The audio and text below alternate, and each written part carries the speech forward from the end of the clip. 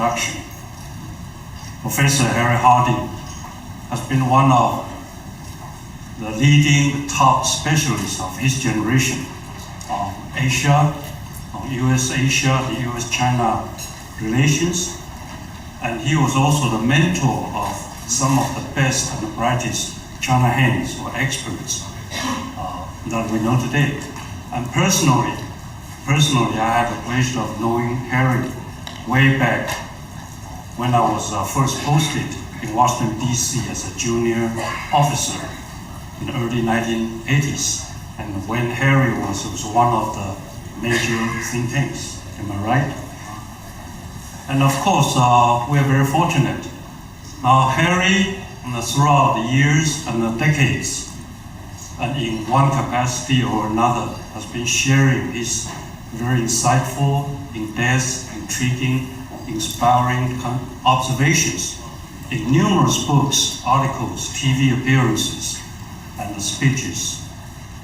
And of course, his presentation, as always, eloquent, penetrating, unbiased, and equally illuminating.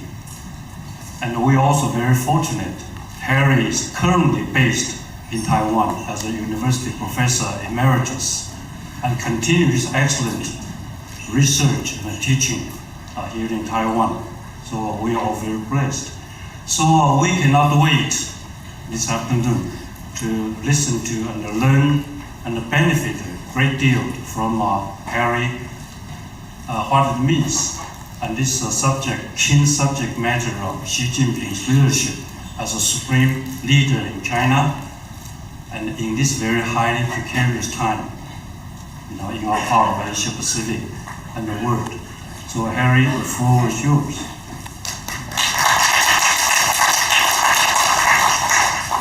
Well, thank you very, very much, Stanley, for that overly generous introduction. My Chinese is weaker than it once was, but strong enough to say simply 不敢当. I don't deserve anything that you said, but it's a great pleasure for me to be here. I have been coming to Taiwan for a long time. Basically, that means I'm getting old. Damn old, some would say. But I remember coming to a number of meetings of what was then called in Chinese the 中国大陆问题研讨会, the Sino-American conferences on mainland China. Frankly, I don't know whether those still exist. I hope they do, or this kind of conference continues that legacy. But I would have to say that of all the conferences I've been to on Taiwan, this is one of, if not the very best, because of the careful organization that the INPR has put into it, the support that the Mainland Affairs Council has provided, and especially the quality of the speakers who have been presenting earlier today and then following my remarks. And again, I'm just glad to be here, and thank you all for coming. When I was given the opportunity to speak and was told that the topic of the conference would be about Xi Jinping as China's paramount leader, I had to think of what I would want to say that hadn't been said by many other people. But as I thought about what they said, two things struck out, and they were basically quite, in some ways, similar to each other. One was to say that Xi Jinping was another Mao, the second Mao.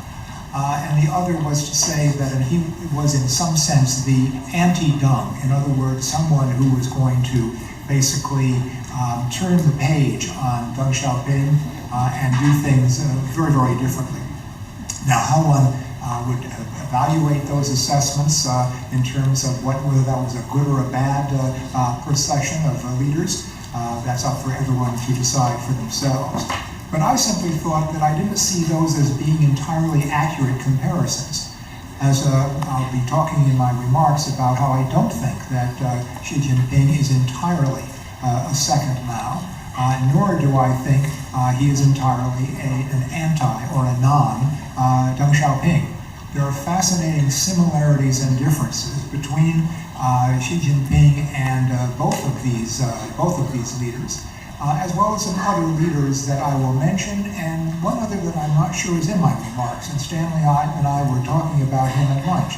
And that is someone who has been, and in one episode, as you know, incident, in a very embarrassing way, kind of removed from the roster of previous Chinese leaders, and that's Hu Jintao, who I think is actually someone who deserves a lot more attention, and maybe will have more attention given to him over the remaining sessions of the conference. With that aside, let me try to get to this kind of comparison that I have mentioned. In the very beautiful conference program booklet that you've all received, I think somewhere there is a brief précis, a brief summary of the remarks that I'm going to make. And it will lay out some of the major dimensions around which, or along which, I think Chinese paramount leaders can be analyzed and be compared. I won't summarize what those are, and I won't say why I selected those dimensions. I'll just, for the sake of time, proceed right to it, and to start my comparison of Xi with some of his predecessors along those three dimensions. The first of the first of these dimensions. Oh, here I see what happened. Suddenly the speaker comes on. The first of these dimensions that I want to discuss briefly is the leaders' assessments of Chinese history and culture. And here I think there is an extremely intriguing difference between Mao and Xi Jinping. While Mao, of course, perhaps above all else, was a very proud Chinese, he was not a very strong admirer of Chinese history, or what might be called the official culture of traditional China. We know that in many of his writings and in many of his policies, and especially in many of his mass campaigns, he was a very active critic of Chinese history, or what might be called official Chinese culture. True, he often drew comparisons, sometimes in allegorical form, between himself and some of his predecessors in earlier days. But in general, he believed that many aspects of Chinese history had contributed to Chinese weakness and decline, and that it was on these that he focused some of his strongest criticism. And of course, the Cultural Revolution focused on the Four Olds, in other words, the various aspects of the historic China that he thought had contributed to China's weakness and decline in the late imperial period. And some of his allegorical criticisms of the ever-faithful Zhou Enlai was an allegorical criticism of Confucius, which was a very interesting way of criticizing indirectly one of China's Communist Party's most respected leaders. In contrast, Xi Jinping argues quite often the Chinese should be proud of their history, and also suggests that many aspects of what he calls historical nihilism should be directed as much against those who negate the value of the Chinese past as those who negate the historical experience of the Chinese Communist Party. And that, I think, is a major difference between Xi Jinping and Mao Zedong that I think has gotten almost no attention, except in a few books that I've been reading more recently. And that leads second to the leaders' criticisms of the CCP. Both Xi and Mao maintained their power as leaders of the Chinese Communist Party, but both of them have been highly critical of the party, but again, in different ways. Mao primarily has criticized the emergence of what he called revisionism. Oh, thanks. Stanley's doing far too much to help me today. I apologize to Stanley, but I want to thank him again. He focused on what he called the revisionists and the capitalist rotors within the party and its cadres. Xi has been concerned with a wider range of unorthodox tendencies. Both men became critics of the corruption within the party, as we've just been talking about, perhaps Xi even more than Mao. But then there appears a second big difference, I think a particularly important one, between the two men. Mao was, as we all remember, fond of mobilizing the masses to engage in what I call open door rectification. This was aimed at criticizing miscreants and kleptocrats within the party, even if those mass criticism campaigns led to all kinds of excesses and span out of control to include criticism of the party as a whole, as opposed to simply criticism of a smaller number of cadres who were guilty of these sins and these crimes. In other words, when it came to style of government, Mao was a populist, whereas the center of gravity within the party was occupied by autocrats. And that's a big difference between Mao and Xi, who I would consider to be an autocrat, as we've all been saying, but between Mao and I think the mainstream of the Chinese Communist Party for many, many decades. Next to mention, how did the paramount leaders think about their tenure in office and the question of the cultivation of successors? We've already had an excellent discussion of this earlier today. Like an emperor, Mao thought he would be in office for life, and Xi appears to be thinking along similar lines. In contrast, Deng sought to apply age limits and term limits to leaders at various levels of China's political system, although he never needed to apply it to himself, for the very interesting reason that he never gave himself, after just a few years as paramount leader, any formal position that he would have to be forced to retire or resign under his own rules. A very clever maneuver. So as we all know, at his death, the last position he held was as chairman of the Chinese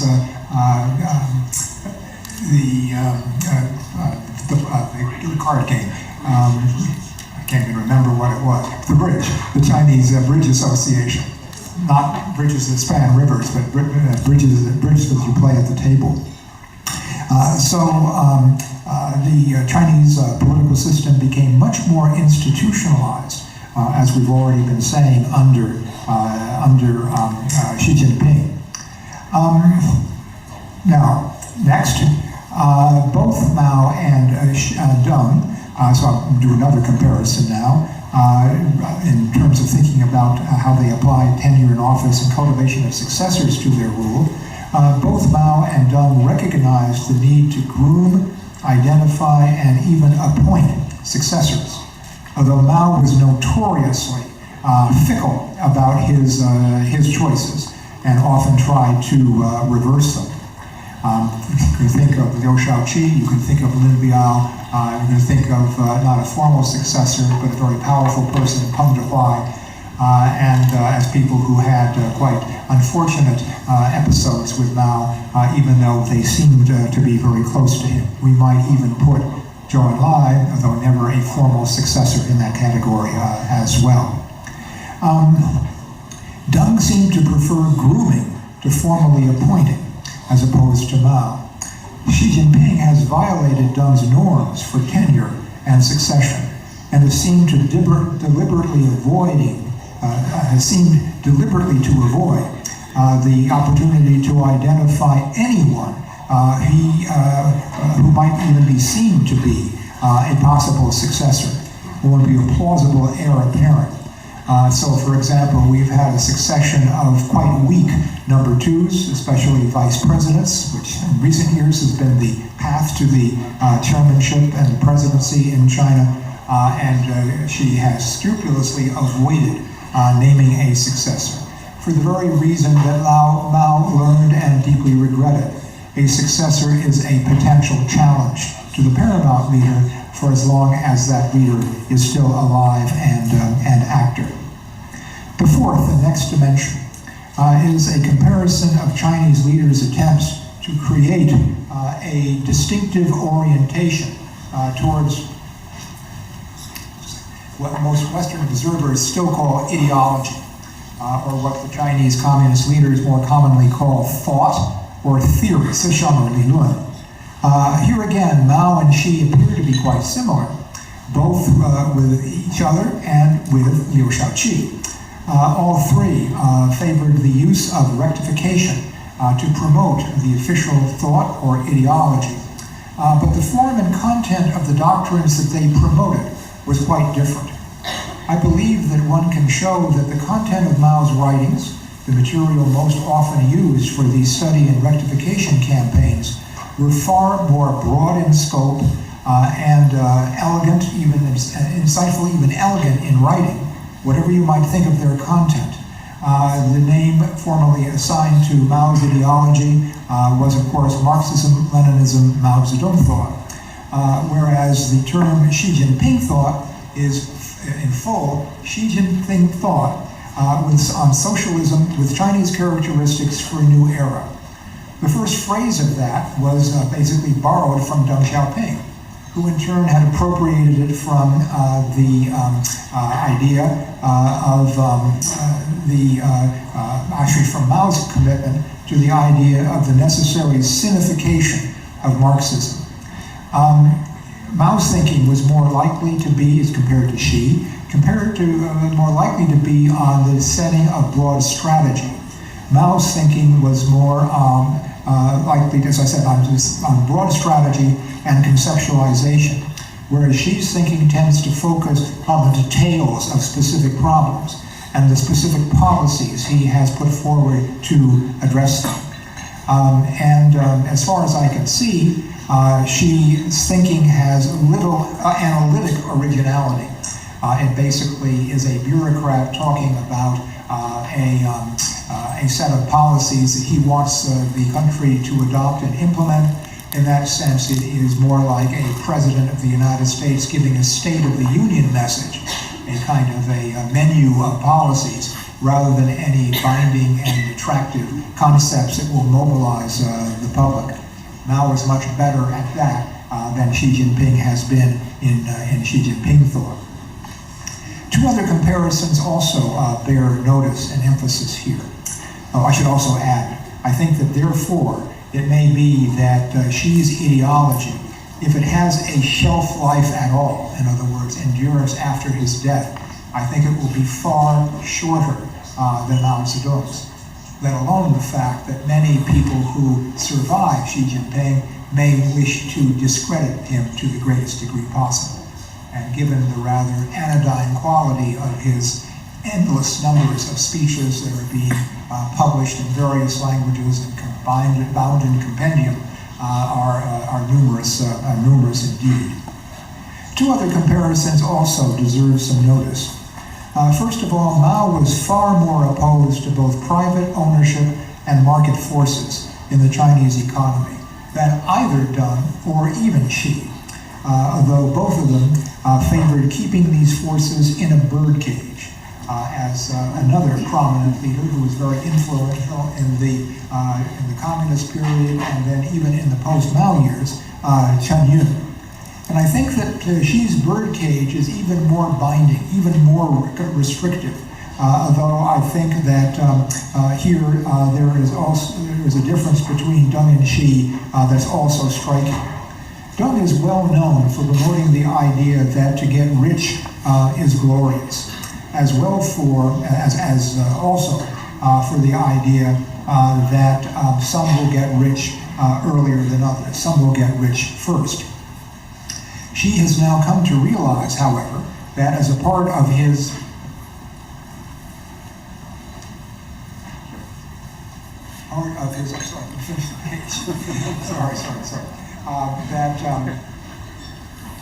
as part of his campaign against corruption, getting rich is not necessarily glorious. And even if it was appropriate for some to get rich first, it's now a time for the reduction of the economic gaps between rich and poor, city and countryside, that were tolerated and even somewhat welcomed during the Deng period and even sometime after. Second, since we're meeting in Taipei, a few words about these leaders' policies towards Taiwan. All three of the leaders that I've been talking about, Mao Zedong and Deng Xiaoping and now Xi Jinping, have changed their policies and their outlook toward the island somewhat over time, sometimes making them similar to and sometimes different from the other paramount leaders that I am comparing them with here. Mao's changes over time were the most fundamental. During the Civil War, as many of you may remember, he actually declared to the American journalist Edgar Snow that Taiwan should become an independent state once Japan had been defeated and had to give up its colony here on Taiwan. I have an experience of making that kind of a comment at a conference on U.S.-China relations in Beijing many years ago, in which I was accused of putting this forward with bad intentions. In other words, speaking inconvenient truths are always seen as having some kind of hidden intention. All I wanted to do was to indicate that leaders change their mind, and that Mao's change of attitude towards Taiwan was one of the most interesting changes in attitude by a paramount leader in the history of the Chinese Communist Party. We know that he changed his mind for a very simple reason. That when the nationalist government of Chiang Kai-shek had retreated from the mainland to Taiwan and established what was then called a provisional capital of the Republic of China here, what that meant was that the Civil War had not entirely ended, and that Mao faced on the island a competitive regime in the form of the KMT and the Republic of China on Taiwan. So Mao concluded that he would have to defeat the nationalist government a second time and then achieve Taiwan's unification with the mainland in order to, by force if necessary. And those efforts failed. They were tried, of course, from 1949 onward into the late 1950s. And the question is whether Mao ultimately came to believe that what might have been possible, which was to attack most, if not all, of the major offshore islands, would actually solidify rather than weaken the separation of Taiwan and the Republic of China from the Chinese mainland. Now, the other thing that happened in these years was that the more Taiwan became interested in extensive economic relations with the mainland, the more Mao was willing to express patience with the timeline of Taiwanese unification. In other words, he now wanted to unify, but after the failed attempts at using force and coercion to try to compel it, he now saw the opportunity to use economic dependence between Taiwan and the mainland to try to make it happen by more peaceful means. And so the more that Mao saw the economic relationship between Taiwan and the mainland growing, the more patient he was willing to be about the timeline of Taiwanese unification. I feel that Deng felt much the same way, but that his contribution to the evolution of Chinese policy was, of course, the concept of one country, two systems. He applied that originally to Hong Kong, but it was also intended for the mainland as well. And the problem here was that, of course, what happened on Hong Kong, as has already been mentioned, made it less and less attractive to Taiwanese to see it as the model for the unification of Taiwan with the mainland. The 1992 consensus, which was reached when Deng was still very active, but only in more informal leadership positions, reflected Deng's continued patience in achieving unification with Taiwan, especially because the economic ties across the Taiwan Strait continued to develop. But the democratization of Taiwan, accompanied by the rise of the independence-leaning DPP, and even the rise of a leader within the KMT, Li Denghui, who insisted that there were two states, one state on each side of the Taiwan Strait, led future Chinese leaders, beginning with Jiang Zemin, to use military means, especially military demonstrations of the use of force, to express their commitment to unification and their refusal to renounce the use of force.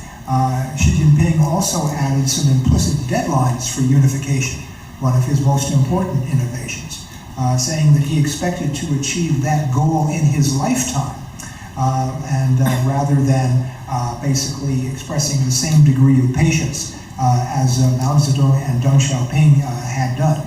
As he put it, this was a problem that should not be allowed to be passed down from generation to generation. Finally, a few thoughts about foreign policy and foreign relations beyond the question of cross-strait relations. I think that Mao really saw his goal as creating a China that, as the phrase went towards the end of the Qing dynasty, would be Fuxiang, would be both rich and powerful. Other than that, he thought that China's influence would be increased, not just by military pressure, but by providing a model, especially for what Mao called the Third World, and that would be the way in which China would become powerful internationally. However, Mao also came to realize that China did face threats, especially from the Soviet Union. And that basically meant that he would have to shift focus and begin on focusing on improving relations with the United States rather than focusing only on countering the Soviet Union at home and abroad. This was a major change in his point of view. But Mao also was very confident in the idea that time was on China's side, another aspect of his confidence. And he used the phrase, the east wind is prevailing over the west wind, echoed by Xi's comment, a very similar one, that the east is rising while the west is falling. These are, I think, harbingers of the strategic shift by both leaders in terms of dealing with with an enemy with increasing confidence. With Xi now realizing that the larger threat is the United States and not any other country of any consequence. Now, in fact, this shift suggests another dimension for comparison that I did not mention in my précis. To what extent have China's paramount leaders tolerated, or even, and this is a possibility, welcomed a fair, accurate, and well-intentioned criticism of their policies? And to what extent have they been willing to change course as a result of them? I'll let you make comparisons. There are some examples where the leaders have changed course, at least to a degree, but I think history is not particularly promising. And of course, a generalization might be the more powerful the strong leader, the less willing they are to accept change when coming from outside their closest advisors. So on that note, I'll pause and stop. Thank you all very much for your attention. And again, my thanks to the organizers, especially to Stan Mastergal for his kind introduction, and look forward to comments and discussion over the course of the rest of the day. Thank you all. Thank you very much, Harry. We can thank you again, very thought-provoking and stimulating in analysis and presentation. I think we have the whole afternoon and to continue on this very important key question. The paramount leader, the supreme leader of China, and what Xi Jinping is all about, and what he really stands for. So thank you very much, Harry, and thank you very much. Thank Ambassador Gao and Dr. Hardy for your wonderful speech. The next panel will start in 5 minutes.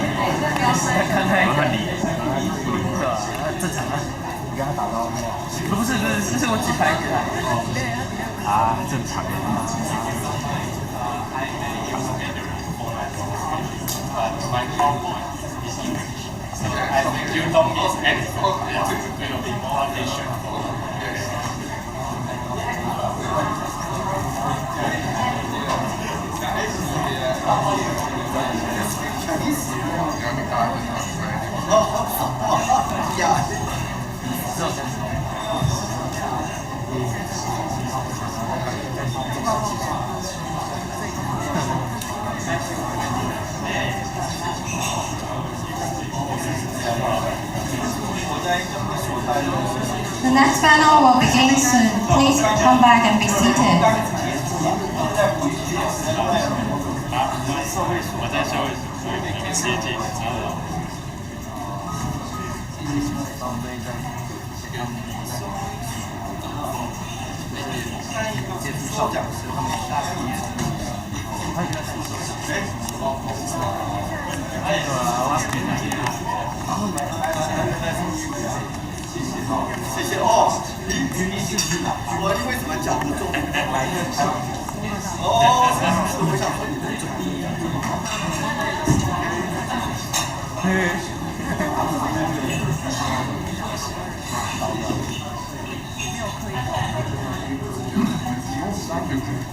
The topic of next panel is challenges to China's economic and social development at the current stage. Let's welcome the panelists of panel 2. Before starting, please look at the camera in the center, the person raising hand.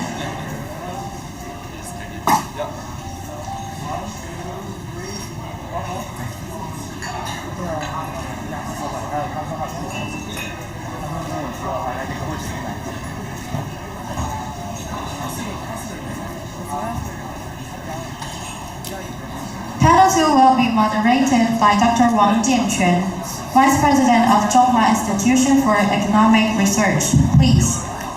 Okay, thank you, Chairman and President Tian, and honorable guests, and also the presenters, and also discussant. Good afternoon. It's a great honor to attend this chair this session.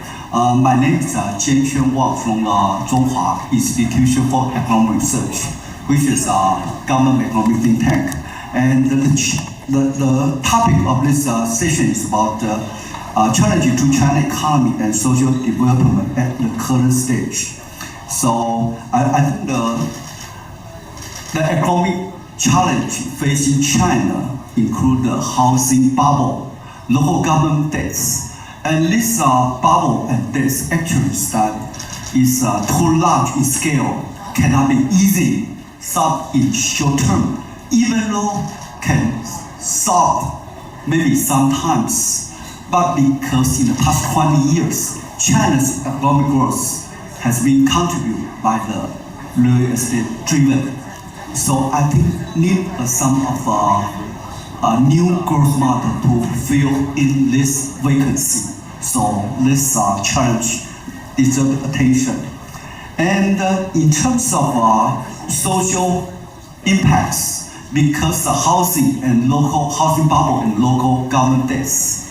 So I think the China in next probably 10 years will be achieve medium economic growth. So which will result in the economic stagnant growth, uneven and in income distribution, as well as high rate of unemployment. So I think and also the China is a medium economic growth. I think can China achieve very strong internal cohesion like Japan did in last 20 years without causing strong negative consequence. Also a focal point here. And because of the China's weakening economy actually strongly related with Taiwan's economic growth as well as the stability of two sides of strait. So I think today we invite some very honorable speakers and also discussants to analyze the weakening Chinese economy, how's the impact on social and economics, and also the consequence on Taiwan as well as the global economy. Okay, then let's welcome to all the speakers and also discussants. And because of time constraints, so according to the conference schedules, I think that each presenters will have 10 minutes. We have 3 presenters for 30 minutes, and we also have 4 discussants. Each have 5 minutes. So just please keep on time. Okay, then I will invite the first speakers. Just a minute. Okay, it's Dr. Chen, Chairman, Center for the Modern China Studies. Okay, let's get a round of applause for Chairman Chen, please.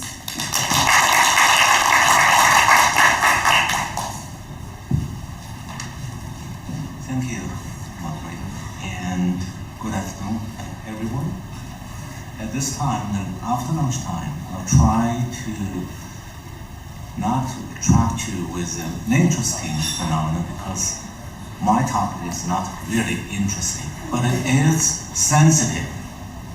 So I'm trying to talk in something sensitive to China's economy, Taiwan's economy, and the world economy. So my today's topic is a fragile banking system in China may shake China's economic stability.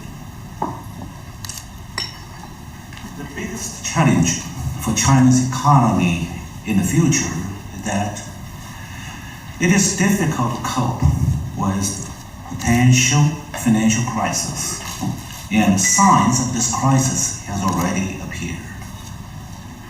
Dangerous status of China's banking system has emerged, and for Chinese government, it's not fresh at all.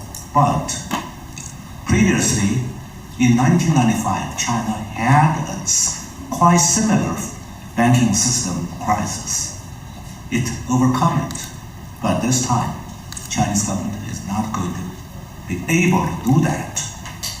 And today, I'm going to report why. The Chinese government successfully got rid of its banking system crisis in 1996. But now, the story is over. The poor page is not going to come. So my first point is China's banking system. We have to understand it before we know what's going on inside the system. So actually it is now, the moment that the last straw that broke the camel's back. First of all, we have to understand that unlike in other countries, there are no commercial banks independent from governments in China. Although there are a lot of banks named as commercial banks, but Chinese governments at different levels control every bank. And such a unique economic system created economic prosperity in the past decades and produced economic recession as well. And now, the very danger of China's future is that its institutionalized financial institutions or financial crisis. Assessing risks of Chinese economy, analysts and reporters often focus on China's fiscal crisis. That's true, and it becomes more and more severe. And some reporters even expect that the banks in China could help the Chinese government get rid of its fiscal crisis. But China's banking system has already in danger, and many may be overwhelmed by the fiscal debts. So China's huge banking system is simply a financial network affiliated with different governments as government banks. You have to call it. And the banks only follow instructions from different levels, governments, and such a way of running banking system is a continuation of the traditional planned economy in state socialism. Therefore, the continuous focus on China's fiscal risk crisis is now of less importance. In about 2 decades, expenses of central and local fiscal budgets have depended upon the banking system to bail out. It could be said that among the fundamental challenges currently faced by the Chinese government, the most severe one is the stability of the banking system. If the banking system is unstable to sustain itself, China's stability will essentially be shaken. That's my first point of view. And my second point is, China's banks are actually government's ATMs. ATM in Taiwan is now often heard because somebody deposits money into it. In China, eventually, all banks have government background, and their capital is partially allocated by financial funds. Therefore, China's banks are essentially ATMs of different governments. Once the government's budget is in shortage, the government will immediately ask for money from the bank belong to them or it controls. So fiscal pressure could be easily transferred to bank. And now I have to explain a little bit about the Chinese banking system. In the 1990s, the communist regime in China took over, 1950s, the Chinese communist regime took over all private banks and transformed them into public bank or state-owned bank. Until the mid-1980s, China had only 4 state-owned banks, namely Industrial and Commercial Bank of China, Bank of China, Agricultural Bank of China, and China Construction Bank. All of them subordinated to Ministry of Finance as government's financial management agents working in the Soviet-type planned economic system. The China's Ministry of Finance not only controlled the most of the national financial resources, but also played a role as the main investor in economic activities before the reform, and even the early stage of the reform. Source of credit funds of the banks were from fiscal allocation, fiscal deposits and fiscal deposits of state-owned enterprises. So this financial structure was called in China as a big Ministry of Finance and small bank system. That's a Chinese model before 1996. And in the late 1980s, some semi-financial joint stock banks appeared in China. And in the 1990s, local governments at different levels established many local banks. These local banks can be divided into two categories: urban commercial banks and rural commercial banks. I'm only going to focus on the urban because the rural banks are too small to discuss. In China, insiders of the banking system usually identify the various banks as big one. There are 6. And joint stock banks, about 12. And urban commercial banks and rural commercial banks. There are 6 big ones, 12 joint stock banks, and 125 urban commercial banks.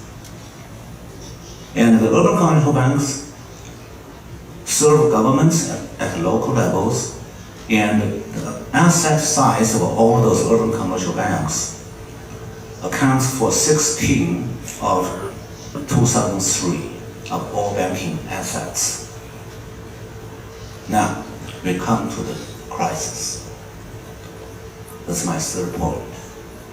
The case of the government lending by Industrial and Commercial Bank of China. That's one of the largest banks in China, and it's also listed in the top 10 in the world. How it is operated.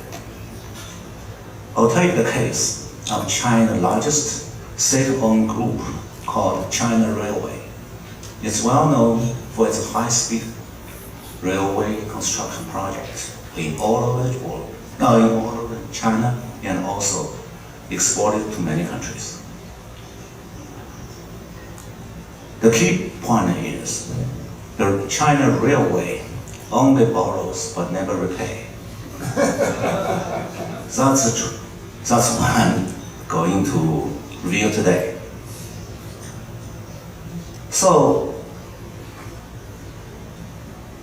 I already mentioned both the China Railway and the China Industrial and Commercial Bank are controlled by the central government.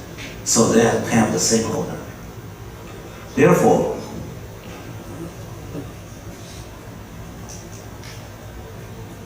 the largest shareholders of the Industrial and Commercial Bank of China are eventually government funds and government organizations. For example, about this bank, China Industrial and Commercial Bank, its largest owners are, first of all, it's called Central Huijin Investment. That's a central government-owned fund for foreign currency reserve. And the second owner is Ministry of Finance. And the third owner is National Social Security Fund. And the three shareholders of state organization, they hold about total almost 70% of the share of the bank. However, something else interesting. Although the Ministry of Finance nominally has 31% of stake, it pays a little, maybe just 1%. But it has nominally 30%. The Ministry of Finance doesn't have money to buy the stock, but it says that that's my bank. So China's nationwide bank, like the China's Industrial and Commercial Bank, not only serve individuals and small businesses, but also finance large state-owned enterprises group. designated by the central government. Such large state enterprises include China Railway. So that's the puzzle. Why China could develop the high-speed railway so quickly? Because it borrow and never pay. The financial report of the China Railway for the first half of this year showed that its net profit rate was about 0.03%, almost nothing. But it borrows. The Industrial and Commercial Bank of China continue to follow instructions from the central government and to give the railway company numerous new debts, buy their bonds or give them land loans, but never require them to repay. So that's how China's industrial, the largest, the world top 10, one of the world top 10 bank in China, how it was operated and is operated and will be operated. My fourth point is the operation and use of urban commercial banks by local governments. Oh, sorry.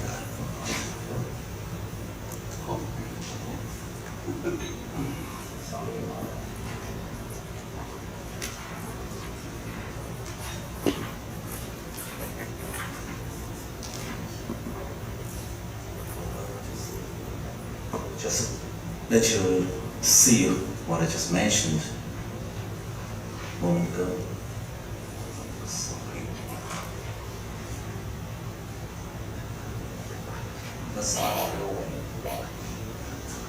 And now I'm going to talk about the local governments. Most urban commercial banks are controlled by local governments. So their CEOs and board chairmen were appointed by local city governments or provincial governments. Therefore, local banks have to serve local government's needs. Whatever needs they want, the governments want, the bank has to pay. So that's why I call them ATMs. In my essay, I mentioned a little bit detail, and right now, I'll just jump over to the next point because we don't have enough time.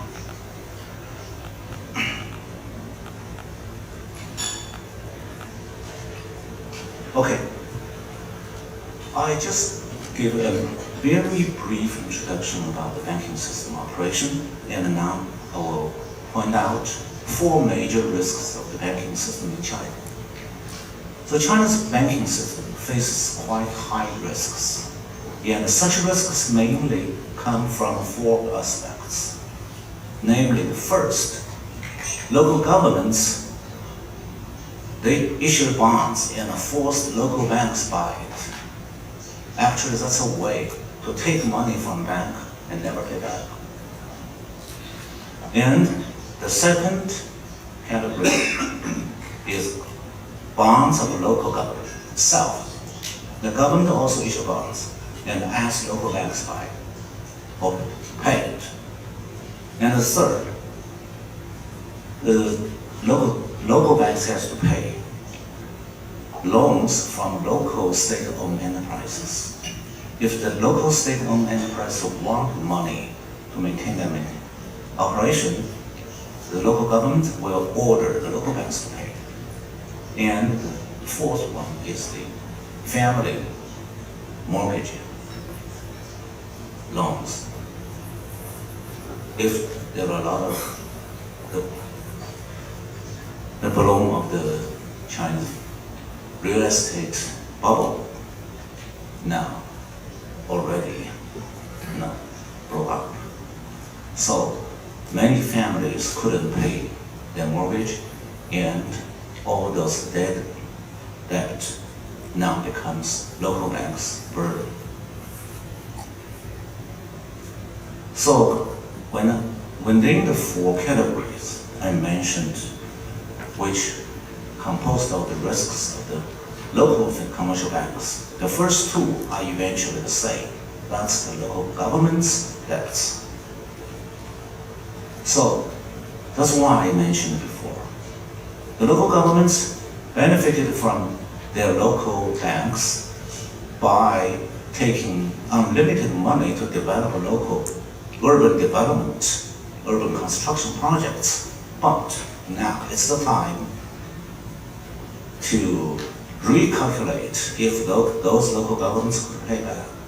And the answer is almost for most local governments, no. They have no money to pay back. That means the banks are really in danger. Internationally, the proportion of the debt balance of governments at all levels, from central to local, in the country should be no more than 60% of its GDP. But according to International Monetary Fund, their estimates indicate that the outstanding debt of the local governments and their local government, in Chinese they call it local financing platforms, altogether reached about 85% of GDP. Okay. And adding the central government's debts, China's total debt balance is equal to its GDP. Already mentioned. The critical line is 60%, but China is 100. The last point I will just show you the count. I will not repeat. Pay attention to the percentage of 1.8 and 1.5. Yeah.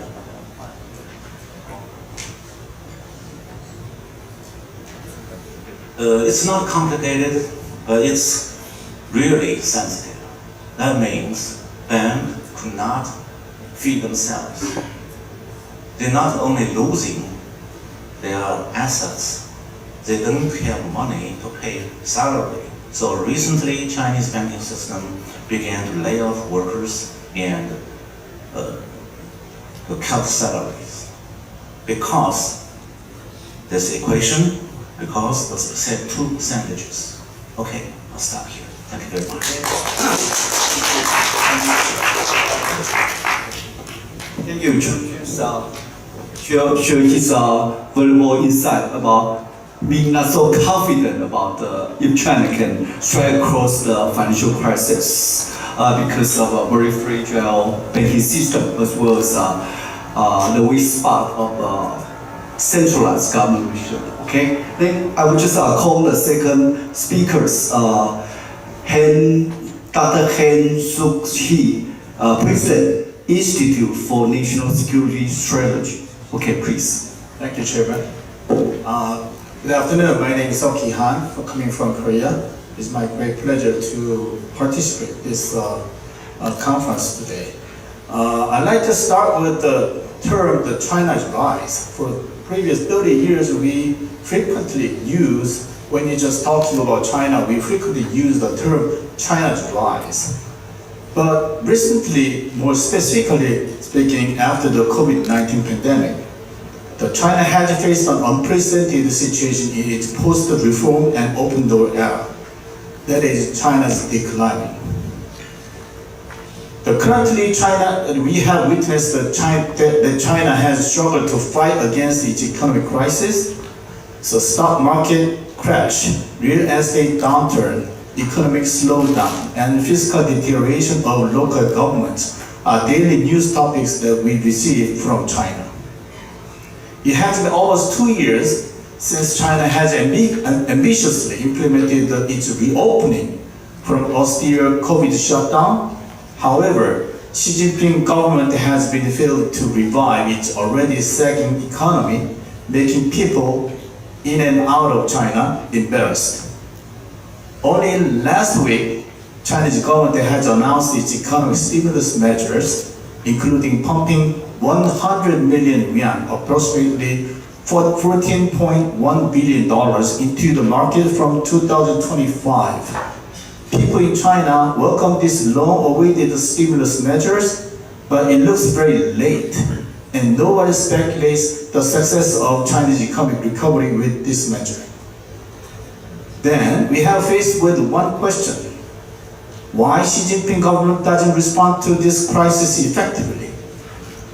In other words, what will be the challenges to China's economic and social development at the current stage? This is the theme of this session. I can answer with 3 points. The first answer is China peak.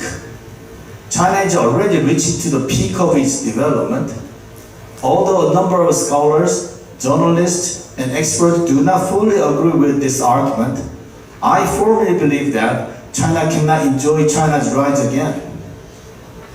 In my paper, I enumerated a number of domestic impediments, including aging population, environmental degradation, income inequality, and structural economic imbalance. These structural factors deter China's further development in its economy and society. Second, U.S. sanctions on China's trade and technology development. I think this U.S. sanction seems to be working right now. Under the name of the U.S.-China strategic competition, the U.S. has levied a heavy tariff on Chinese products, squeezed the market for Chinese exports, isolated China by way of strengthening coalition with its allied partners, and cut necessary advanced technology to transfer to China. U.S.-China trade war, which began in 2018, has had a significant impact on China's export-driven economy, leading to a tariff and trade restrictions that have reorganized China-centered global supply chains. While there have been efforts to de-escalate tensions, the broader strategic rivalry between the two countries is likely to continue reshaping China's external economic environment. Technological decoupling has been initiated and imposed to China by the U.S. Having long been concerned about China's potential exploitation of American technology for cyber espionage and cyber attacking, its access to critical technologies such as semiconductors, AI, and quantum computing, and its engagement in unfair trade practices, including forcing foreign companies to transfer technology in exchange for market access and large-scale intellectual property theft. The U.S. has decided to impose the strategy of decoupling on China. U.S. imposition of decoupling in technology has commanded a significant impact on China's economy, technological advancement, and geopolitical standing. In particular, the effect of decoupling has been most visible in China's semiconductor field. Suffering lacking of original technology to make semiconductors, China heavily depends on imports for advanced semiconductors, particularly those from U.S. companies and other East Asian suppliers. As the U.S. imposed the export controls on advanced chip-making equipment and software, China's ability to produce high-end semiconductors has been further hindered. China has invested significantly in its domestic semiconductor industry in an effort to become self-reliant and reduce dependency on foreign technologies. As of 2024, China has invested roughly $95 billion through three phases of big fund in its original semiconductor manufacturing, including SMIC, Semiconductor Manufacturing International Corporation, and YMTC, Yangtze Memory Technology Corp. Despite significant investment, however, China's semiconductor industry still remain heavily dependent on foreign technologies, particularly from Japan, South Korea, and Taiwan. Lack of original semiconductors and no further acquisition of high techs cannot guarantee China's further economic takeoff. As a third point, I'd like to emphasize Xi Jinping's leadership problem. As previously Professor Harry Hardy, he mentioned him and he just compared his leadership with Deng Xiaoping and Mao Zedong. But I think Xi Jinping's leadership got a problem. And Xi seems to believe Dongshang Xijiang.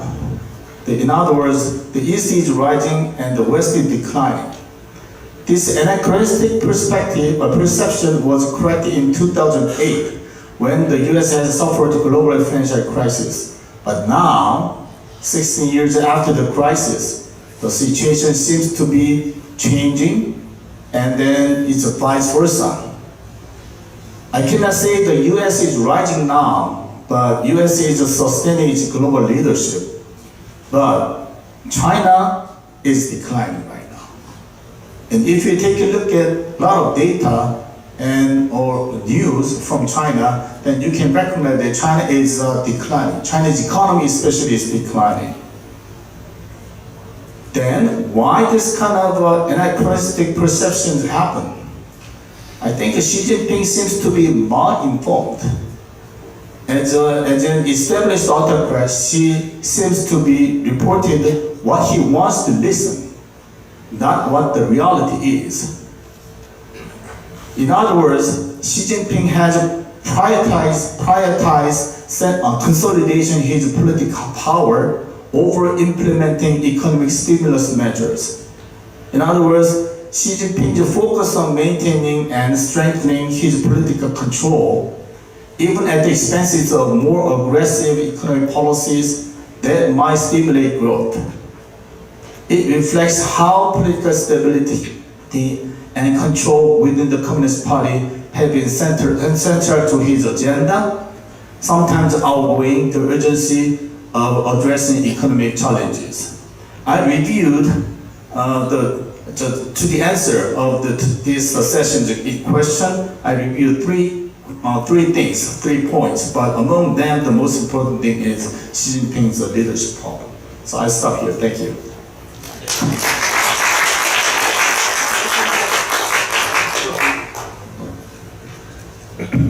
Okay, thank you.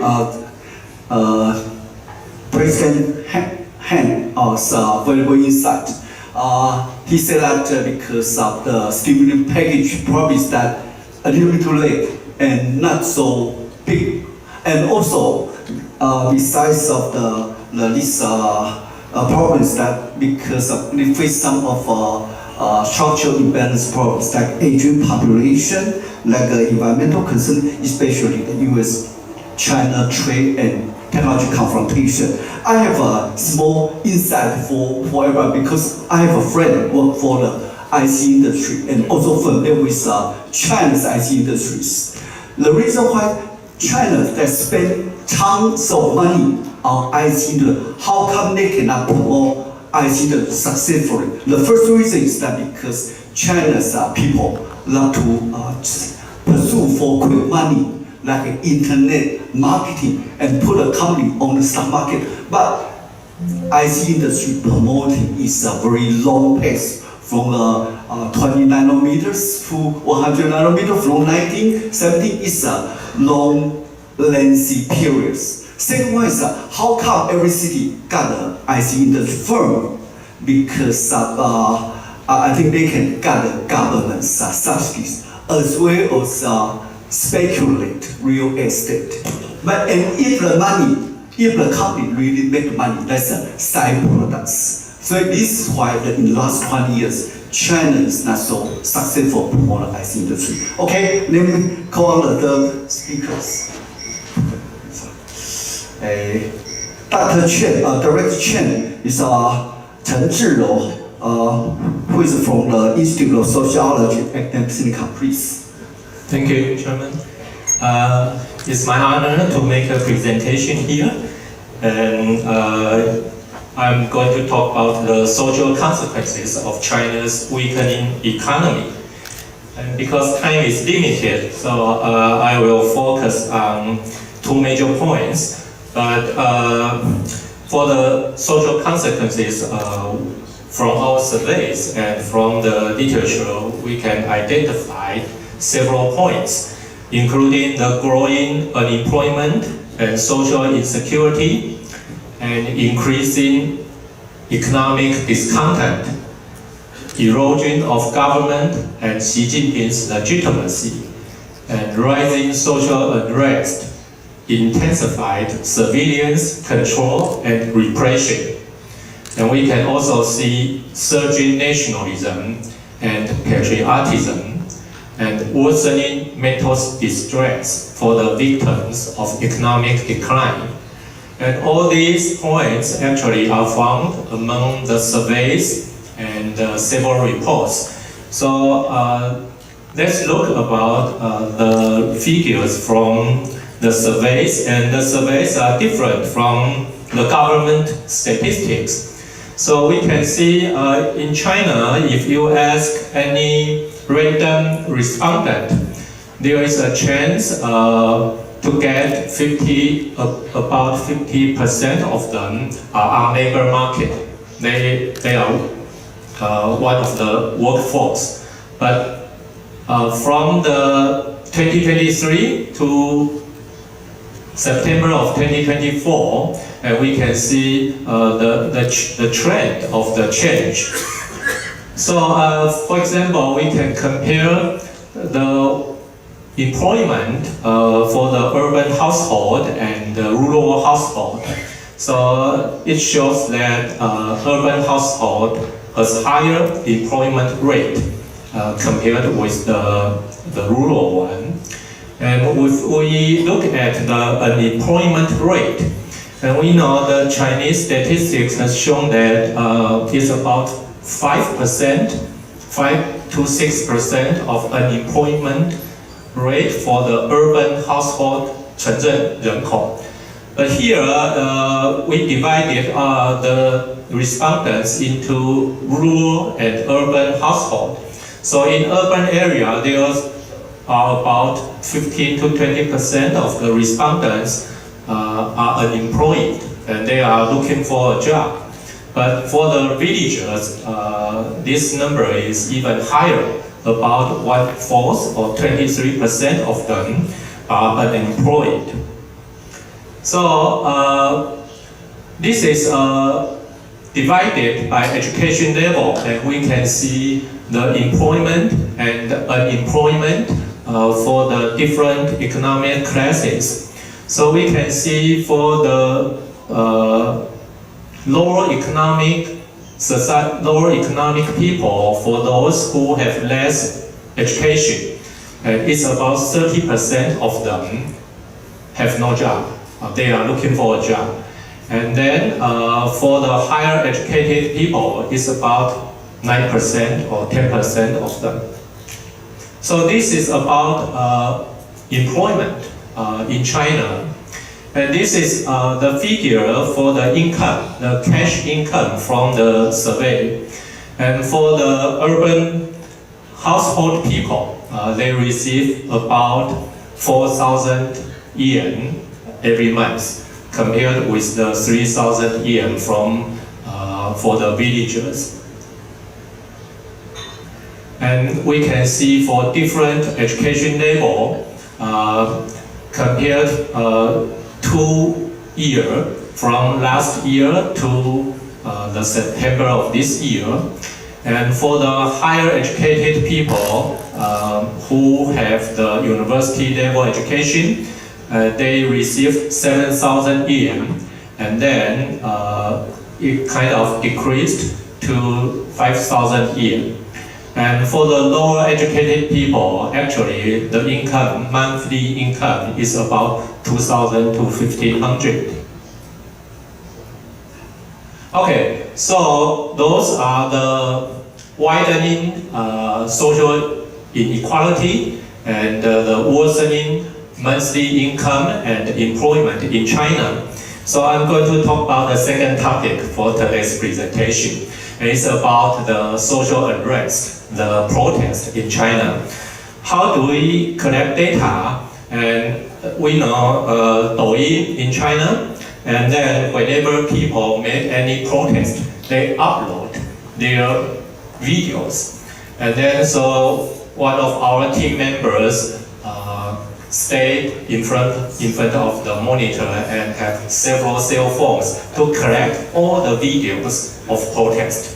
And it's a professional, it is difficult, okay? So for example, I'll show one of them. How should I? Can you help? Return, enter. Yes.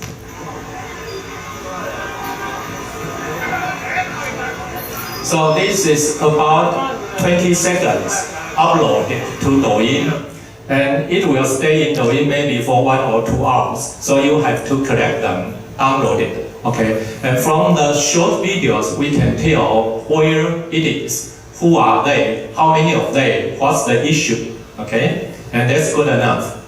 And this one. Okay. Oops, it's repeated. Okay, sorry. Oh, that's okay. Do this one. Enter, please. 人民子民的只能对敌人进行战争，谁对着人民，谁就是人民的公敌。强烈要求国家政府出面解决天府大会的问题。要对于日本人，要对于中国人，不属街口，这就是这些个核心的单位和企业干的这种不干人事的事情。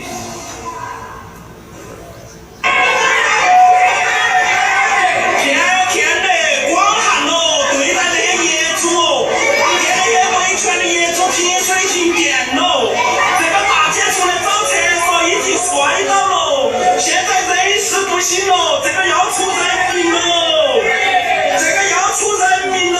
青天老爷报青天，共产党救命了，救命了 Okay, so we have collected tons, hundreds, thousands of this kind of protest videos, and within 1 year, from January 2023 to December, so we have collected about 36,000 of protest incidents. And then from them we need to do several research. And for example, what are the issues? So the largest issue is about economic demands. For example, the real estate issues, or the banking issues, or the investment issues. And the second is about the wage or dismissal issues for the private companies, for the workers. And the third one is the land seizures in the villages. And among the economic demands, real estate protest actually is the major issues. And among the real estate issues, what are they fighting for? The biggest issue is about the 烂尾楼, which means the builders of the apartments, the houses, run away and they are abandoned. So the owners, the residents, need to pay the mortgage to the banks, but the houses are not finished. They could not have a finished, completed real estate, but they need to still pay the mortgage. So 烂尾楼 is the biggest issue for protest today in China. It appears every day. So, and the other issue about delayed delivery of housing and reduced standards or the property management fee issues.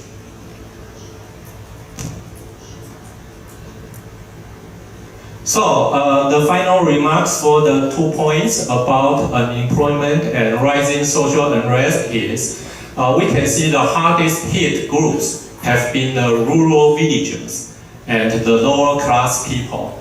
They face greater They face greater difficulties in finding employment with incomes not only stagnant but also declining. And also we can see for the high status groups, they also experience income drops. And we can see the rising social protest. The majority of the issues are economic disputes, particularly for those related to real estate issues.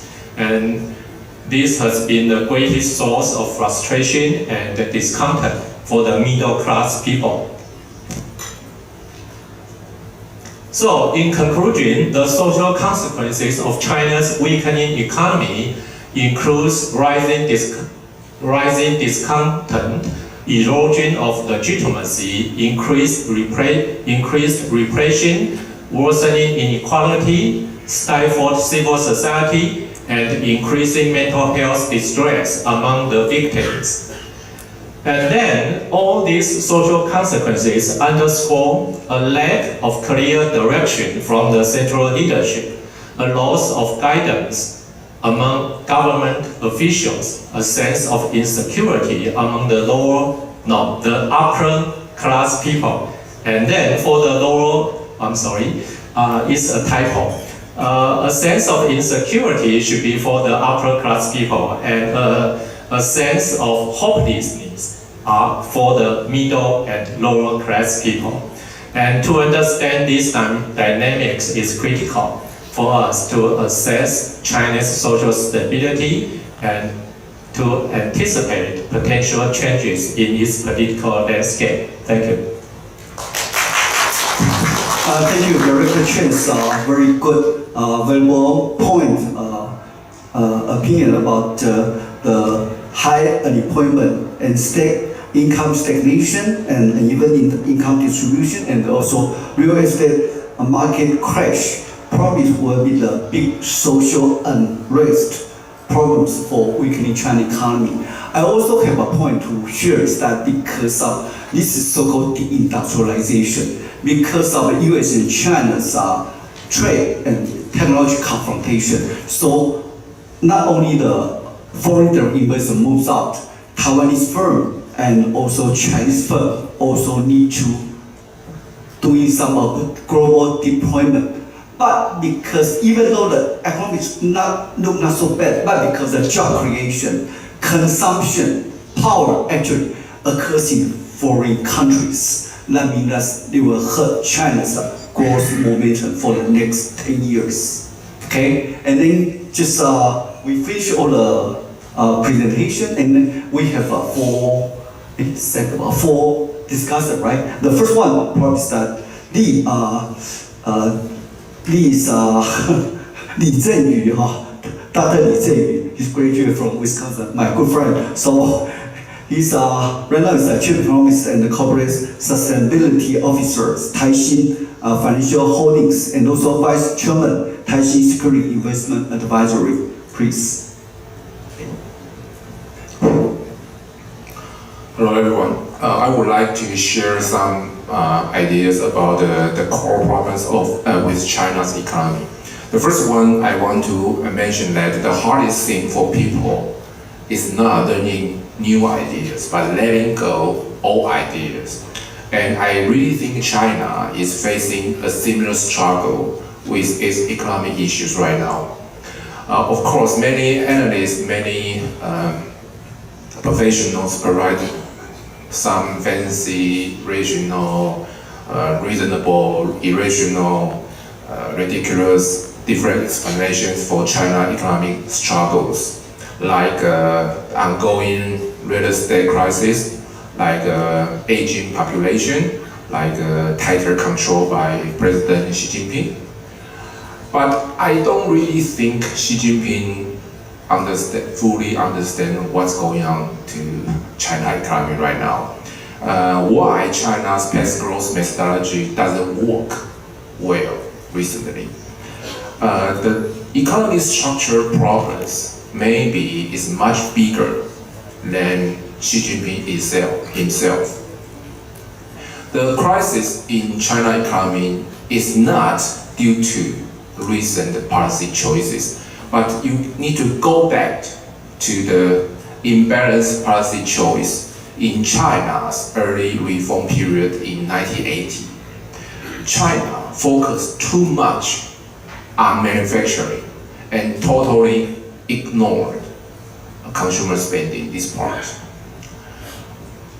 Deng Xiaoping opened up the China economy and built up the sixth five-year plan from 1981 to 1985.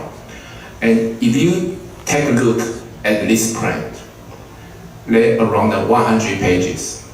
Only one page talking about how to stimulate or how to increase consumer spendings.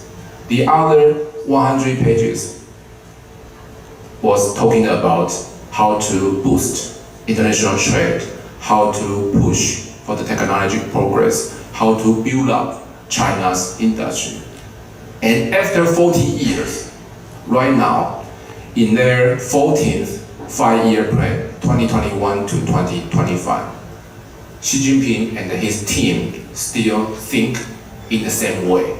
They are talking about how to use the patent, how to build up the semiconductor industry, and with very little discussion on how to boost consumer spending, even though almost all the economies all over the world suggest they should stimulate stimulate the consumer spending. Why? Because the manufacturing heavy approach aligns with the CCP's values and it secures its long-term control. Because growing the economy through production, through manufacturing, not consumer spending, encourage personal choice. And a personal choice is a concept linked to the free market and also potentially linked to the political choice. And you will think, why I can make my choice on my consumption, I cannot make the choice on my political issues. And also, focusing on the industry production allowed the CCP to control the capital distribution, control the capital flows. So it will keep the business elite aligned with the CCP values, and it will really help maintain the stability. But the other question is why the old methodology works before, but doesn't work right now. Couple reasons. First, U.S.-China trade war. And right now, China cannot sell their cheap products to US or globally. The other, before, the CCP government allowed more room for private business, some free market, and the local government can make their decision independently. So at that time, sometimes when something happened, they can use the very limited free market to rebalance the demand and supply.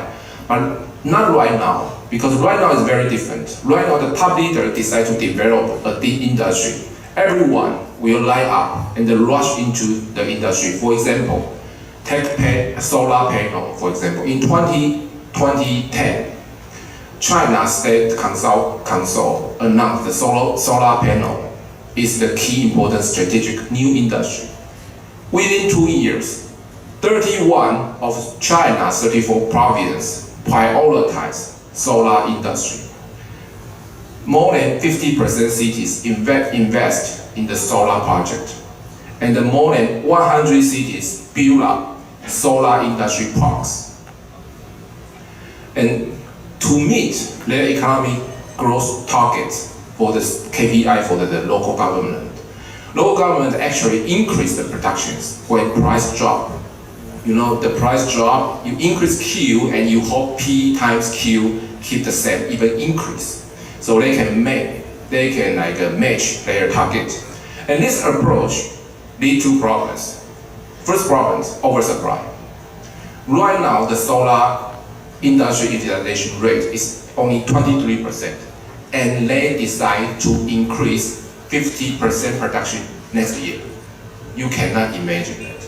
And the other one is many companies become zombies. It's a kind of race of zombies. So many solar companies only survive not because he own good technology or he's efficient, because he can get money. He has a good relationship with the local government. So far, Xi Jinping hasn't shown any signal of changing his strategies. That means China's fundamental economic issues remain unresolved. So that's why I really think the US president election results are very important for China. If Harris wins, it's good for the short term because she won't face any other too much pressure in the short term. But it's not great for the long-term growth. But if Trump wins, you know Trump, he call him tariff man. He will impose 60% tariff on China, right? And at that time, maybe it's a good timing for Xi Jinping to rethink, should they remodel or restructure their economic policies. This is my 2 cents. Thank you.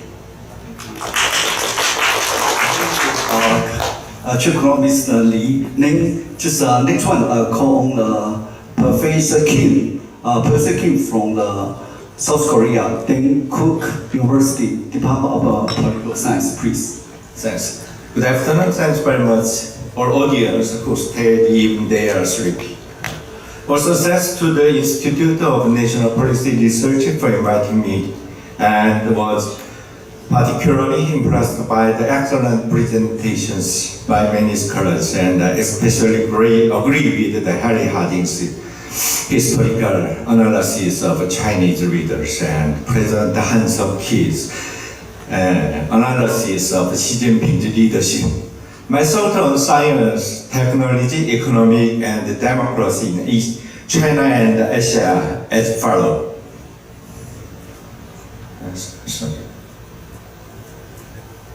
The world political economy is complicated and connected, in particular based on science and technology, raw material production and processing supply, production and assembly, and consumption and service are complicated, intertwined to each other. For example, the technology of producing and processing semiconductor materials, the company that designed semiconductors for demand and the company that produced them according to the design and performs post-processing are different, or processing is different. But the industry that uses these products to complete machines and provide services is connected worldwide. We can understand this well through the recent Taiwan semiconductor industry.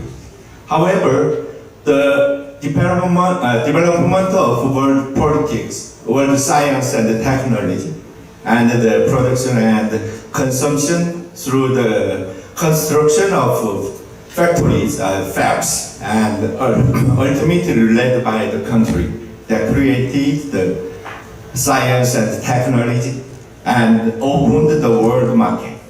In particular, countries that use English and have caused the industrial revolution and developed science and technology to cause the second and third industrial revolutions are leading the world in industry. My argument is that the English German, they developed scientific and some industrial revolutions before, also influenced to Asia. Military power and cultural influence is included by the influence of the third industrial revolution. And behind them is a capitalism and democracy based on freedom. We cannot ignore the influence of the United States and Europe, which currently use English commonly as the basis for many internet platforms and industrial production, supplies and services. Basic science and technology absolutely influence the international industrial network, global supply chain. This is the same for advanced science, military, and space industries, including living products. looks like, meaning is that all our technology, lives, and products is following to United States and European advanced countries, including living products. Also say, in the changes in the modern and contemporary history, the changes and the development of East Asia has been aided by Western political, social culture, and science and technology. And this is the same for the four tigers of the past in Asia. In international political economy, there is limit to maintaining dictatorship and economic development by state-led economy for domestic and outside market. Mass production and export of without paying technology license fees will not be subject to sanctions.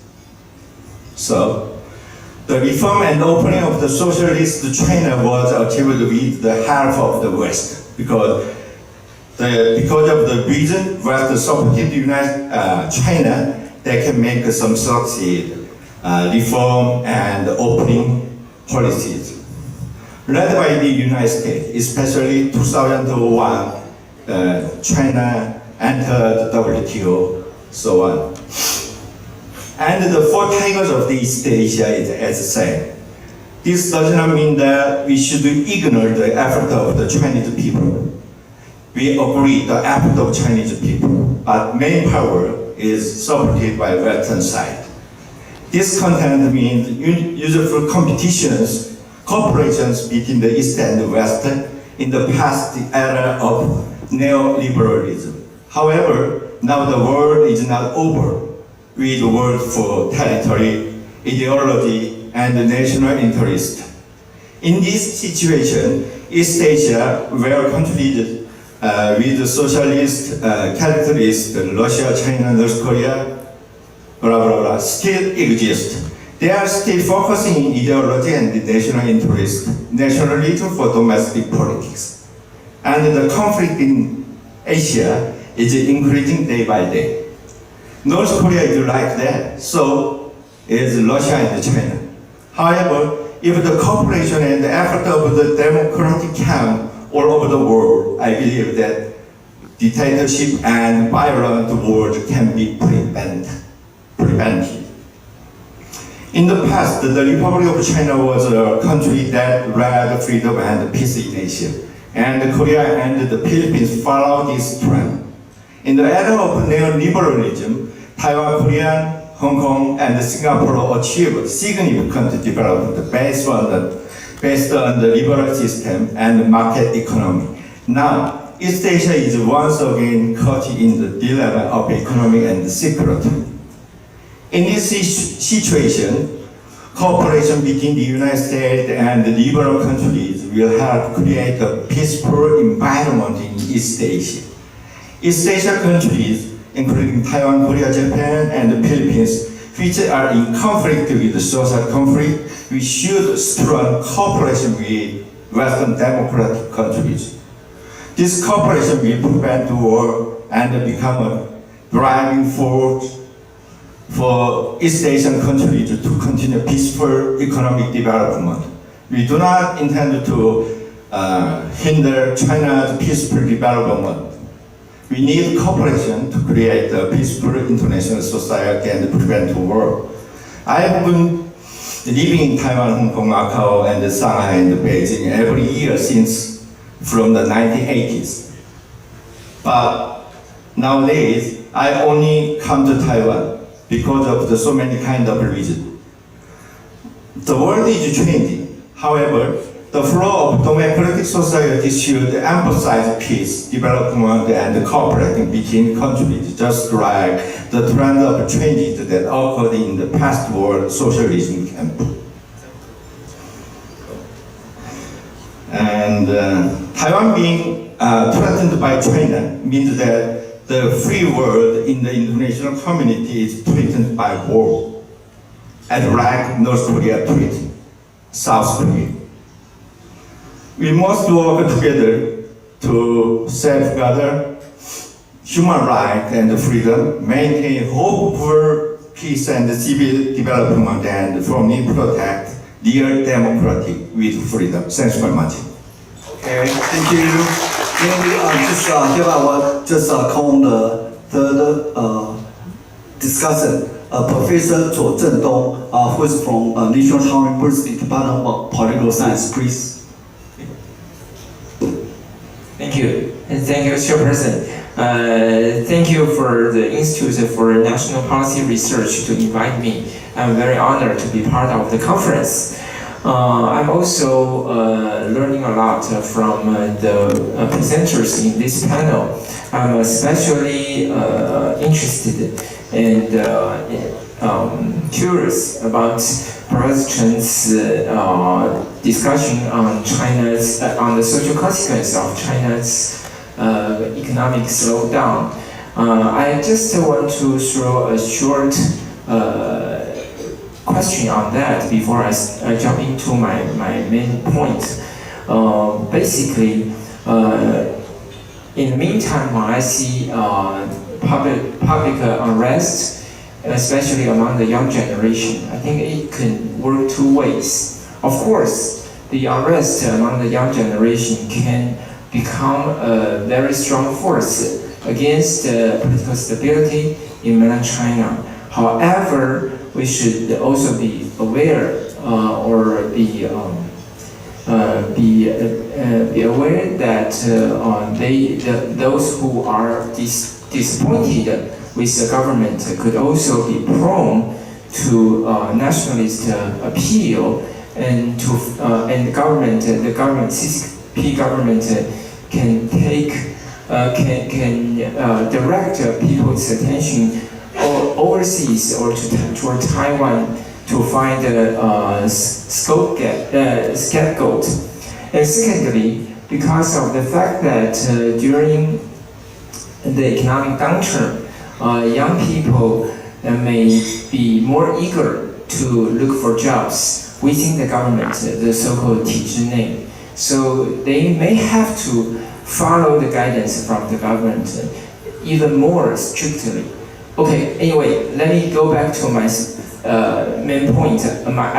Basically, I would like to address the issue of overcapacity, which have been discussed very broadly in the past several months. Nowadays, overcapacity become an elephant in the room, not only in US, EU, and Canada, but also in several important China-friendly countries. We all see the imposition of tariff on Chinese EVs such as Mexico, Brazil, and Turkey. Basically, there are two major reasons for the overcapacity. One is stagnant domestic consumption, and secondly, government subsidy. Okay, so what are the solutions on the table for China to solve the overcapacity and the rising tariff on Chinese EV export?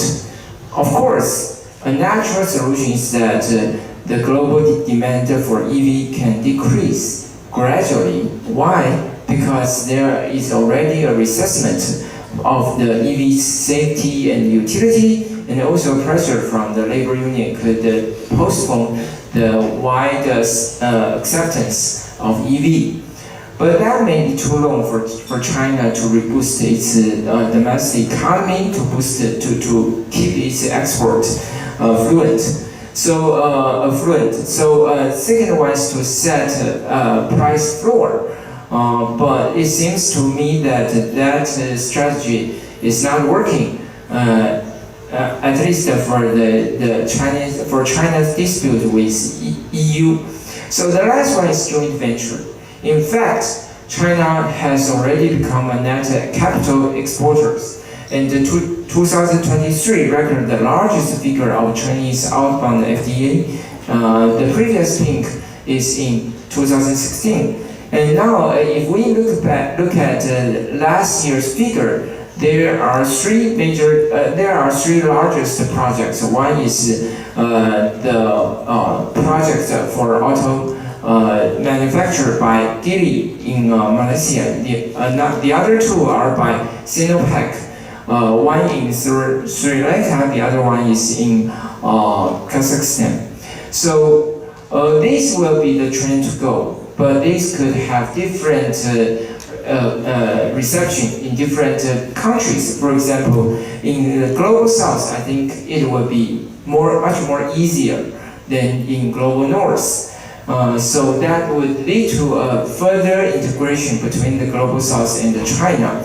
Already we see in the last decade, China's export to global south increased dramatically, twofold or even threefold toward Russia.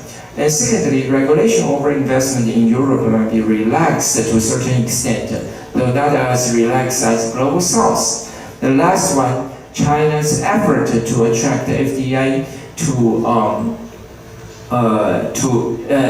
to China in high added value services will increase, especially from the Gulf countries, as we see in the recent visit by Chinese Prime Minister Li Qiang to Saudi Arabia. So three possible best scenarios for China to solve its overcapacity. One is the tight integration between China and the global south. Another one is the reintegration of Chinese firms into Western countries, especially in the Europe. The last one is a new role played by the Gulf countries as a key investors in China. How that three will come out is waiting to see. But given time constraint, I will just share my very brief and mature observation. Thank you very much.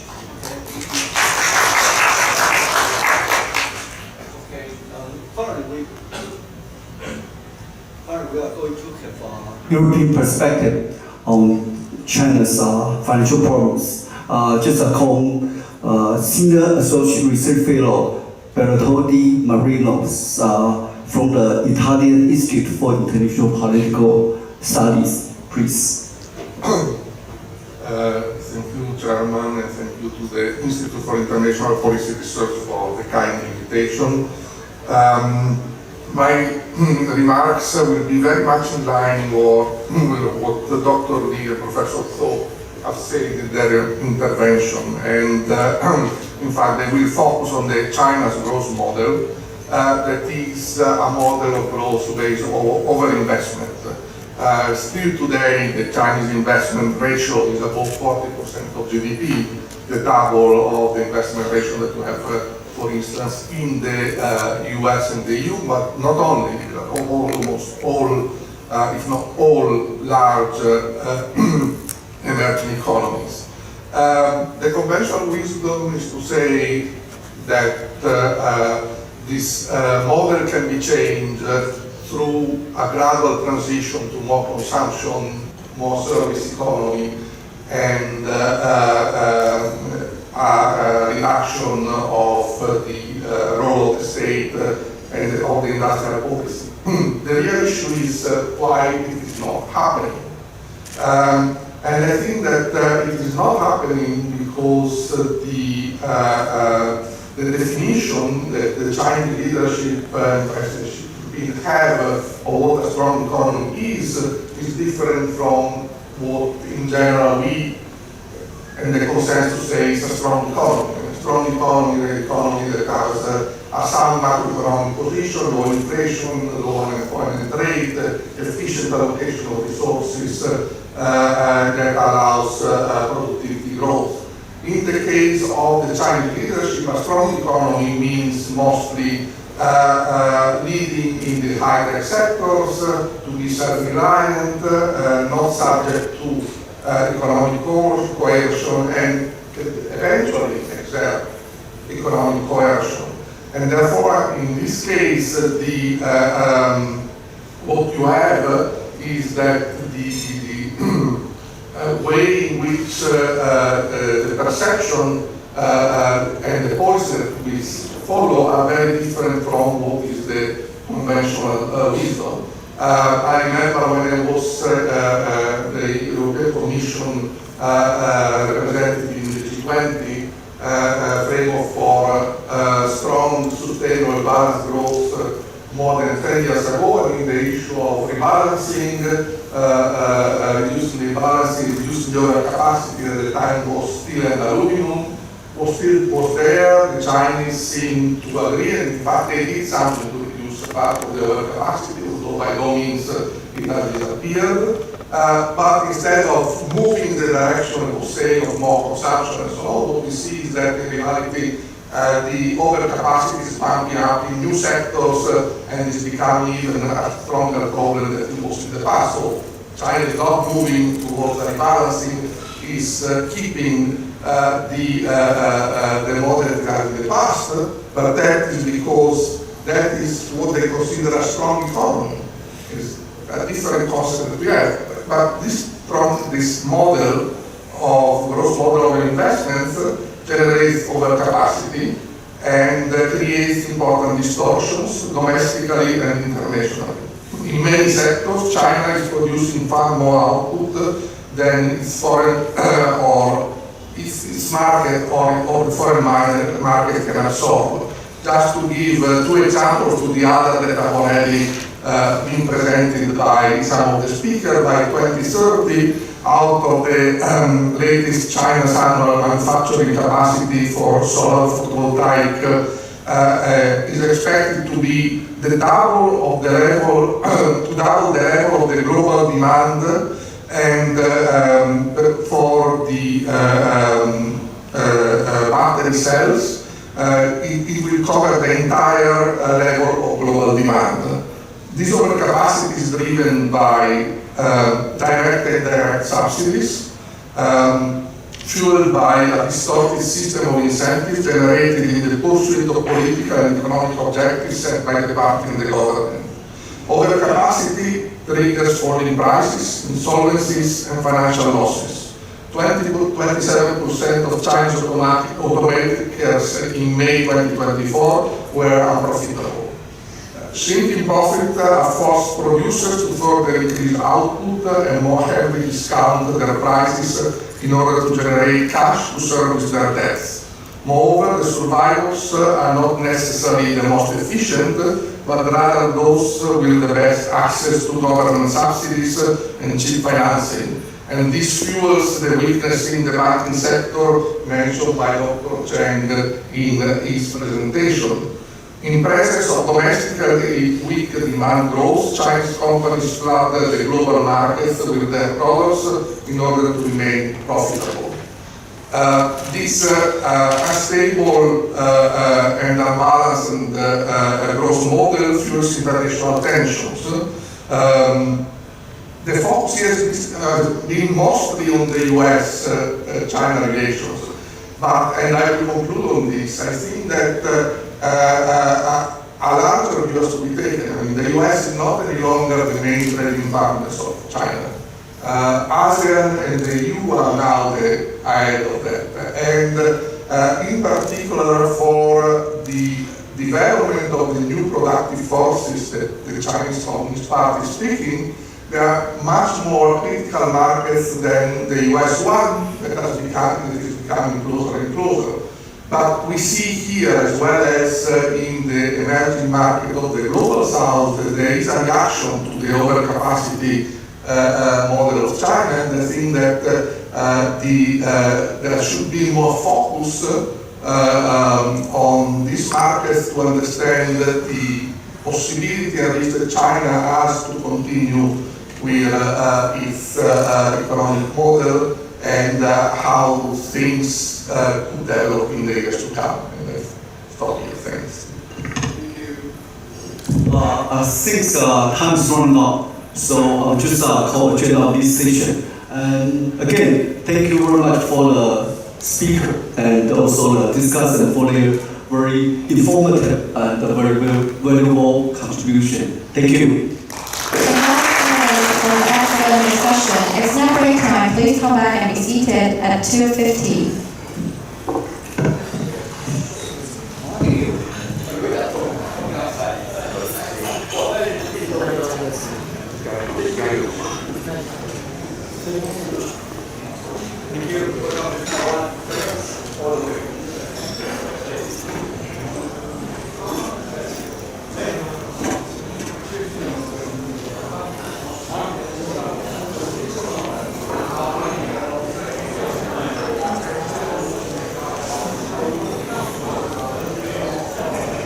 这个要收起来的哦。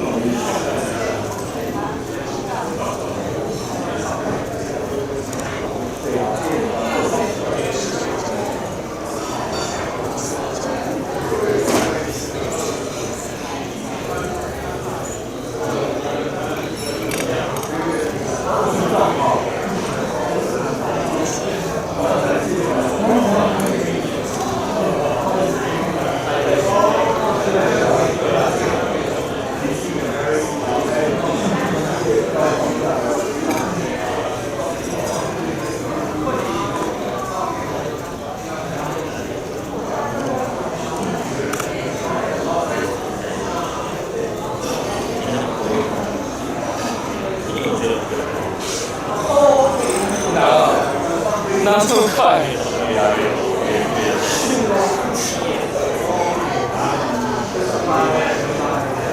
你怎么来的？刚拿了。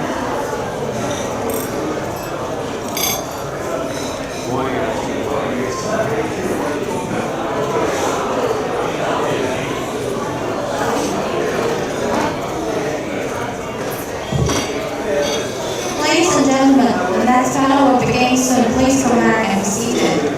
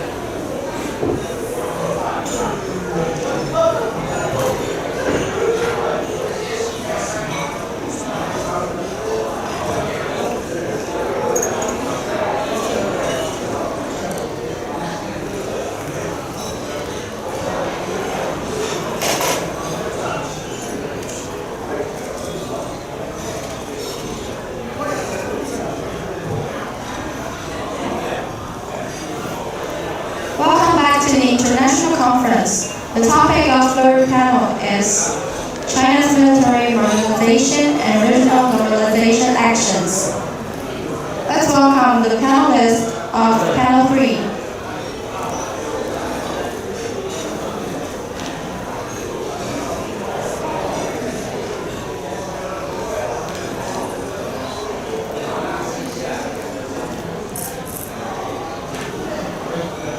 The next panel will begin in 2 minutes. Please come back and be seated.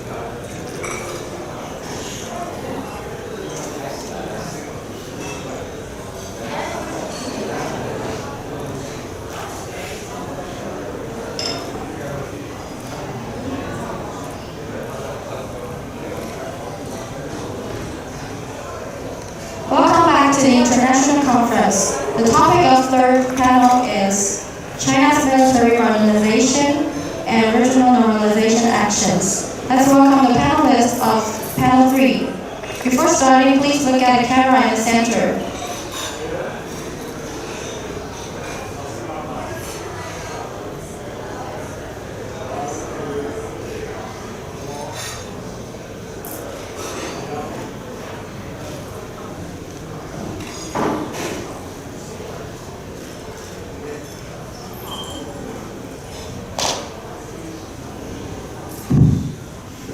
Is now starting, please.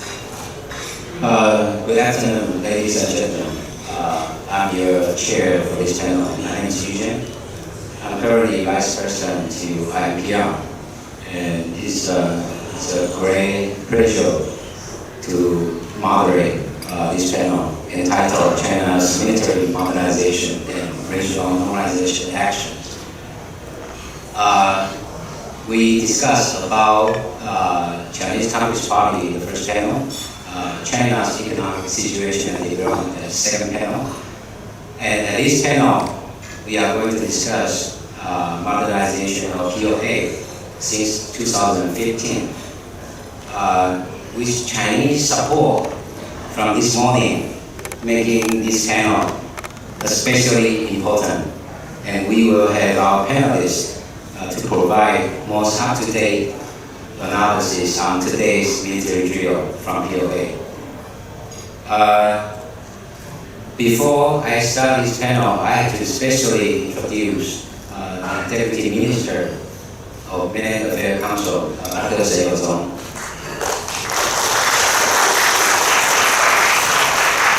Dr. is also a professor at the Department of Political Science at Donghai University. Let's welcome Dr. Xi Jinping, please. IPR Vice President Professor Guo, and distinguished scholars and experts, ladies and gentlemen, good afternoon. On behalf of the Military Affairs Council, I am honored to participate in this conference and share my perspective on this issue. Just this morning, the Chinese Communist Party announced a military exercise around Taiwan again, ignoring the calls for peace from people on both sides of the Taiwan Strait and from democratic countries worldwide.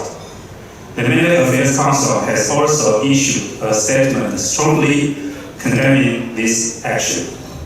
Actually, in the past period of time, especially after President Lai took office in May, the CCP has continued to exert hybrid pressure on Taiwan through political and military intimidation, diplomatic suppression, economic coercion, and gray zone activities. This approach threatens Taiwan and has become a source of instability in cross-strait relations, contributing to rising tensions in the Taiwan Strait and increasing regional security risks. According to the result of the recent public opinion survey conducted by Military Affairs Council, there were nearly 90% did not agree with many Chinese military aircraft and warships continuing to operate around Taiwan and even deliberately crossing the median line of the Taiwan Strait. Furthermore, there were over nearly 85% regarding the CCP Coast Guard conducting their so-called regular law enforcement period near Taiwan water, especially in the Jinmen area. Furthermore, the CCP has continued to expand its military capabilities and to increase overseas PLA deployment and drills in recent years, and increase its military intimidation to the countries surrounding the East China Sea and South China Sea. Such actions undermine the peace and stability of the regime, as well as cause the concern of the international community. Taiwan is on the front line of authoritarianism expression in the Indo-Pacific region, and its crucial role both in geopolitics and in the global industrial supply chain is increasingly recognized by the international community. Our government will implement the 4 pillars of peace action plan, showing determination on self-defense and cooperating with like-minded countries to maintain the status quo on both sides of Taiwan Strait. We hope that the international community will work together to strengthen peace and stability across the Taiwan Strait and the Indo-Pacific region. This is my humble opinion, and I am looking forward to listening to other experts' perspectives and insightful discussions. Thank you.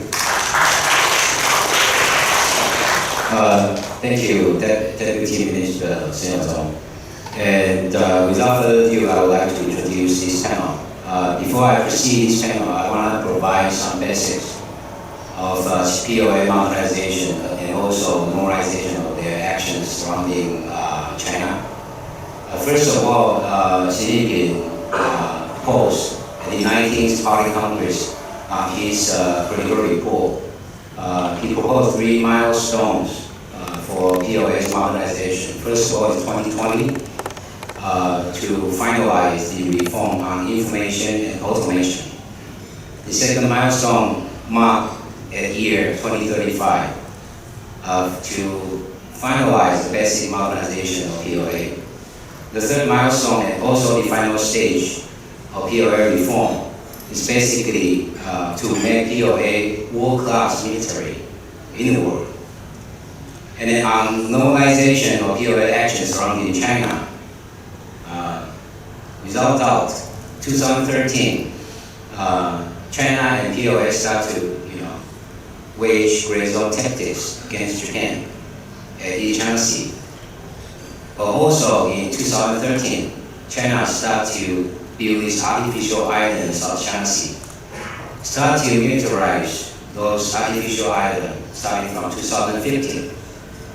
In December 2019, China finalized all militarization of 16 artificial islands in South China Sea. And now until 2016, China started intrusion, POA started intrusion to Taiwan's southwestern ADIZ. Now until 2018, POA started intrusion to the median line of Taiwan Strait. Now until 2022, August 2nd, after Nancy Pelosi's visit to Taiwan, POA started its, for the first time, joint exercise, starting from August 4th, August 8th, 2022. 2023, starting from March 24th to 28th, because of President Tsai Ing-wen's transit to the United States.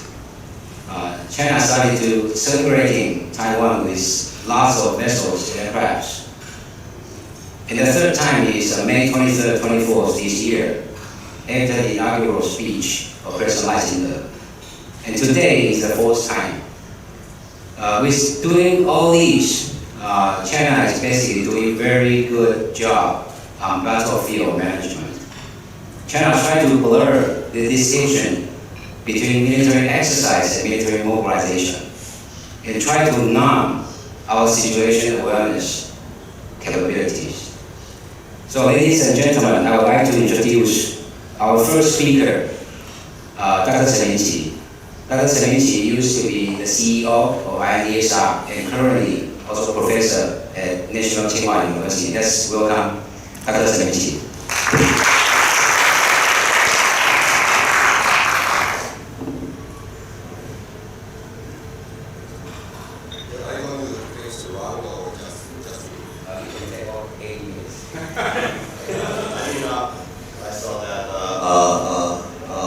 Is going to introduce everyone, so give me some spare time to prepare and get into the mood, for the talk.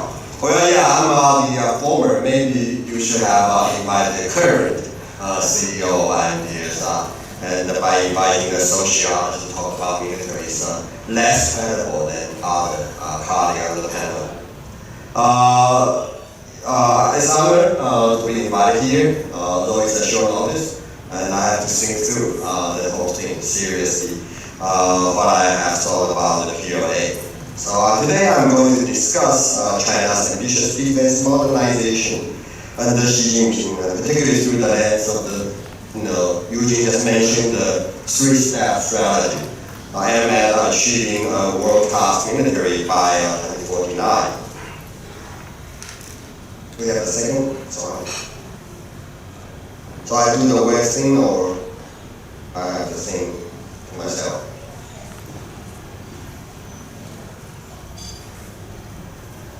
All right. Okay.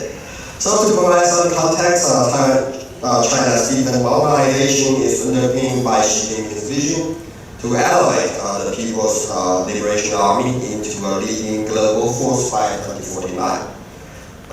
This presentation will cover three major steps that categorize this strategy and explore China's emphasis on technological, organizational, and strategic advancement necessary to achieve this goal.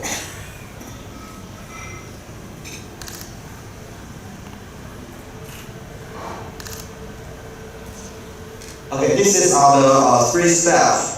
The three-step strategy first stipulated by Jiang Zemin in 1997 as the Chinese leadership was shocked by the First Gulf War, in which the U.S. deployed and employed high-tech weapons and the military doctrine to crush its enemy easily. Originally, China planned to laid the foundation for defense modernization by 2010. Then followed by the strengthening of PRA's quality with the help of new technologies by 2020. And finally achieving the realization of defense and armed force modernization by mid-21st century.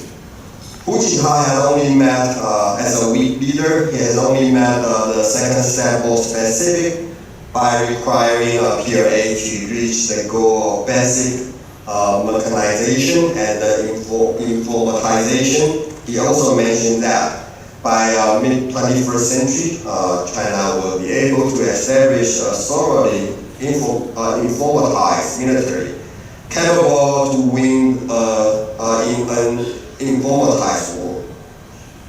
Xi, however, has accelerated the agenda and has some new milestones.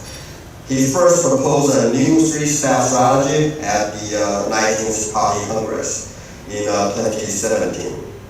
Xi's strategy unfolded in three progressive steps. The first step, mechanization and informatization, was targeted for completion by 2020 and focused on updating the PRA's foundational systems.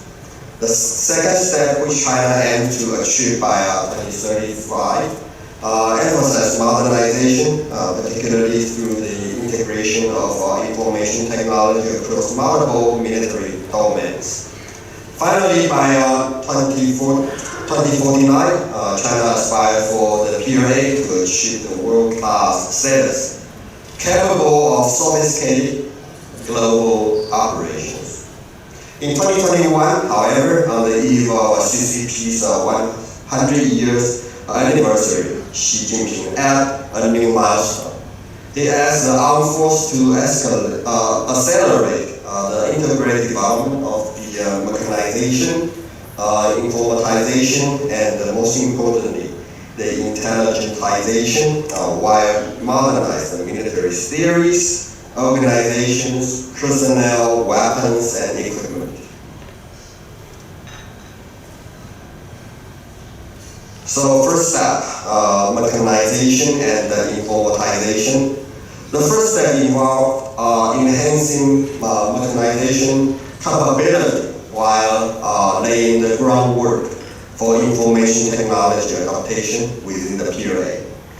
During this phase, China upgraded its equipment and logistics systems, marking the beginning of a shift toward a more technologically advanced force capable of joint operations.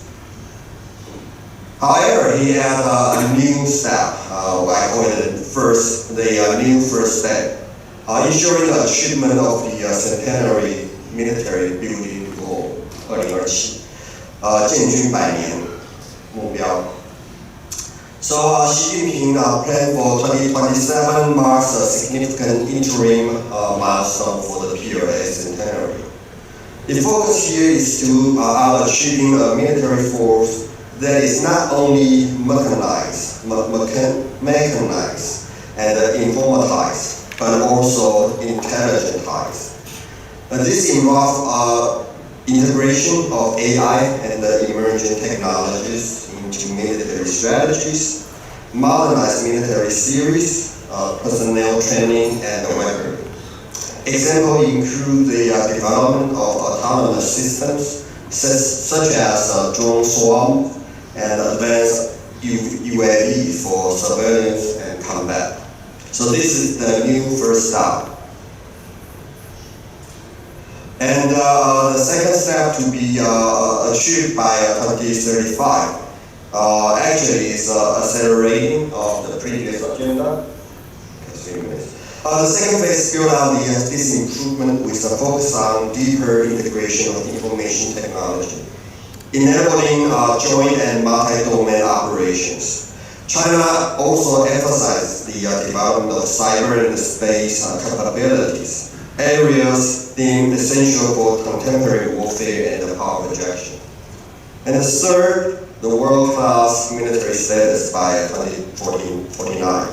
The final step envisioned the PRA as a fully modernized, globally capable force, By 2049, China aims for comprehensive control over informatized warfare, using technologies like AI and autonomous systems to enhance decision-making and combat effectiveness. This vision reflects China's ambition to rival and or surpass other global military powers, namely U.S. So when you overlay this three step with the three island chain, so you can see that the first island chain, first step. So China now using more and more the terminology called within the island chain. That means DNA. They talk more about this. So they have mostly full control within the island chain. So second island chain will be 2035, and finally they will reach and goes beyond the third island chain by 2049. That is their main purpose. I will drop this, but I will especially focusing on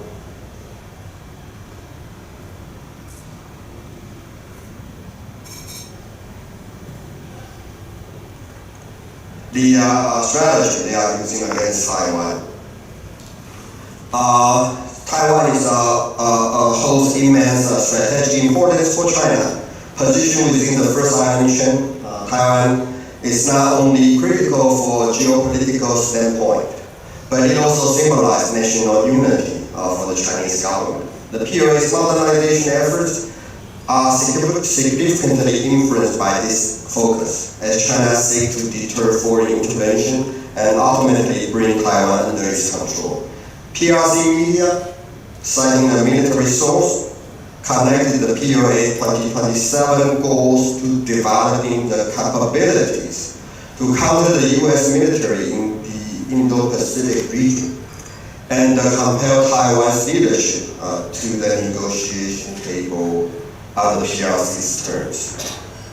Recently, our Navy commander, Admiral Tang, received an interview by The Economist. And he described the strategy as an anaconda strategy.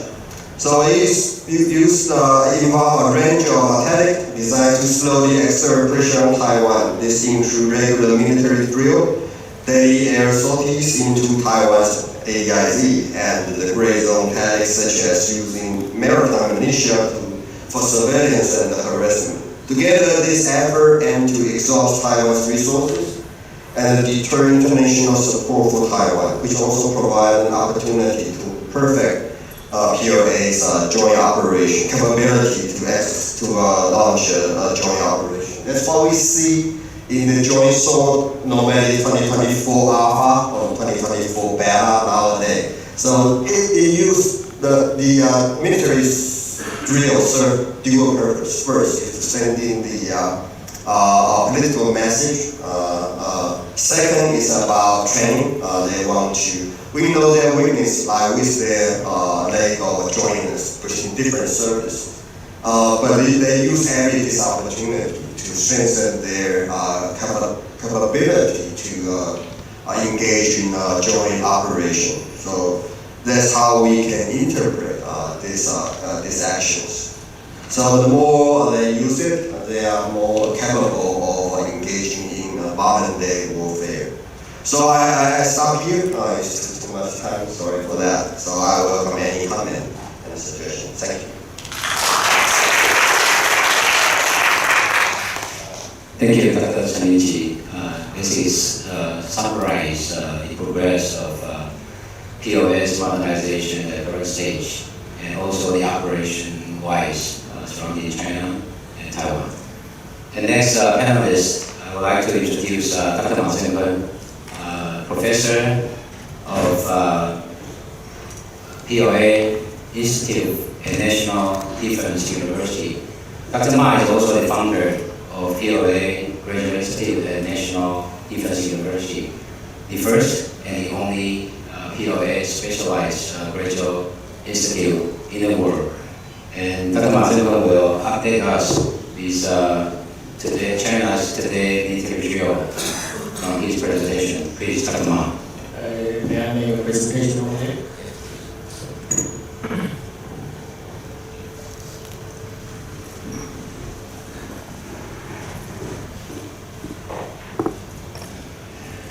Thank you, Chair.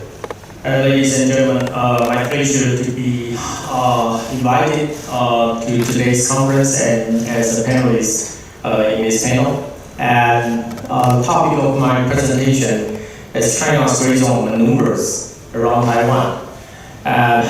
Well, I was absent until noon because this morning was very busy since the POA hold me to drill around Taiwan again. And so therefore, I have to do lots of analysis and make assessment about the possible consequence of the POA this time's military drill. And okay, so since I only have 10 minutes, time is very limited, so I try my best to shorten my presentation as possible, since I have to introduce and analyze a little bit about this morning's military drill. And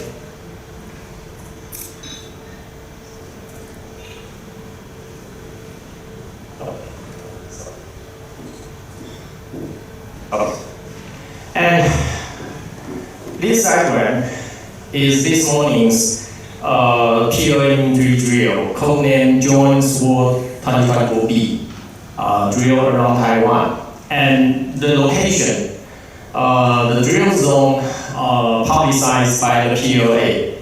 And as we know that this time, this morning is still ongoing, and we don't, so far the POA didn't announce how many days they will continue for this drill. But as from the professional viewpoint, probably since the POA aircraft carrier Liaoning Hao just moved from Sanya base and transit the first island train to the Western Pacific Ocean, so therefore probably it must sustain at least week-long navigation in the West Pacific Ocean at least. But of course, the military drill probably could not sustain so long because it is not only the aircraft carrier formation, but also include other aircraft fighters and other combat platform. And so therefore, probably it will sustain 3 to 4 days. But we do know that this drill, the Joint Sword 2024B, must will display stronger military combat capability than last time the Joint Sword 2024A. And but one thing important is that this time the military drill, the POA, they emphasize the most important thing is to practice the POA troops. No matter which service, all the POA troops, the real combat capability in this military drill.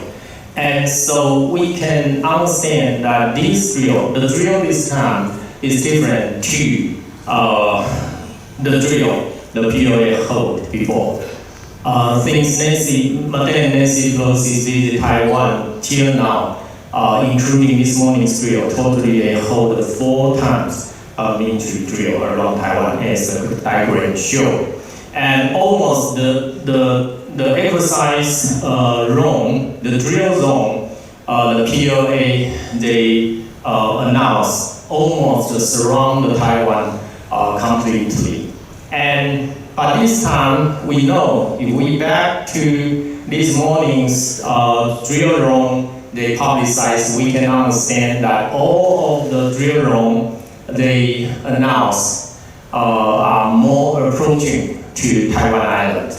And all the zone include the 24 nautical miles maritime area nearby Taiwan Islands. And comparing to last 3 times military drill, and only in last 3 times military drill is only part of the drill zone intrude 24 nautical miles maritime waters nearby Taiwan. So we can know that this military drill this time is more approaching to Taiwan, and including the maritime activity and the air activity. And the second significance of this drill is that since the POA emphasizes is the practicing of real combat capabilities, so therefore it means that it's not another kind of fireworks show like before. Especially there are no missile fire in real because it's not a fireworks show.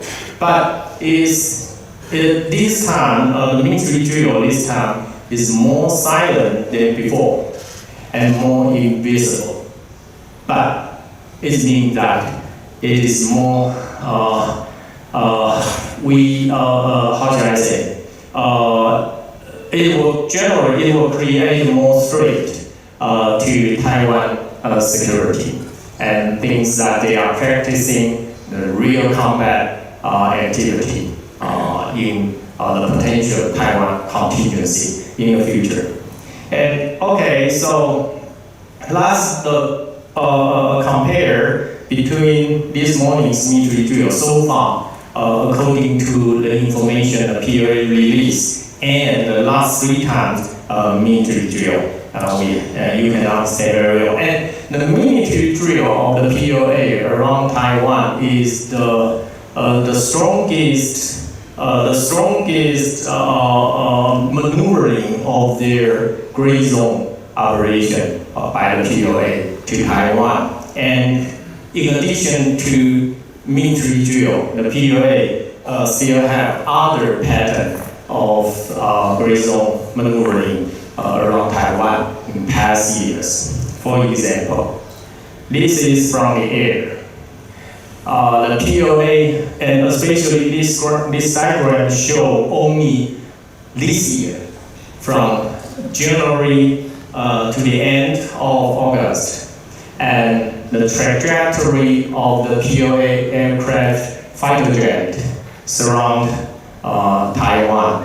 And I intentionally use lighter color trajectory to display their maneuvering. Otherwise, if I use like a red or brown color, and that will be very horrible.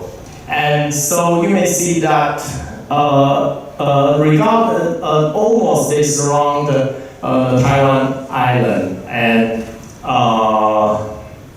only northeast side of Taiwan island, basically the POA aircraft, their gray zone maneuvering will not touch over there. And this is from the air. But something interesting is that their big drone has for 3 times conducting the 360-degree surrounding Taiwan island, and completely happened in the east side of the middle line of the Taiwan Strait for 3 times this year. And we know that they can conduct the gathering of electromagnetic signal during their flight. And this is the frequency of POA aircraft their activity since the Nancy Pelosi's visit till now, till the beginning of September. And you may see that during the statics figure, you may see the red part of the statics numbers.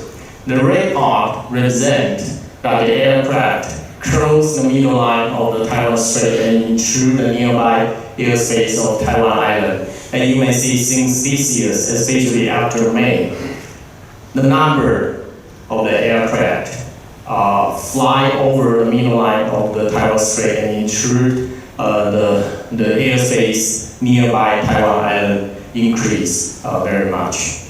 And this is about the vessel in maritime area. Also, after Madam Nancy Pelosi, you may see that the PLA continue to maintain 3 to 4 combat vessels around Taiwan in 2022. And 2023, the average number increased a little bit to average every day 5 to 6. And this year increased essentially. And you may see that here now almost every day, over 9, even 10 combat vessels.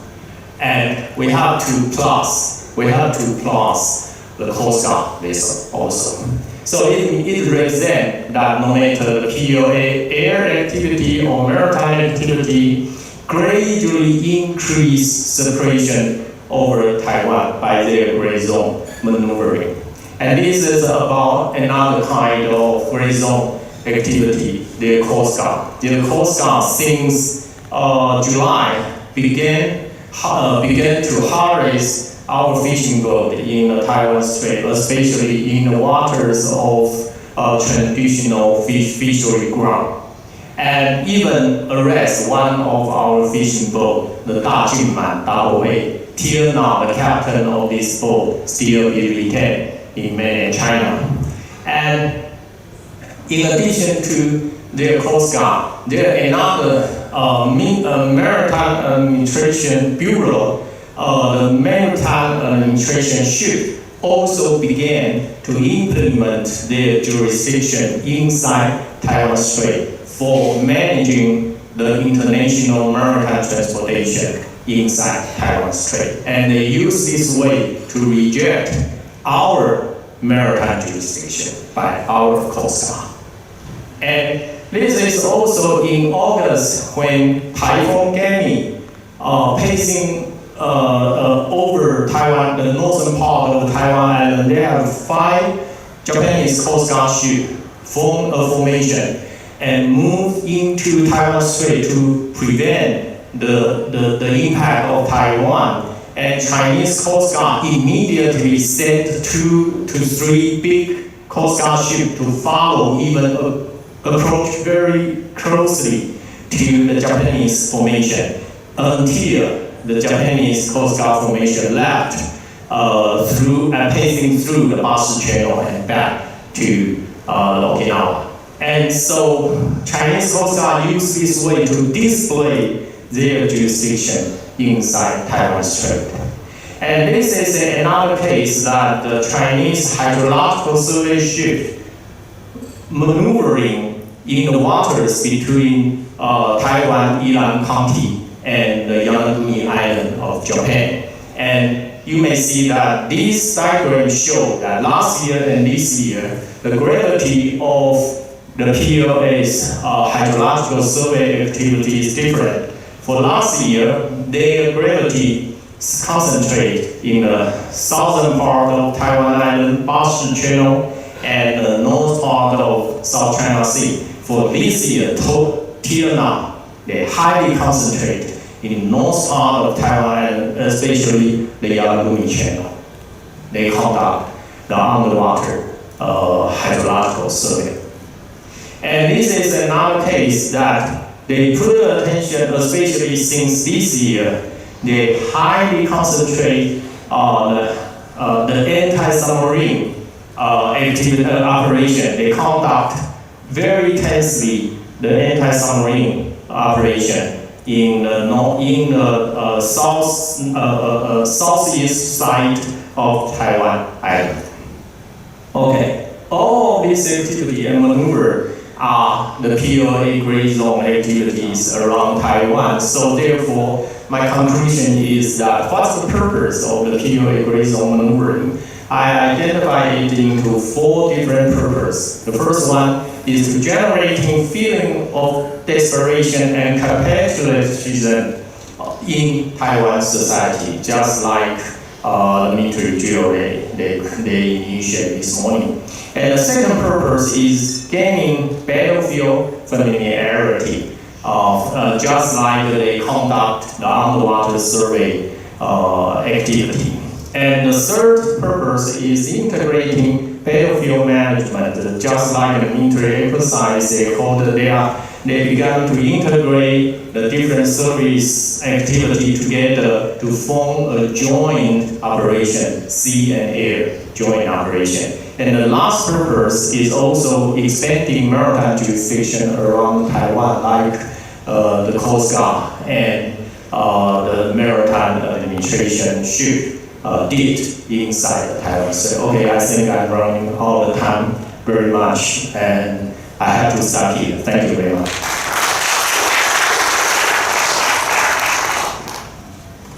Thank you, Dr. Ma, for your very detailed analysis on POS past and current military drill. There are several similarities between Joint Soul A and B. Number one, both are without 72 hours prior notification, meaning it's a testing mobilization of POA and also testing mobilization of Taiwanese military, and also U.S. forces on Okinawa and U.S. forces on the Filipino Islands. Number two, there is no specific zone, although there are 6 zones, but no specific latitude and longitude for the 6 zone, meaning China doesn't plan to restrict airway and waterway during the military drills.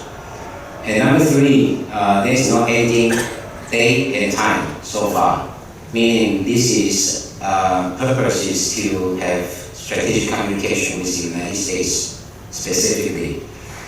And as to battlefield management, this time POA does push into the 24 nautical miles, especially targeting our 2 major harbors. One is Kaohsiung, the other is Keelung. I would like to introduce our third panelist, Dr. Wong, from Institute for Indo-Pacific Affairs from New Zealand. Please. Good afternoon, everyone. My presentation for today is on China's escalatory behavior in the South China Sea and looking at its maritime disputes with the Philippines. So I just have 4 main points. The first one is China has an evolving hardline approach on maritime security, sovereignty. When Xi Jinping took power in 2012, he pushed for an increasingly hardline approach to project strength in defending China's maritime periphery. His contention was that Deng Xiaoping's claim of keeping a low profile, hiding capabilities, and biding time must not be used as a justification for inaction on the issue of sovereignty. Xi's government has steadily shifted its focus on China's sovereignty, which must be a precondition for and therefore take precedence over the principles of shelving the disputes and pursuing joint development. So this is a sharp contrast with Deng Xiaoping's principle in his foreign policy. The second main point that I want to emphasize is that China's assertive behavior reflects its insecurity as both a victim in history and a great power in the current world order. China's belligerent behavior is due to its century of humiliation in its history. Therefore, China views maritime disputes in the worst possible light. It perceives other neighbors' actions not as an alternative claim, but an effort to amputate a piece of China.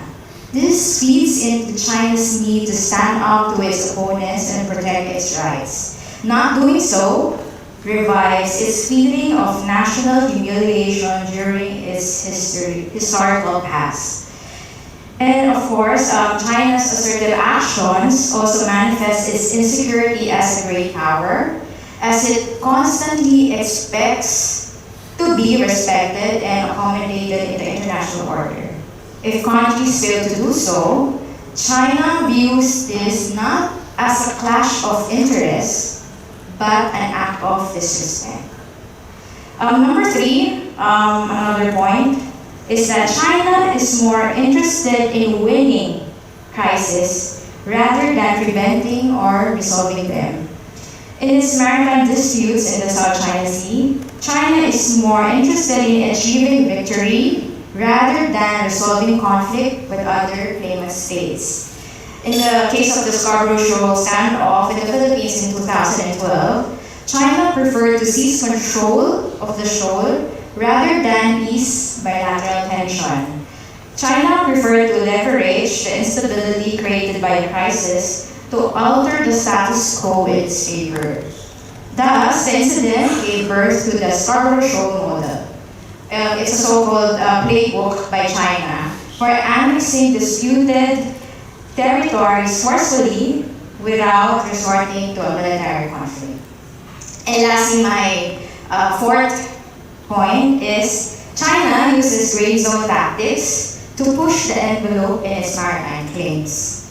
Given its strong maritime capabilities, China continues to carry out coercive gray zone tactics in the South China Sea to push for its maritime claims and test other claimant states' resolve without resorting to war. In its maritime disputes in the Philippines, China took the following actions. First, the swarming of Philippine maritime territories in the Whitsun Reef in 2023, the ramming of Philippine fishing vessels in Reed Bank in 2019, the harassing of Philippine vessels during resupply missions towards the BRP Sierra Madre, the rusty old ship purposely put there by the Philippine government. It's located in the Second Thomas Shoal this year, so we are bombarded with Chinese harassments along that area, and it's always in the headlines the past year. And the seizing of islands and reefs and shoals, particularly in the Scarborough Shoal in 2012. As a final remark, China's assertive stance in its maritime claims will increase tensions at sea, and strategic miscalculations are highly likely. Thus, there's possibility that ongoing maritime tensions with the Philippines may snowball into another maritime crisis that can destabilize the region. So I always tell a lot of people, especially in the media, that it's not just about bilateral tensions between China and the Philippines, but other countries as well are definitely will be affected by this ongoing tensions. So that's it for now. Thank you very much. What about Japan? Are they doing similar things with Japan's islands that they claim? Is China being provocative toward Japanese islands that it claims, and how is that related to what you just described around Taiwan?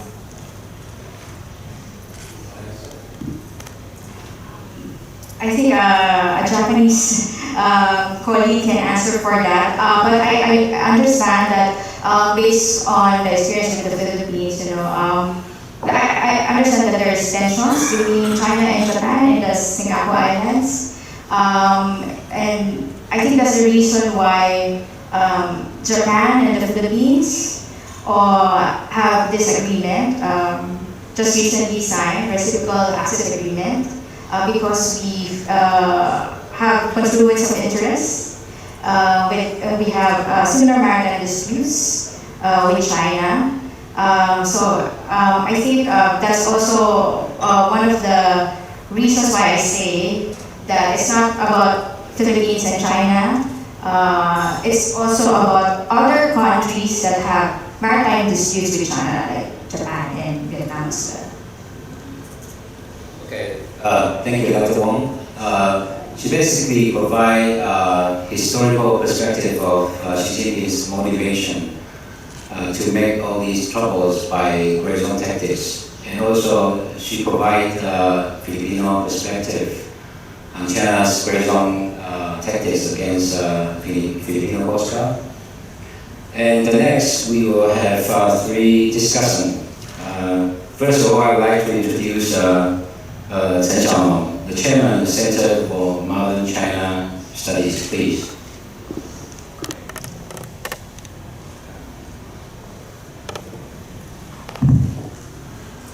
Today, we in this channel already discussed a lot about international community and other countries. So we have a lot of issues, Taiwan issues, South Ocean issues, South Sea issues, Philippine issues. Also, if we want to observe more, you can find out Australia issues. Because China did have a plan and signed a contract with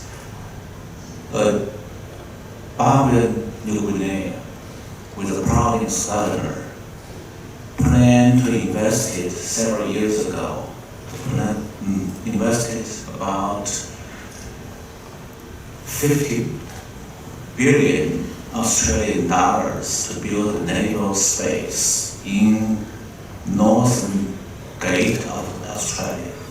So we do have an Australia issue. And then we also have Solomon Island issue. China also wants to participate. So if we have so many issues together now, it looks like we don't have need to put those small pieces together to a picture. What is the Chinese military strategic plan? What is that?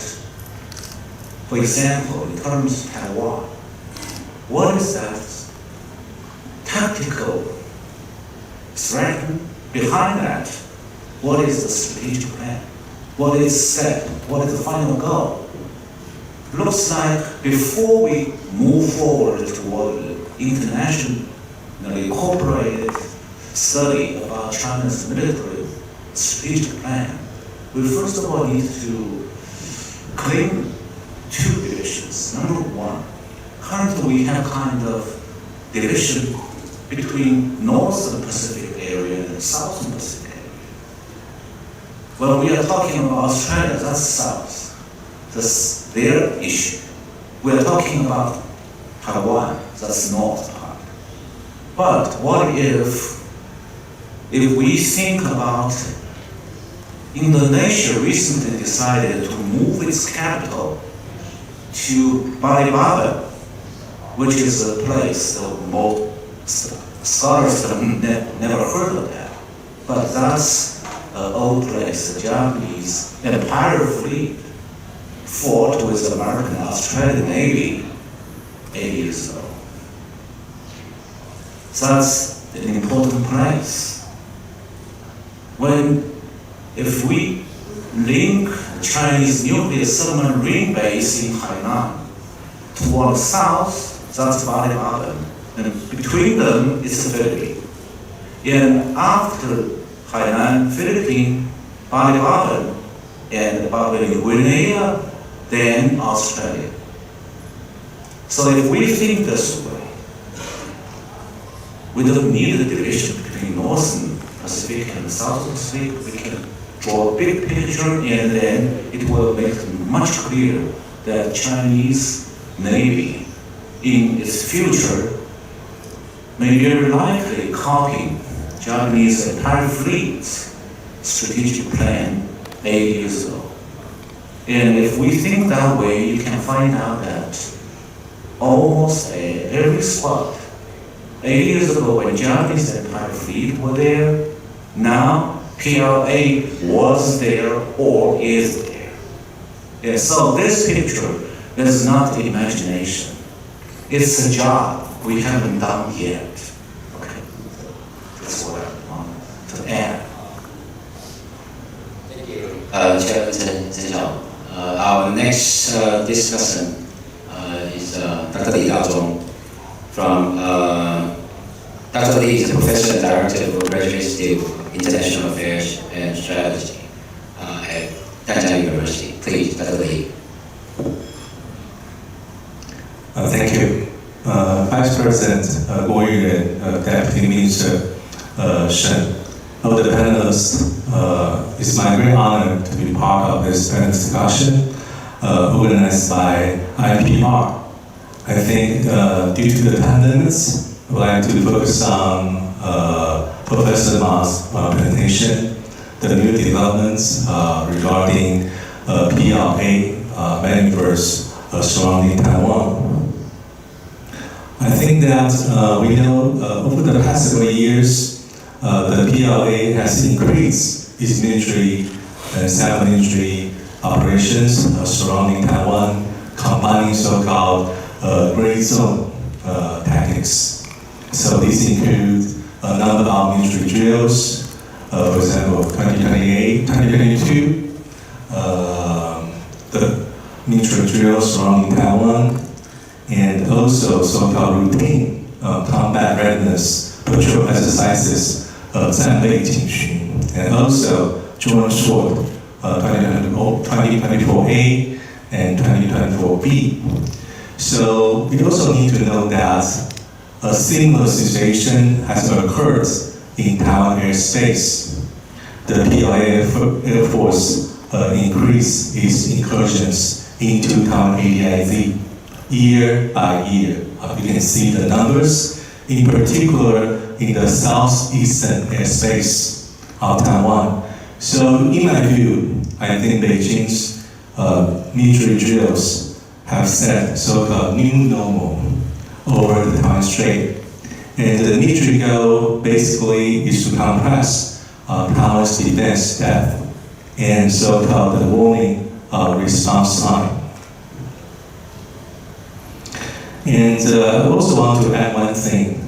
For me, I think the issue is so-called the disparity in scale between Taiwan and China, because this situation puts a serious pressure on ROC military readiness. For example, during the last time, 2024, joint SWORD 8 drills in May. Sorry, my cell phone. Taiwan need to dispatch almost half of these primary combat vessels to cope with the crisis, including the T-class destroyers, Shandong-class frigates, NAF frigates, and also so-called Lafayette's frigates. In addition to this, we know that according to Taiwanese reports, ROC Navy also dispatched so-called much smaller forces to cope with the crisis and threat, including so-called Tuojiang-class missile corvettes and Guanhua 6 fast missile boat to do the job. Not only this, the Coast Guard even need to dispatch the larger vessels to do this kind of maritime standoffs, including those 1,000 tons to 4,000 tons vessels. So this is a reality. So we need to overcome the reality. In the paper of Professor Ma, he offered two recommendations. The first recommendation for me quite important. He argued that asymmetric weapons may not always be effective against Beijing gray zone threats, for example, blockade, quarantine, ADIZ incursions, and so these large-scale military exercises. That means relying solely on asymmetrical capabilities may leave Taiwan without the proper equipment and systems to counter Beijing various kind of threats. So here is a very important questions. If possible, maybe I hope that Professor Ma can give us further information and analysis. How should Taiwan balance asymmetric capabilities with the need for conventional platforms, even so-called fighter jets, the ongoing frigates projects, and even the submarines? So I think it's a very basic fundamental issue for us to rethink how can us Taiwan to cope with this new type of crisis and threat, basically gray zone tactics. And I think it's happy. Thank you, Dr. Li. I want to get back to Stephen Young's question regarding China's regional tactics. China has been very careful selecting their main instruments in terms of waging regional tactics. In terms of Japan and the Philippines, the Chinese Coast Guard is the main instrument, and Air Force in Japan's case is supplementary, and Navy in Filipino case is supplementary. But in terms of Taiwan, China's regional tactics against Taiwan is Air Force plus Navy. So the Coast Guard is a new addition, not until its Joint Seoul 2024A. Now the Chinese Coast Guard joining these regional tactics against Taiwan. So China has been very, very careful selecting their main instruments against the neighboring countries. So our last but not least discussion is the very famous Dr. Su from IDSR. Dr. Su is currently a fellow and director for Division of Defense Strategy. Let's welcome Dr. Su, please. Thank you, Chair and President Tian. My honor to share some of my idea for gentlemen, ladies and gentlemen.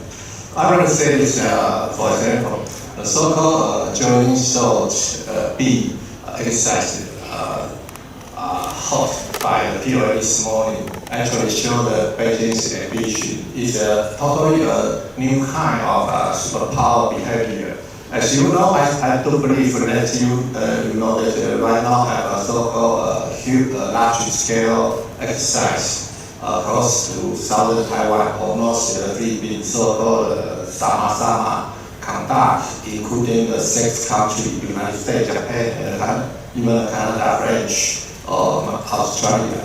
So Beijing is actually not only toward target Taiwan, but also send a political message to the other democratic states. And you know that such a surprise military activity conducted from Beijing, I would say Beijing tried to replace the status quo with so-called like other translate as a new normal. That's Beijing's challenge to the Western Pacific. And speak to the military modernization of the POA, I would say first, the national goal. National goal means that sometimes history always repeats itself. China tried to go to the sea power from so-called land power. There's a core issue across the Taiwan Strait. It's not so-called unification or so-called independence. Beijing tried to control the sea and control the sea lane of communication. For example, according to the UN, Northeast Asia and the European sea lane or maritime traffic occupy more than about 26% of the global sea lift. And even Tokyo is more than about 92% of energy supply came from the Middle East, will pass through the Taiwan's waters. So the geopolitical again become really issue for Beijing, such a new kind of superpower. Secondly, I would like to say is so-called underwater geopolitical. China tried to build more SSBM, or so-called nuclear boomer, is deployed in the South China Sea. When he tried to trace to the western coast of the United States, this nuclear boomer should go through the Pacific Channel to West Pacific or East Taiwan. This can use the SLBM to track the United States. The third is the capability or so-called force. For For example, Beijing try to get more or enlarge its nuclear arsenal. And secondly, Beijing right now is the second largest space power. You know, it enjoys more than about 700 regular satellites. It can give the PLA very better or excellent battlefield management, so-called C5I SR, not C4I, it's C5I SR in the future. So I think it's really a challenge not only to Taiwan, but also to other democratic states. Okay. So my conclusion is not only Taiwan is faced along with Beijing. In other words, the survival of Taiwan is not only the national security interest of Taiwan, but also the common interest with the regional country. Okay, thank you. Thank you, Dr. Su. And it's a very honor to chair this panel. We have Dr. Chen Minqi to review and overview the overall PLA modernization in the past decade. And we also have Dr. Ma to do analysis on China's past and today's military drills. And we also have Dr. Wong to provide historical motivation of Xi Jinping and also raison cases from Filipino perspectives. And I believe it is the discussion at this panel is quite complete, and we are again very honored and happy to have all these professional experts and scholars to present at this panel. Please join me to give you a big hand to thank our panelists and discussants. Please. Thank all panelists for the excellent discussion. Now we have a 10-minute break time. Please come back and be seated at 4:10. The next session is roundtable discussion. It will be delivered in Mandarin. If you need a simultaneous interpretation service, please check out a headphone at the counter. Thank you.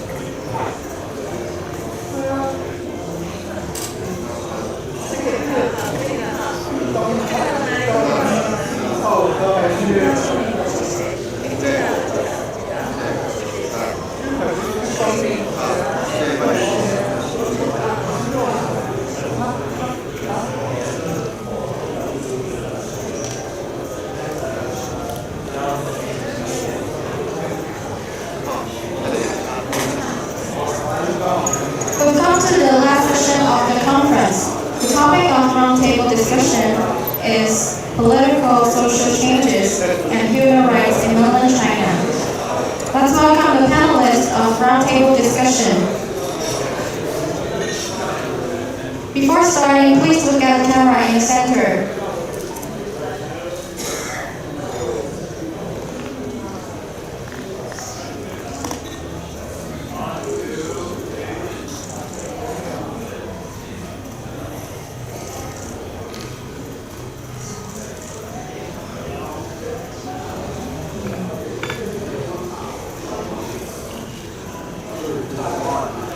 Roundtable discussion will be moderated by Chairman田弘茂, Chairman and President of the IMPR. Please.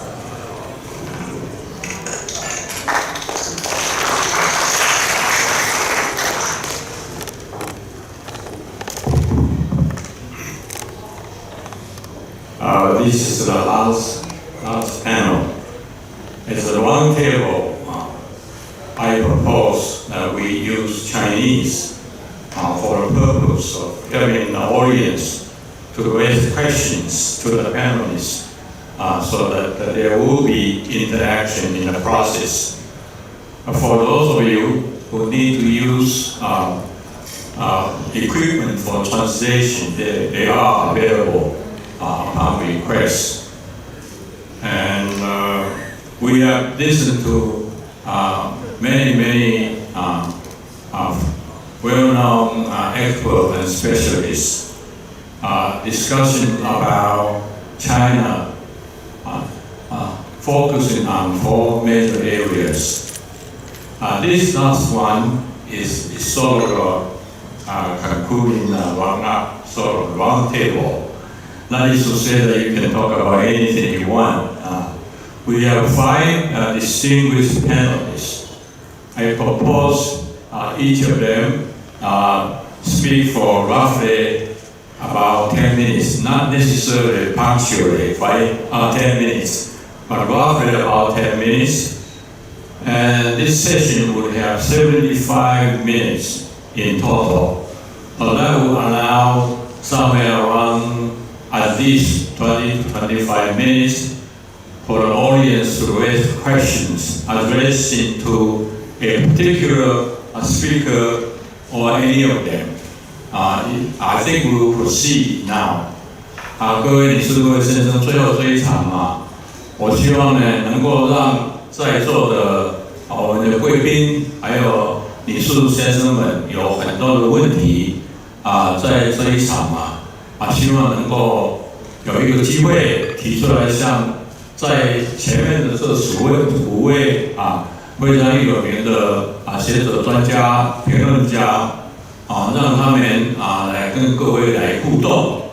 那第一轮的话，我会请他们5位先做一个大约10分钟的表述先让他们讲一轮，然后接下来呢就请大家发言。那发言的时候呢，我要拜托各位因为时间的关系尽量把你的问题提出来简洁一点。如果要评论的话，有不同的意见的话，也不要做很长的演讲因为我们时间有限这一点呢，我特别来拜托各位那 first one I'd like to start off with the gentleman who is very well known to my right, Mr. Yu, Professor 李茂春，李茂春先开始，李茂春先生你先来，5分钟，15分钟，对不起啊。谢谢田院长啊，我先说一个事情，就是这个是关于人权一个 panel。那么当提人权呢，就是一般想到的就是一些国际人权组织啊，对中国的力量还有不同的追踪谴责啊。那么其中最著名的一个国际人权组织就是大使国际，大使国际叫 Amnesty International。那么它呢，对中国的所谓人权的违背人权的案子跟踪非常细。出了什么一个案子，他发动全球性的一个呼吁书啊、签名啊，去拯救啊，去呼吁中国政府释放这些所谓的罪犯啊。那么这是一个，另外一个呢，就是我刚才讲到讲到一个事情，就是在1947年的时候，美国呢也是非常困惑，整个全世界都非常困惑，为什么苏联是到处扩张、侵略扩张？那么东欧国家一个一个都被他颠覆。共产党政权一个一个的兴起，都在苏联的扶持下。那么很多人觉得这个是不理解，为什么有这种侵略活动？那么当时呢，美国的一个驻莫斯科的一个2等秘书叫 George Kennedy， 他写的东西，他说我跟人做解释，为什么呢？因为苏联侵略扩张呢，它不是一般的侵略活动，它是共产主义意识形态的一种必然结果。因为共产主义意识形态就需要这种军事征服，就需要这种扩张。来作为它存在的一个条件和必要性。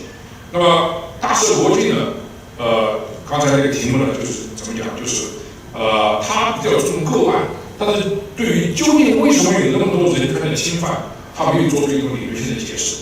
大家知道George Kennedy 他文章的题目叫 The Sources of Soviet Conduct， 而是说他解释的是苏联这些侵略扩张的源头。那么今天我就在想，要列举中国对人权的侵犯，它各种各样的活动，那个是花很长时间的。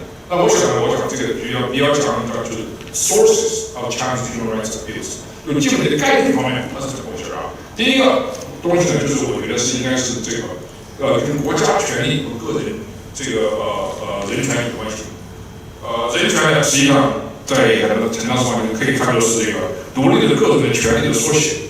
它的最重要的参照因素就是国家的权利也就是说，国家的权力越大，人权往往越少，反之亦然。正因为如此，世界人权宣言和国际人权公约所规定的各项人权，几乎全部都属于个人唯一的例外就是公约的第1章和第1、2条所规定的所谓的民族自治权，就 self-determination。这个对于国家来说呢，它谈什么人权？所有重要的国际人权违宪所定义的经济权、社会权、文化权、民权、政治权等等，都被明确的指定属于个人的，而非集体的或者国家的。只有针对于个人，才谈得上人权。那么中国人有这种国家意识这种民族救亡意识太深沉。那么这样子的话，实际上国家的公权力是非常大的，这是一个非常重要的一个话题。另外一个方面呢，我觉得我举个例子在1738年的时候，有英国东印度公司有艘船，这个船叫 Lake Hughes， 它开进广州港，向当时的清朝的海关的人员呢放礼炮敬礼，本来是好事情。可是不巧的是呢，放礼炮的时候呢，有一个弹壳的，正好是飞到岸边看热闹的2个人，有2个人呢不幸被击中就死掉，这本来是一个事故。但是呢，当时按照清朝的法律呢，这个人是应该是就是同罪，叫犯事马上就应该被抓起来，马上就会被砍头。那么清朝的官员上船去问谁做的这个事情，当时谁也不愿意说不愿意说。然后这样子的话，他们就说一人犯罪，全体遭殃，这就是所谓的 guilty by association， 就是助理制，他要把所有的人都把他治罪。那么这样子的话，船长不好违法，交出一个水兵，这个水兵马上交出去，就没有多久就被处决了。那么这就反映出来了，这就是株连制株连制在中国社会共产主义的本质之下，达到了如此今天的地步。你看每一次政治运动，都是初恋者。其实有律师，他抓的不仅是这些律师，而他们的亲戚、他们的小孩子都是这样的。所以初恋制呢是人权侵犯的一个重要的理论上的一个依据。另外一点，下面一个就是这个在1832年的时候是哪一年？那么有艘美国的船，这个船呢叫 Emily， 在广州的时候呢，因为那时候船上它用水的话，它要把那个罐子水罐子用绳子拴住往下去掉下去，然后把水提上来。不行的，它往下去的时候，下面正好有个小舢板，这个小舢板呢，有一个这个渔夫，正好这个往他头上。可能下不点快也被砸死了啊！这样子的话，那么这个清朝政府官员马上上船把他抓起来，第二天早上就把他处理了。这个美国人觉得这个有没有审判，有没有法律程序啊？这个很重要的。所以这就是中国当时这个很多国家他觉得这个中国这套法律系统，他不尊重这个 procedure， 没有这个 due process law， 法律的公正程序。刚才讲的株连制和程序，这个是非常欠缺的。所以说，这个中国的司法系统里面对人权的规范，它对这些基本的人权、基本的概念，它是没有的。这是另外一个地方啊。另外呢，中国是一个共产主义国家，它讲阶级斗争。阶级斗争呢，就是说它把人分成几个阶级，反动派、进步派贫下中农，各个这个有这个身份成分论。1957年的时候。中国开一个代表全国人代表大会，当时有一个人叫杨曙棣，杨曙棣带头起来就反对毛泽东的一些农村政策，毛泽东当时就非常恼火，然后下面这些人就是高岗的不知道，下面这些人就他就起哄，有一个人说民主权利不给反动派，这当时他们就开始说民主权利不给反动派，就是说凡是被定为反动派的人，他没有一切的民主权，没有权利，权利是属于是阶级属性的建立的。那么这个实际上是很大的一个理论上的误区。这个也是中共违反人权有大规模的那么一个犯罪行为的一个非常重要的理论依据。另外还有一点，根据马克思主义的理解，就这个人性什么是人性？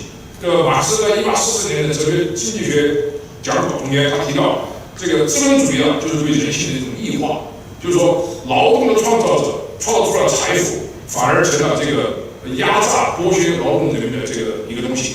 这个呢就是异化。那么如果说人性最糟糕的人性的人就是资本家，因为他不劳动所以说劳动人民他的这个先天性是最纯洁的。怎么样来改造人的这个本性呢？不劳动的资本家呢，那就是通过劳动神圣。所以说呢，这就是苏联的古拉格和中共的劳改制度一个理论根源。就是说我要把你做成社会主义的新人，也必须要劳动改造，就是劳动改造人，这是他的一个非常深刻的理论依据。在这种理论习惯的理论之下，中国的劳改千万人死于这样一种理论上的这个谬误。所以说这个是很重要的。另外当然还有一点就是最后我讲一点就是中国的政治制度是一个极权专制的制度，这种政治制度对人对社会的心理上的影响，这是非常深刻的，我们很少有这方面的认识。东欧，他这个中央局考来之后，像米兰昆德拉像那个莱斯科洛卡斯像这些人，瓦特哈姆，他们首先检讨的就是这个共产主义高压的情况下，他对这个社会的社会道德、社会公义是怎么破坏掉的。东德首先他就把那个秘密警察党开放这个东西很重要的。这个在美国的学院也有很多的研究，你比如说研究美国的奴隶制，它有很多这个 Stanley Elkins 在50年代写了一本很重要的书，他讲了一个奴隶叫 Sample 这个人就跟他们一样，这个奴隶制度怎么样对黑人的心理上的社会摧残是彻底的，这很重要的。还有一些这个以色列的一些学者，他对这个纳粹集中营里面这种非常邪恶、非常残酷的这种制度，对当时在监狱里边的集中营里边这犹太人的心理状态是如何摧毁的。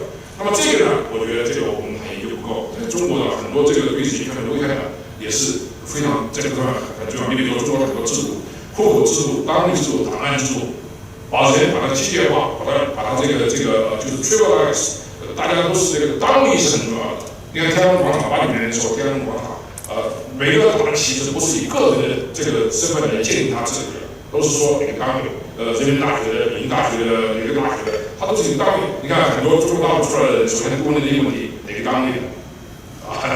所以像户口这一端管理的非常多。所以说我想啊，中国这个制度啊，它是建立在一些非常不人道的一种概念之上。这种概念上的声讨，我觉得我们是做得不够的。我们只注重对个案发生之后进行如何去拯救，如何去强烈谴责。我想这个讨论呢，我想在这方面大家可以更多的交流交流。谢谢。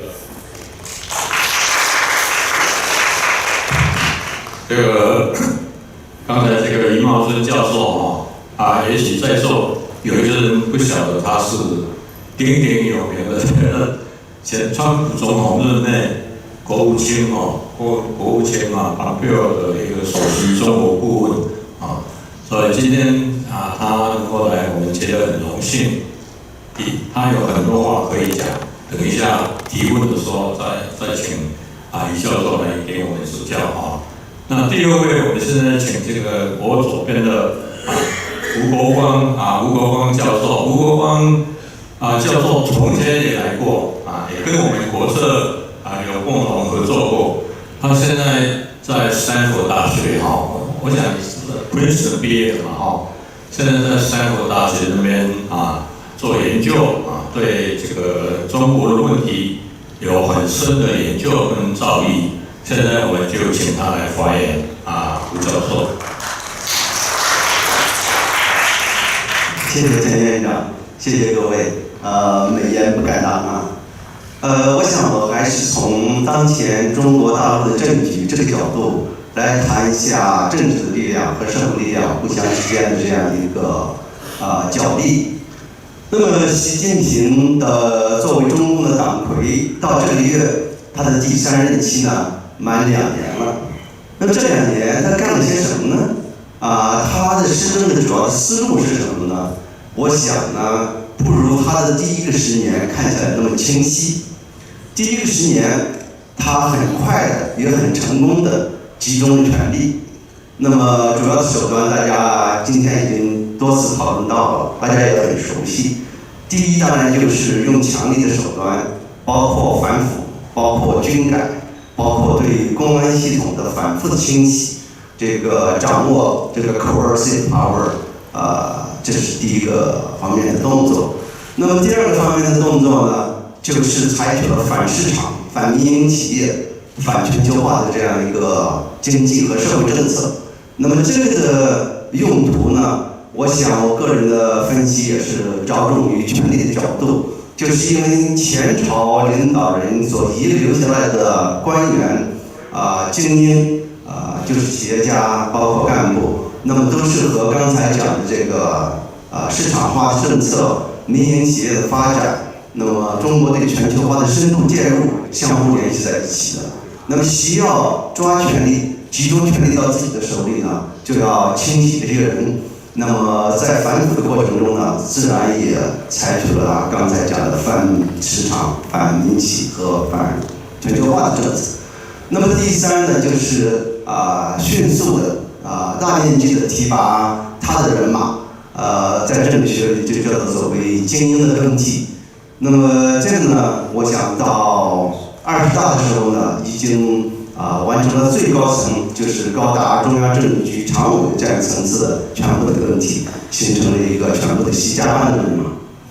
那么问题就是在形成了这样一个全盘习家班的人马之后，为什么习近平还不敢放权？为什么习近平他的施政路向反而变得模糊起来了？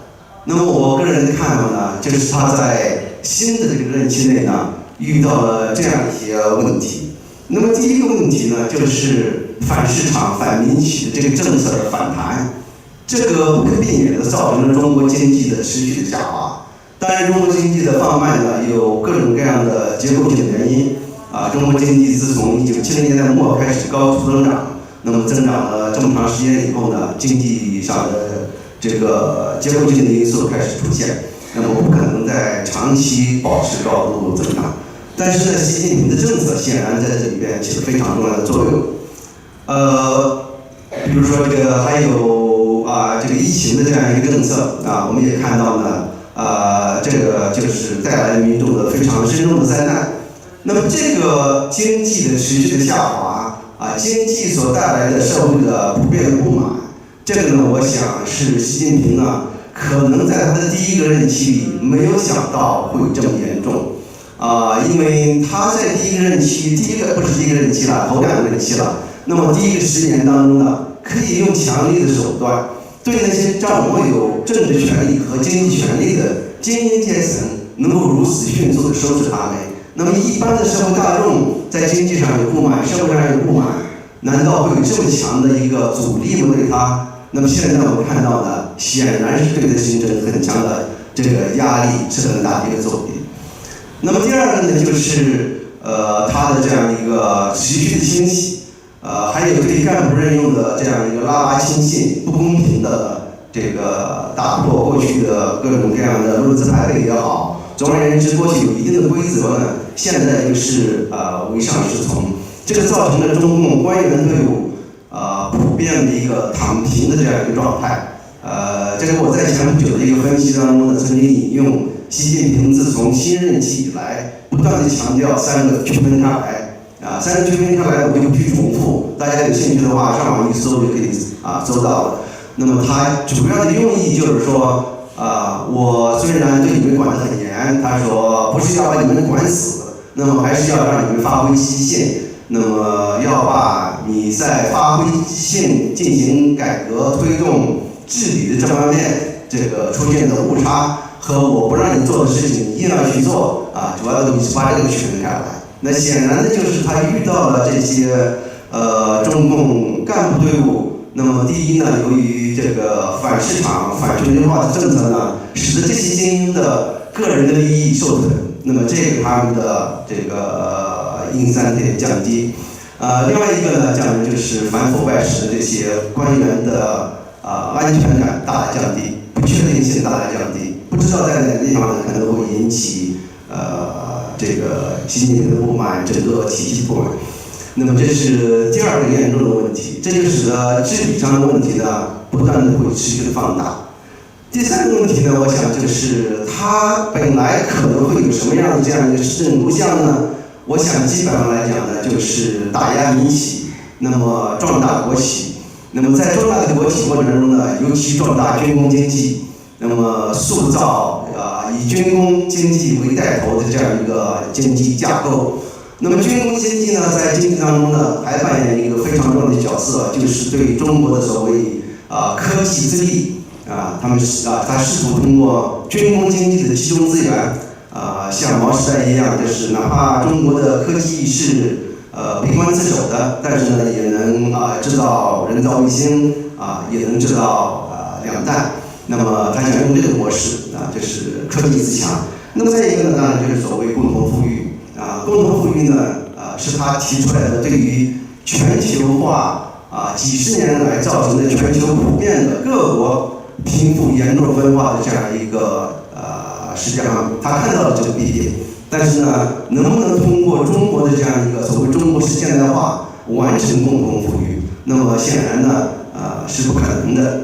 它带来经济的普遍下滑和经济增长乏力呢，只会使得这个过去的贫富悬殊呢变成可能普遍的一个贫穷。那么还有一个是所谓廉洁政府它的刀刃向内它要打造一个廉洁的共产党。这个呢，实际上我们看到的，由于它的整个反腐是指向性和选择性非常强的，那么完全没有在制度上解决腐败的问题，所以呢，新的他的新进的官员腐败的现象还是严重存在。这个我前2天引过一个例子是很有意思，这个数字呢，我现在记不确切，就是在20大之后的1年里，那么中共所清查的中共本身的纪检系统，那就是查别人腐败的这些官员，那么他们的腐败，那么在2023年的上半年应该是有2000多人。那么这个数字呢，在大约3年以前，是它的1半就是说，在反腐败的过程当中呢，这个反腐败的那些官员的腐败，那么在持续的增加，在短短的2-3年内呢，就可以增加到1倍，这个可以想就是他的反腐败这个失败的。那么对这样一个情况呢，就引起了一个普遍的可以说是治理失败。那么习近平他的这个政权是用什么的方式来应对上述的这样一些经济的停滞、社会的不满、官员的躺平和他的政策患者不利呢？我现在看不出来他有什么新的招法。那么我们看到的还是头10年的那个招法继续的清洗这个清洗对官员的清洗可以保持习近平的威慑力你如果对这些不满呢，可能会清洗就到你的头上你看军队已经清洗这么长的时间了今天上午明教授也专门讲到这个非常具体的案例还在进行。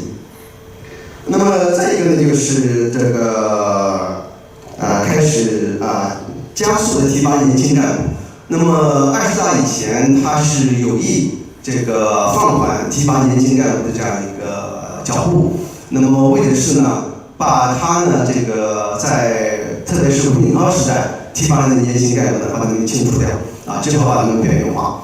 那么20大以来呢，开始在1970年代出生的干部中加速的提拔副部级干部。那么已经有也开始出现了最年轻的1970年代出生的正部级干部。那么1980年代出生的干部呢，现在在这个司局级地市级就中层全国恐怕也有一个不完全的统计呢，也有几百人。那么先头部队呢，1980年出生的人，很可能在接下来的几个月里呢，有人会被提拔成副部级。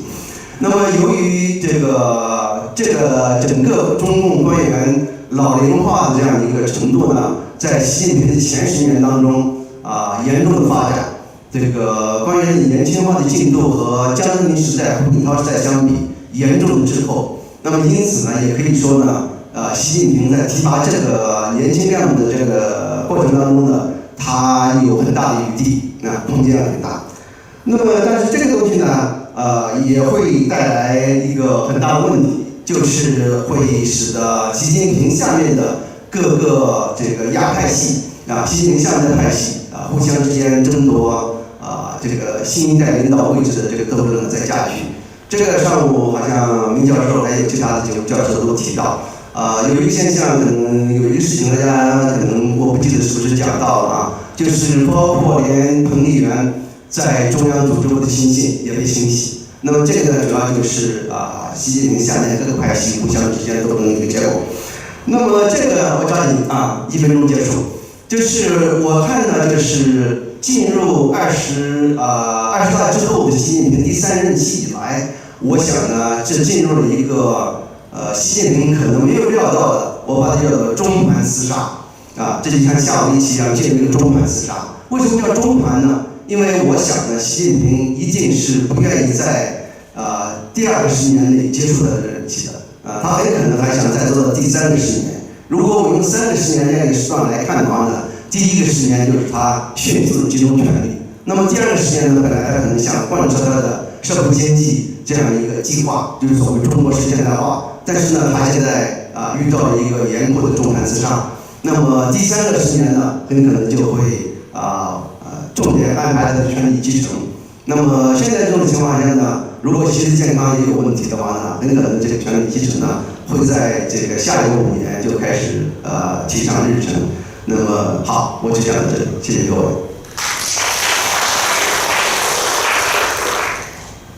接下来的Professor Apple, would you like to speak in English or Chinese? 这个是东京大学的阿过 Professor。好，谢谢。我的中文不太标准，中国学习的可能跟台湾的国语有点不一样。对，我是社会学专业的，然后就是我现在东大的教研究生的都是大部分是中国大陆过来的。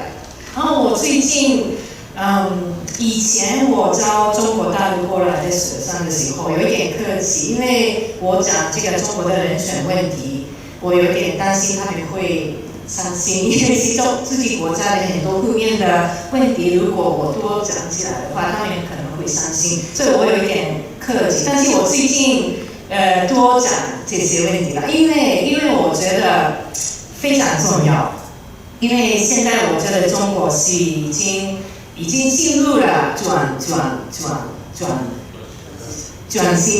的这个时候了。我经常跟学生也看比如说以前在中央电视台主持人的财经，最近不断的采访文革时候的人物，或者什么和尚啊什么这些历史都年轻人不知道的。但是现在东京很多华人来东京的，我非常意外的，就是因为可能是因为香港是国安法的原因，就以前做很多人权项目是去香港，然后台湾也接待了很多维权律师，还有公共知识分子，但是现在就可能中国两岸关系比较复杂、比较紧张的，所以就有的时候不太方便做这些方面项目。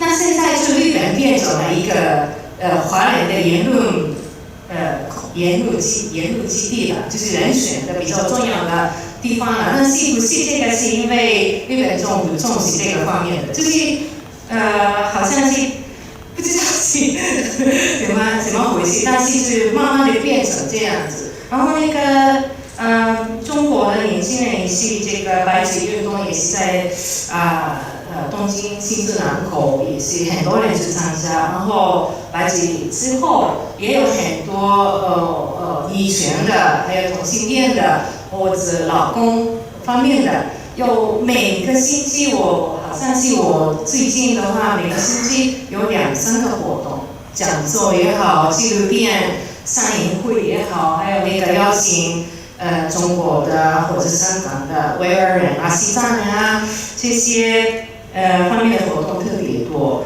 然后我觉得因为可能今天很多人就讨论了这个毛时代，可能时代的发生的事情也可能会习近平时代也会再发生，这个可能性不是完全一样的，但是我们就害怕的就是同样的错误还会发生，还会做，所以我就很想就跟年轻一代的人就是学习历史教我们很多事情，所以我就不断的跟年轻一代的人学习这个文革啊、六四啊、大跃进啊。其实这个我刚刚就是我的课上现在用张燕中松的《激活》这本书，这个民间历史记忆的项目，其实现在在东京生活的不少的中国人，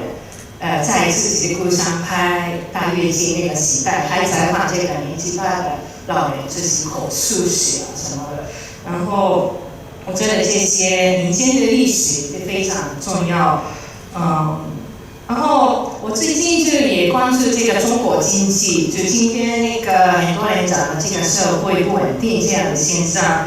当然就我比较关注的是年轻人现在就贷款网贷，然后买股票这样的现象。然后我听说有的人就是躺平，或者有的人就是贷款也不还钱，然后去旅游玩，然后就集体抗议是一种方式。我不知道这是真的假的，就有这样的现象吗？我不知道，因为现在年轻人就想有思考能力的年轻人嘛，没有办法说出来，因为说出来很危险的。那他们的方法是非常有限，那就是有的人是用艺术的方法来表达自己的想法，但是也有必要一点，不能公开，或者就鼓励可能一起去会也是几家会来的。在日本做读书会的年轻人都是在加上他们就可能是不知道，就用那个微信发出去的这个读书会的信息呢，加上你爸爸妈妈去被询问，这个 transnational relation 是非常严重的，可能是台湾也是，日本还不是很严重，但是慢慢的有这样的这个 transnational relation 的问题就出现了，所以就是年轻人的抗议的方式，这个女权也是的 ，feminism 也是的，他们就抗议的就是父权这样的结构性的暴力、结构性的问题，他们是家庭的、社会的。国家的结构性的暴力，他们有很多想说的话。今天的会议我还有另外一个菲律宾来的，只有2个女性。我们的社会也是的，这个日本社会也是非常父权的。我们还是这个结构性的问题，还有很多，就是我们说中国的问题，但是我们自己的问题也是非常严重。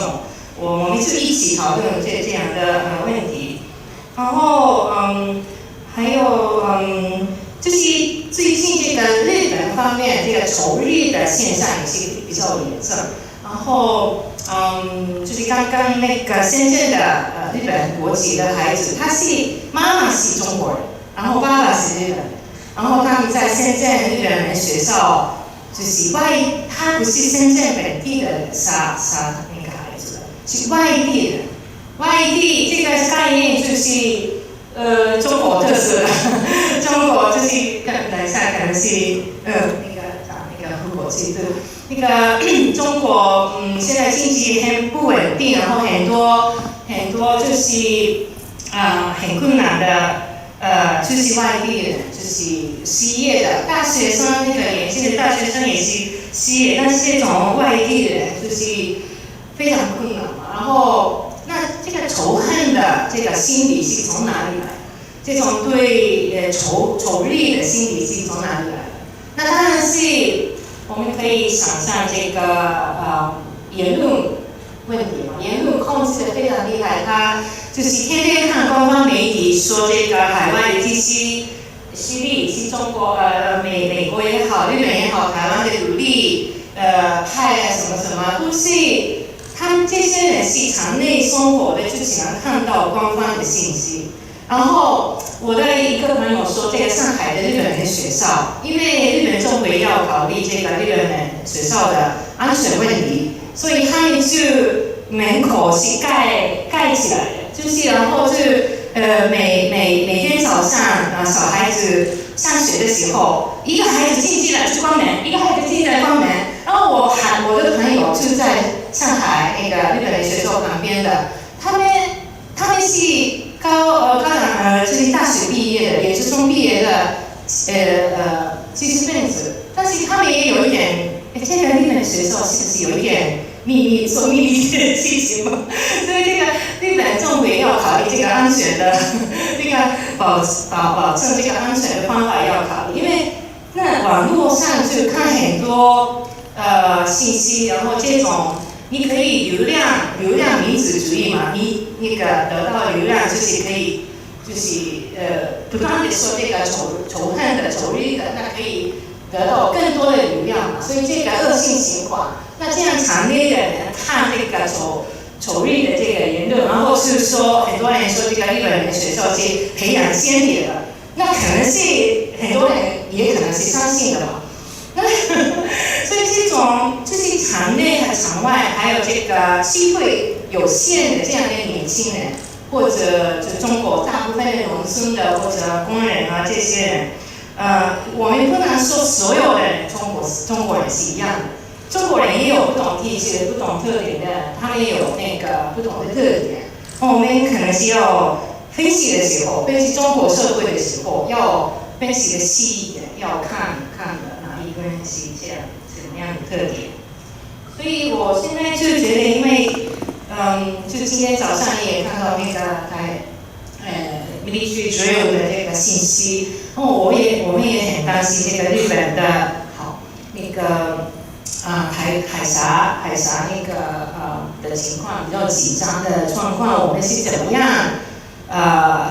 面对这样的紧张的状况？那我当然是所有的人不想用暴力来解决这个问题，不想用那个，尽量不要用这个经济来解决这个问题。那我觉得还是很重要的。我是社会学的，我不是经济的专家，所以我比较强调的就是信息战，information war。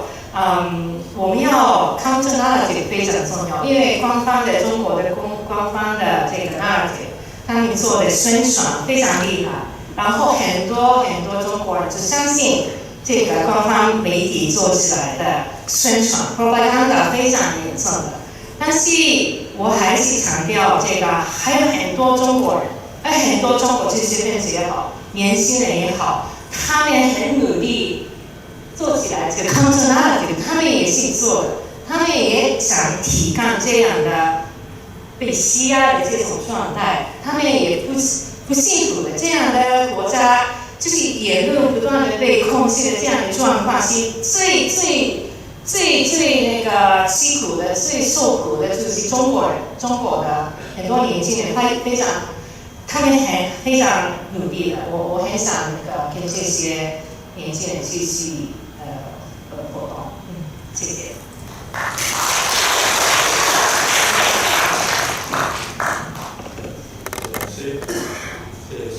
现在我们请这个中央研究院林宗宏研究员来给我们讲几句话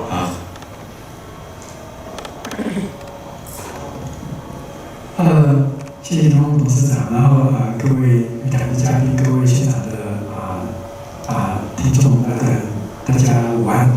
我叫林宗宏，我是中央研究院社会学研究所的研究员，然后我其实准备了一个英文的 PowerPoint。For those who read English, please read the PowerPoint 。所以我要讲的是这个，我觉得目前中国的，就是补充前几个panel 里面大家所谈到的，就是在我想到这个问题的时候，我也是第一个反应跟这个莫老师是一样的，就是我的反应是中国的统治者眼中是没有人权这个概念的。他有权利的概念，然后他可能没有民间可能有人有权利的概念，可是统治者的眼中是把人分成3、6、9等在治理的。所以我就是，但是这个治理的体制呢，有它的前后的因果关系以及它现在的问题那我现在要指出，目前中国统治的其中一个重要的危机点，就是我把它称作是那个社会不流动的危机那这可能也跟我们前面这个陈世楼所长所讲的是就是有同样的不同的角度去看同样的问题。那社会不流动危机就是躺平那这个是我做到一个躺平小组，当时上了就是在微博上面的那个大家躺平的就是那些躺平小组的活动其实非常活跃，年轻人会组成那些主张躺平的那一些网络的社群，但是很快就会被封锁。那这个就是非常凸显目前中国的一个严重的内部的问题，就是社会不流动。那么Samuel Huntington曾经在1960年代的他的经典著作里面谈过这个 formula， 非常有名，就是社会不流动是社会的后果，就是那个政治不稳定所以这个是我们看到的一个现状请下一页谢谢。我这里的这个理论的框架很简单，就是说，其实我想要问的就是中国的过去的政治体制是怎么样把人分作3、6、9等的？那这个我用的论点比较简单很简化，就是有一个3圈到4圈的一个结构所以它的最内圈就是一个所谓的 weak coalition， 就是他们非跟着打不可的那一些就是党国干部是这个体制的最内圈。然后再往外面一圈，就是刚才余茂春老师讲的，就是有一个单位制度，就是那些国有企业工的。再往外一圈就是一个城市居民，就是一个户籍。那我自己是专门研究户籍制度的变迁的，所以我特别在意户籍这件事那户籍就是把人区分作这个城市户口、农村户口，以及基本上就是中国两种公民，一种是农村的，一种城市的，他们的权利福利完全不一样就是基本上农民在毛时代就是被剥削的，从大跃进时期的那个悲惨的状况就可以了解，基本上是压榨农村，把资源投到城市里面去啊。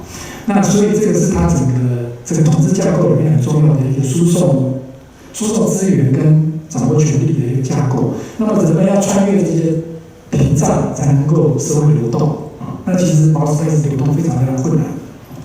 那我们看下一页，谢谢。那我的问题是在这每一圈里面到底有多少人啊？那所以我们就做一个估计。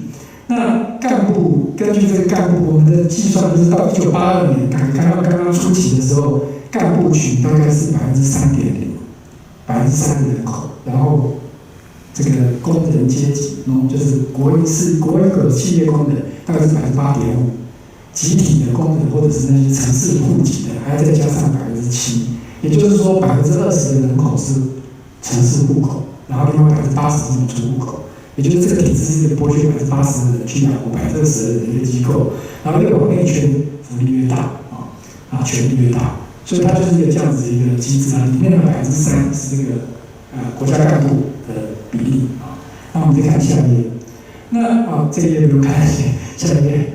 那其实我们详细的研究了那个户籍制度的整个历史变化，就是有从农村进到城市，有从城市下乡劳改跑到农村去，每一段时间都会有这个人口的移动，那基本上就是在界定政权跟人的关系啊。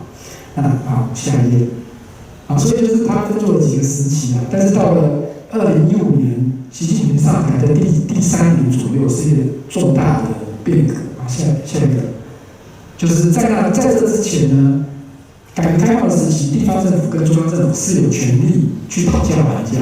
地方政府经常在开放户籍，经常在修订一些劳动力要流动进城市才会经济成长。在2015年之前，其实地方政府搞了非常多的方法，要让劳动力跟钱进到城市啊。那但是这个企图在2015年之后就彻底的改变，因为2015年有一个居住证改革，实际上是封锁了人们进城的那个路径。下一页。那它封锁的跟过去又不一样，因为基本上中国目前政府已经宣称户籍制度已经废除了这不是事实啊。真正的状况是户籍制度调整，它变成是300万人以上的城市一个等级，所有要进入300万人以上城市落户的人，必须要有叫做 settle point， 叫做落户计分落户的体制啊。所以每个城市都要有非常严格的计分落户体制，所以人们其实进不去。到了2017年，蔡奇在北京市所搞的是叫做驱逐低端人口，就是要把农村人再赶回城市免得他们作乱所以就是整个逻辑变成是反过来要把人赶出去，把人赶出去的后果非常严重，因为接下去就是房地产市场没有人，因为过去有很多地方都是开放房地产市场，让人买房落户，然后这个其实是后果，就是人们没有办法进入房地产市场。下一页，那这当然只是其中的原因也有几种方面的原因。那我们的研究发现，就是在第一层的就是300万以上城市到底有多少人？那我们算一下，它就是16.8%。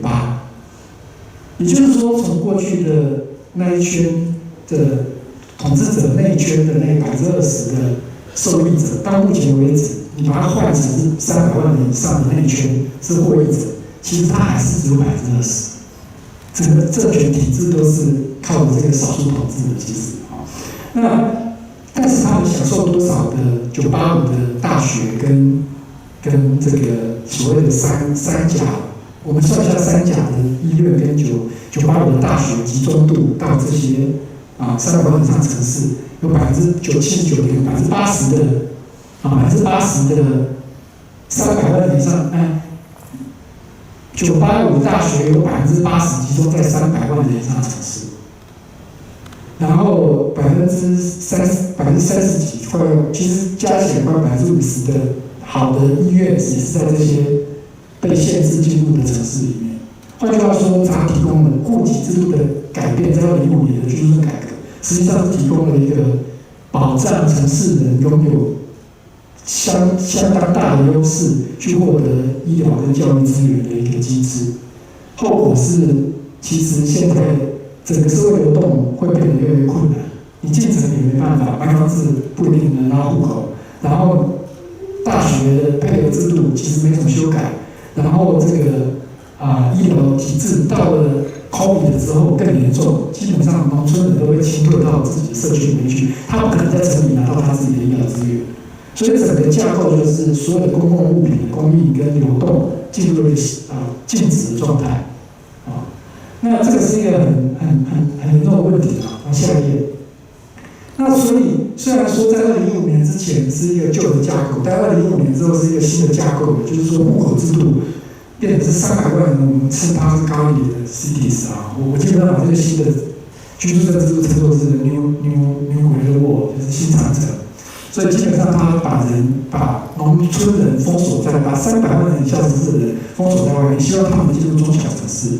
问题是中小城市并没有大学，并没有医疗，没有人想要去的，所以你要逼他们去那边买房子，你只会造就一波的金融，就是房地产的泡沫，接下去就没有了那他们又进不了内层，所以整个房地产的结构也是因为这样子进入一个衰退期。从2015年到2017年开始清理低端人口之后，整个中国就陷入一个不流动危机那所以这个里面就包含了现在还包括财政不足的时候开始在改革退休金大家不要小看改革退休金的这个威力其实现在就我所知道的这个一般的这个退休干部基本上都是80年，基本上是这边都是属于最内层的这个干部群的这个利益的，然后再来就是抗争继续，就像刚才我们陈所长报告的，然后就连一些五保低保那一些本来是社会救助，但是社会救助也有很大的问题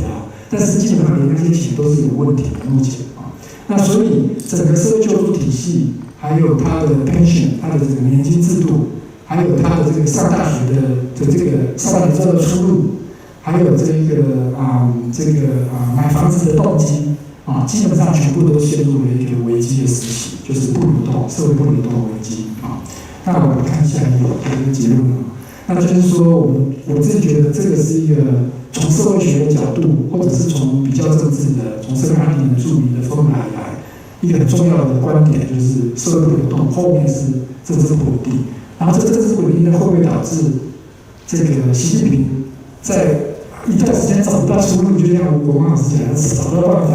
他提拔年轻干部其实也是为了对付这个问题。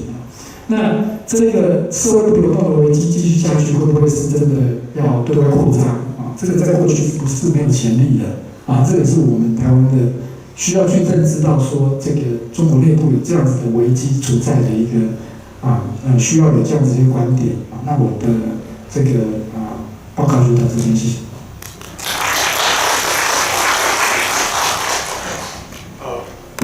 接下来我们请各位如果看电视的话这个我们鼎鼎大名的这个汪浩博士他是在台湾现在是很著名的这个政论评论家其实他念的是牛津大学的政治学到现在改行了他是一个评论家，我们在这一场面呢，也请你做一个比较总结性的一个评论现在汪浩先生请。今天我们很凑巧中国开始了这个军事演习。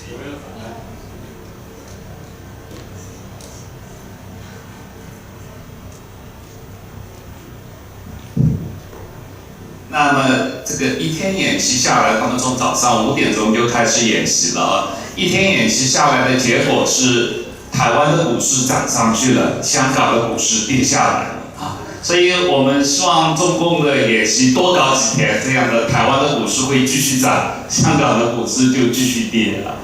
那我想先简单的讲一下最近中国发生的一个比较特殊的股市的状况，就是习近平突然之间在9月份的最后一个星期发动了一场股市刺激股市的狂游现象那第一个问题就是为什么会在这个时间点发生这个事情？为什么在疫情以后，经过了中国股市相当长的时间的一个熊市和经济、房地产相当长时间的一个衰退的情况下面，一直到今年7月份的20大3中全会的公报，从习近平和李强的讲话都一再重申，要用所谓中医治疗的方法，固本强元，慢慢的来调整经济，而不是用一个大水漫灌的办法来突然之间强力刺激经济。可是这个话刚刚讲了不到2个月，突然之间在9月底做了一个巨大的政策调整。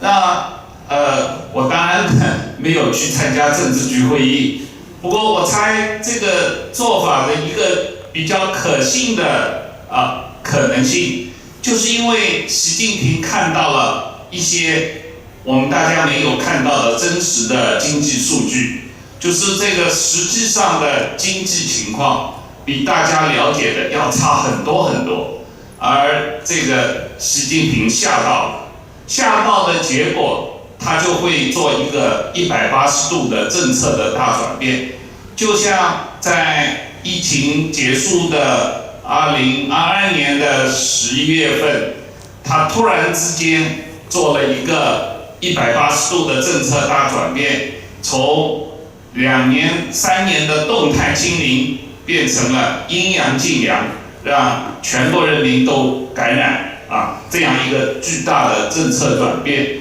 这样的决策风格，这一次对于经济的刺激，他采取了几乎一模一样的一个决策风格，就是在没有预兆的情况下面，突然之间把自己的今天的政策打脸自己昨天的政策。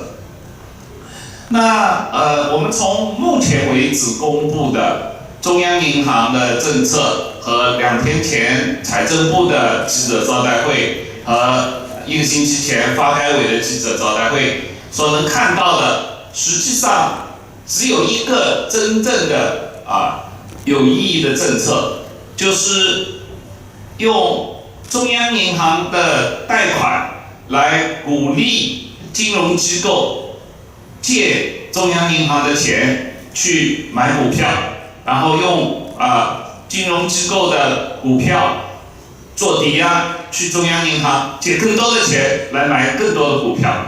那同时这个鼓励散户向金融机构借钱去买股票基本上本质上就是提高这个资本市场的流动性增加杠杆，然后让大家来这个把股市炒起来。那这个事情实际上2015年曾经做过了一次，那一次也是全国的散户来买股票，但是在股市疯涨了一段时间以后，发生了一个巨大的股灾。这个2015年发生的事情，实际上大家都还是记忆犹新的。可是不知道为什么，习近平这次又来一次做同样的事情，可是他能够达到什么结果呢？我们实际上从2天前财政部长的记者招待会上看不出具体的财政赤字的方案。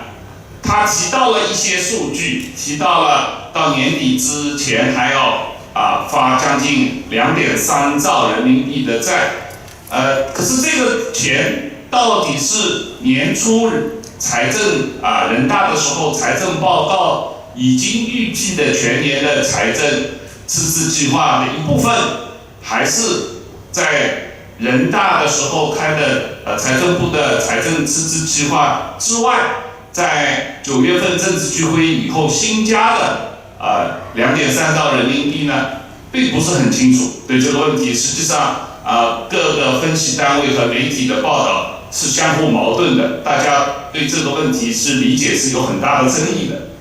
第二一个问题，这些钱所谓2.3兆人民币的钱用来做什么？这个很简单的，就是主要2个方面，一个就是替地方政府还旧债，用中央政府的借债来替地方政府还旧债。第二一个就是中央财政拿钱去替大型国有企业增加资本金，基本上是做这2件事情。而市场普遍期待的刺激消费的方案几乎完全没有。我们在上个星期、前个星期，市场上有很多的关于10兆人民币的新的财政赤字的刺激消费的方案，一点也没有在财政部的记者招待会上提到。说老实话，即使是2年10兆人民币的这个方案被宣布的话，真正对这个经济或者对消费有多大的刺激，也是值得怀疑的。因为跟2008年的时候的4兆人民币温家宝的方案，那个时候中国的 GDP 只有30兆，温家宝提了一个4兆人民币的刺激方案。可是现在中国 GDP 已经130兆了，你提一个2年10兆人民币的方案的话，说老实话也是不够的。可是即使这样的方案，最后中央财政部也没有提出来。所以实际上这一次的财政刺激的这个措施是非常让人失望，市场实际上也是很失望的。但是为什么这个中国的散户吃过这么大的亏，2015年吃过这么大的亏，还是被框进去了，还是要奋不顾身的愿意去长韭菜，愿意去被割韭菜呢？我觉得最大的问题还是一个信息被中共垄断的一个结果。因为现在中国的官方媒体已经不允许，特别是跟2015年那个时候的比起来，甚至都是不允许任何创筛股市、创筛中国经济的比较客观的评论了。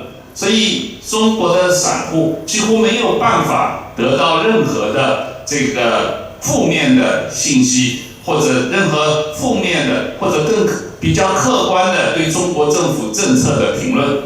那么在这种单方面的信息的状况下，必然有一堆人会糊里糊涂的跟着进去。但是这个事情的结果是什么？结果就是说，我们如果看历史上这样的刺激，用人为的刺激政策所搞的短期通过大力增加杠杆来达到的股市，一定会发生股灾。最后，那这个股灾的社会结果是不是会造成更大的社会不稳和统治危机？这个是值得大家拭目以待。谢谢。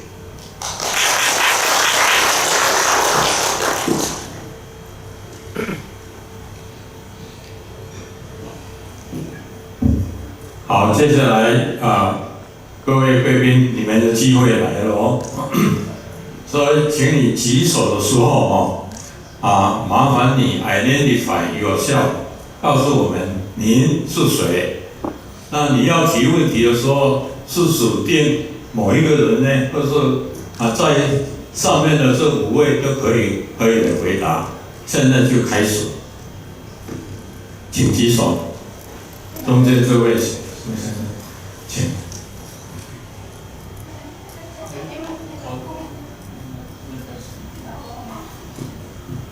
青龙，请你等一下，第2个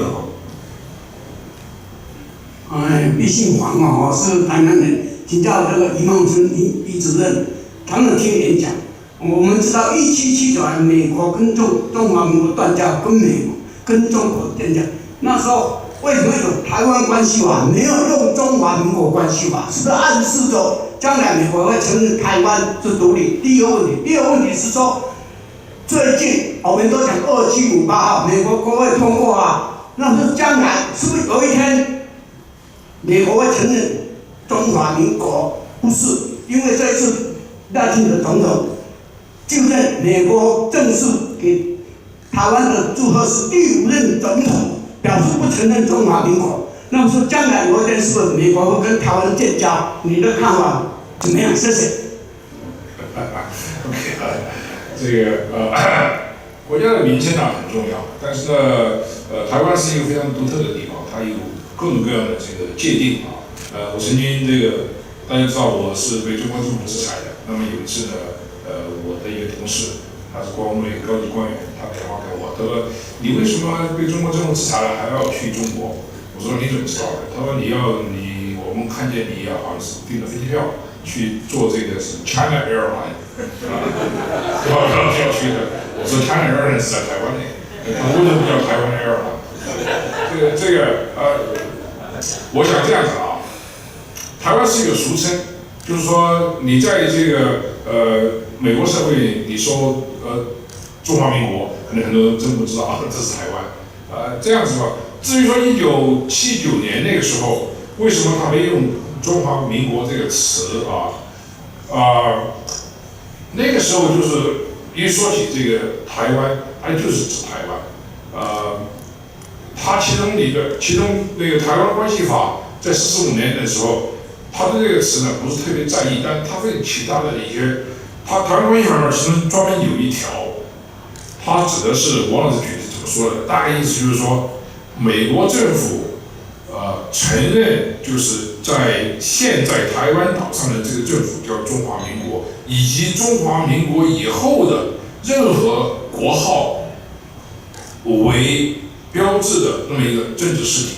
那就是说，美国政府现在他当时制定的时候，我大概就觉得他写的比较模糊，但我好像觉得他们这个意思就是说，你现在不管叫什么，中华民国台湾，那么美国政府都在这个台湾关系法的这个保护和有效保护之内，就那么一个这个意思。第二个问题是什么？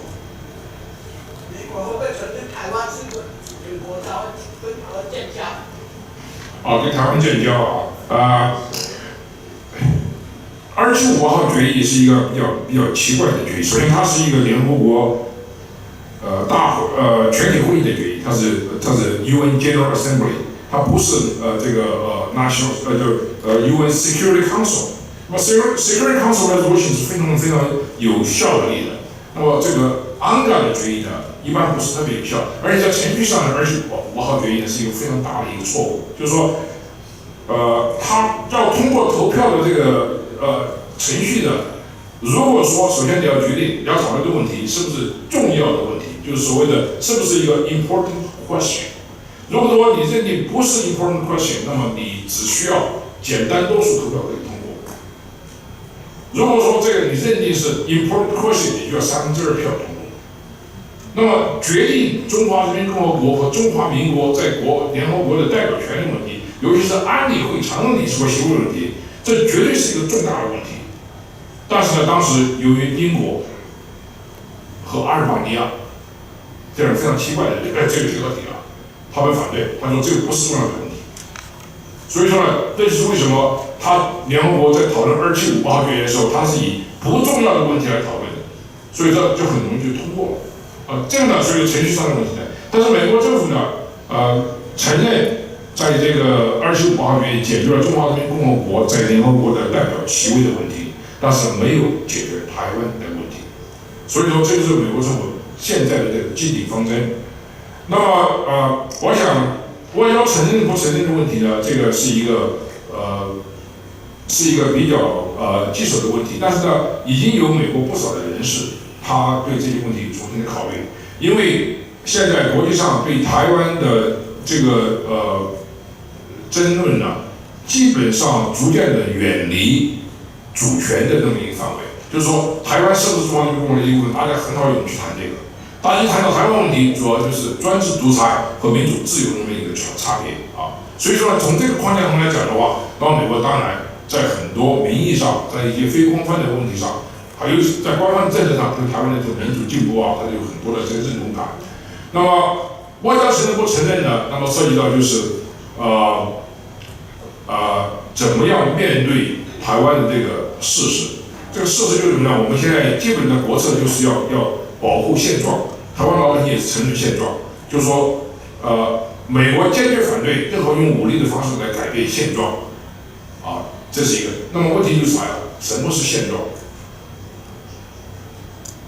什么是现状？现状就是事实上的独立自主的国家。那么这个有没有勇气承认这个现状？这个呢，逐渐有很多的这个政治家讨论这个问题。好几个国家，像我觉得好像是荷兰议会，还有澳大利亚议会，美国国会也说，这275号决议根本没有解决台湾的问题，是吧？然后现状呢是什么呢？那么在美国的政界只有一位政治家，有这个勇气说现状就是独立，而且他坚决主张，美国政府承认这个台湾，外交承认，这就是以前我的老板，这个麦克彭佩尔，他在2年以前在台湾说了，他是主张美国政府承认现实。那么现在就是又一个问题，就是说，这个台湾作为一个国家，存在是肯定存在的。你们这边都是有自己的外交部，有自己的这个国防部，有自己的这个军队都是很独立自主的。在任何的现在的标准的界定下面，台湾就是一个独立的国家。但我想关键的问题就是宣布，是宣布独立还是怎么回事？那么这个今天早上我跟一位先生在讨论，我说这个昨天10月13号是美国海军的245周年的这个诞辰，他算出来说这个海军是在美国独立宣言之前就成立了。我说对呀，那就是说在美国1776年7月4号宣布独立之前，他就已经有独立了，他就已经有这个现实了。就是说这个宣布不宣布是另外一回事。但是我觉得呢，现在这个我想对台湾的国际承认的问题，随着中共军演不断加强你看他就是逼迫大家把这个问题提到议事日程上来，不久的将来终究有比较正确的答案。但是我觉得最主要的是台湾人民不断的诉求，不断的追求。这个呢，你们的追求，你们的愿望，你们不是1971年的那个台湾。现在的台湾在很多程度上是世界上不可缺乏的一个组成部分。世界公民的地位，你们的科技领先，在很多方面完全是一个需要国际承认，而且需要国际这个拥护和这个支持的一个国家。这是我个人的看法。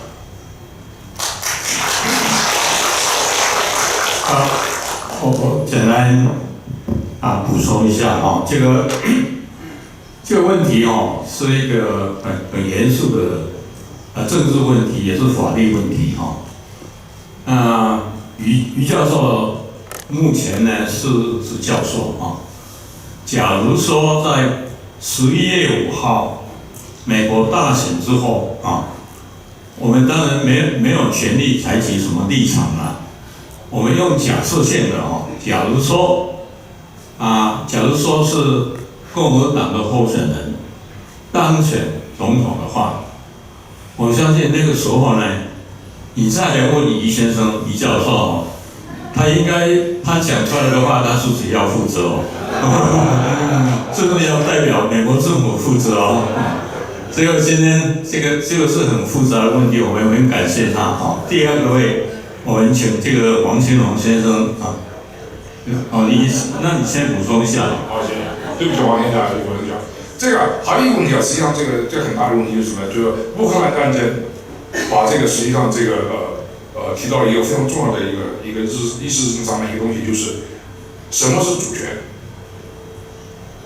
我们捍卫乌克兰，保卫它、支持它，是因为乌克兰的主权和独立受到俄罗斯的侵犯。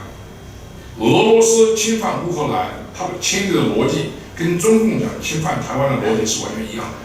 他就说他不承认乌克兰独立自主的地位，也不存在这个国家存在的这个独立的意识。他觉得这乌克兰就是有这个同源同根，有共同的语言，有共同的历史，所以说呢，乌克兰就是应该属于这个俄罗斯中共也是这样。所以说，我想这个在乌克兰这个战争打起来之后大家对台湾的这个国际地位的问题，他也依照同样的思维方式来讨论这个究竟什么是主权意识啊？如果说乌克兰的主权意识是从1990年独立的时候逐渐开始形成的，那么几年时间，它可以形成一个主权独立的国家的意识。那么台湾从1987年以后，也是应该有同样的这个发展历程的。所以我在想，台湾的这个国家意识、民族意识是非常重要。所以我听到赖清德总统在双十节发言，很有感触。他是落地生根主义很重要。大家不管什么地方来的，不管什么背景，不管历史背景，到了台湾之后，这就是你的家，这就是你的国。韩国瑜院长也说，中华民国是国，美丽台湾是家，国家都是这个故事。你现在知道为什么他是首席顾问了天龙请。好，谢谢，我是新民协会理事长黄清龙。这个问题想请教吴国光教授。现在在习近平统治下的中国越来越显露集权体制的本质啊。那您曾经讲过说是毛泽东的根跟这个邓小平的藤结出了习近平这个果啊。那刚刚您在发言的时候跟我们讲了，习近平现在到第3个5年之后，似乎整个施政的一个方向是模糊的，也就是说碰到了一些困难。那么，但是我感觉您好像还有很多话可以讲，为什么呢？我希望您可不可以进一步来分析，它这个集权体制接下来会是什么样的一个发展？那么前苏联的崩溃有没有可比性？谢谢。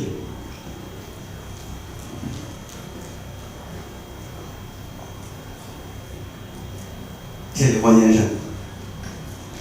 其实我刚才呢，因为时间的限制呢，没有来得及强调我很想讲的一个话呢，就是习近平本人，我想他的方向是不模糊的，但是呢，他的方向不仅和世界的潮流，也不仅和中国的一般大众，那甚至和中国共产党内的大多数的干部和党员的这个意志是相违背的。那么，所以呢，我老讲一句话呢，就是习近平一个人决定不了中国的命运。所以这个呢，就是为什么叫中盘厮杀呢？这个他和谁厮杀呢？当他只是和在第一个10年当中和中国共产党内的干部厮杀之后，习近平占有绝对优势。对，这些他有这个专政机器包括纪律检查机构。那么那些人呢，这个党的干部都要听从他的这个纪律的这样的一个约束。那么现在当他进入这个权力已经拿到手，完全在手，他要做什么的时候，他做的这些事情呢，应该是和这个民众的利益相差是太大了。那么所以这个厮杀的对象呢，是中国的民意，是客观的经济规律，是全球的这样一个国际的大势。所以我想呢，就是习近平他是想把中国从毛后的这样一个传统集权主义转向一个后集权威权主义，再扭转到一个新集权主义。但是这是习近平的想法。那么当然中国共产党内也有一个相当的既得利益集团呢，是这个想法。那么20大的报告当中，习近平在开始的这一段当中，专门有一段话讲了说，10年前这个党内如何对中国对这个党的前途忧心忡忡。那么我想他为什么在20大讲这个话呢？他是要提醒中国共产党内那些现在开始对他不满的精英集团，就是说10年前你们大家和我是一个想法的，对，所以呢我才采取了这样一些反腐共同富裕等等这样一些，包括抵制西方这样一些措施。但是呢我想他的那些当初支持他的这个权力精英集团，也就是特别是红二代了，那么没有想到这样一个转型呢，就是集权主义，就是 totalitarianism。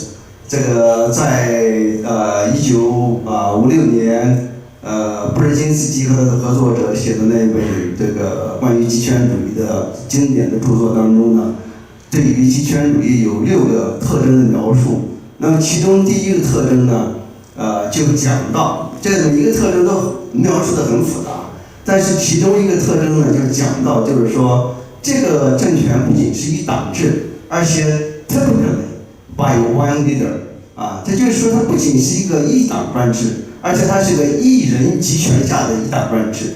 所以我想呢，如果单从权力架构来看呢，我们可以讲毛后呢有一个从一人集权，毛的一人集权向一个寡头制的这样一个转变。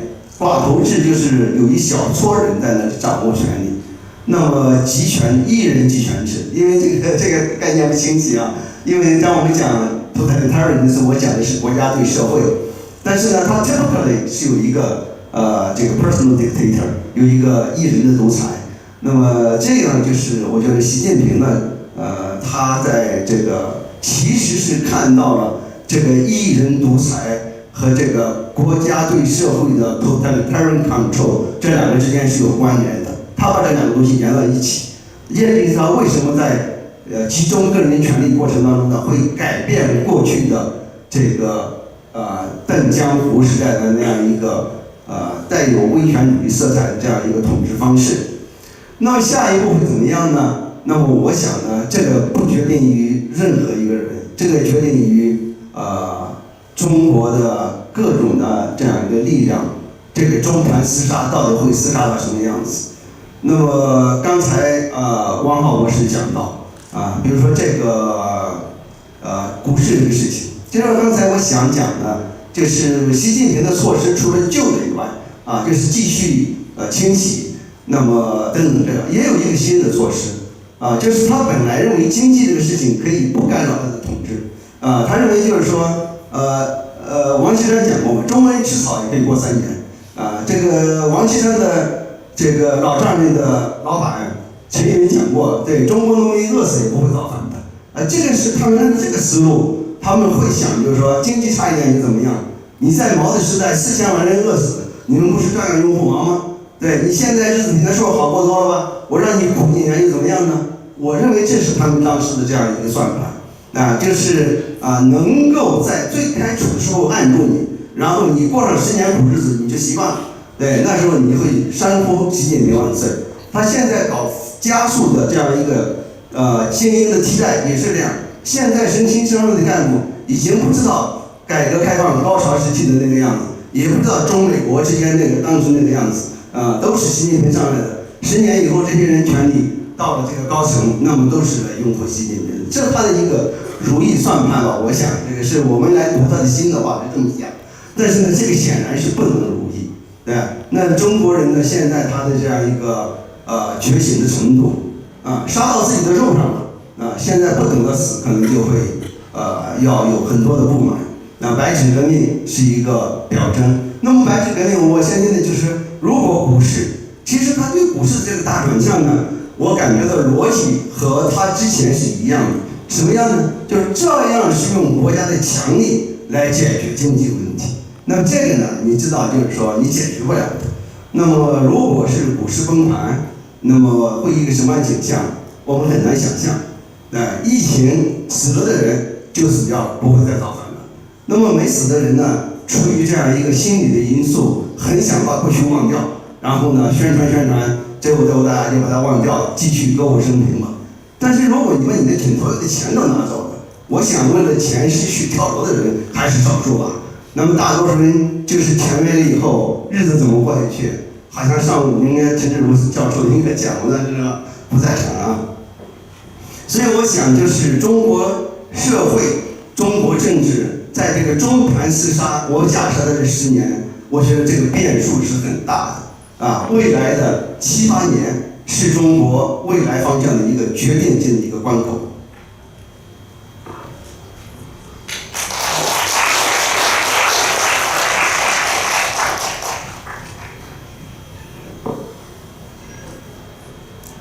这个很抱歉我们在4分钟到5分钟就要有一个闭幕的一个仪式了所以这几分钟里面呢，针对刚才黄金龙先生问的这个问题，的确是非常严肃的一个战略层级的问题就涉及到体制的变革。那王博罗斯刚才也做了他的解释，我们在座的里面也有很多专家学者，比方说明居正教授，你要不要短短的评论几句针对这个问题？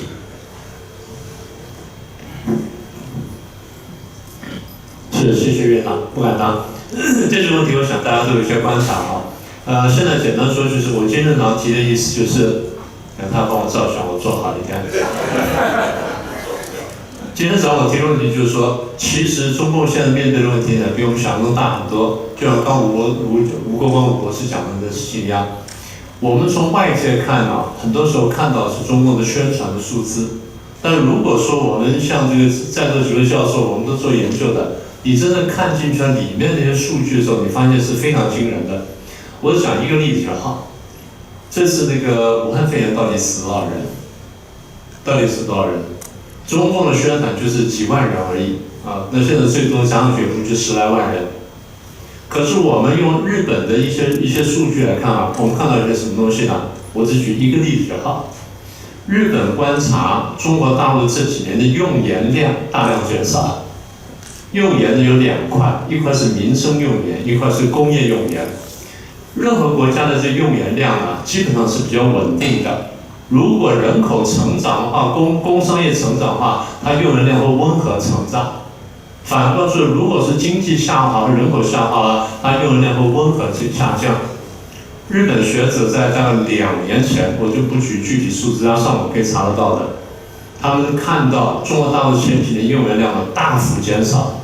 而我们回头去看，我就看到另外一个数据，中国大陆人口一般来说是往上升，可前2年呢，我们看到开始慢慢下降，下降的最厉害的是湖北省。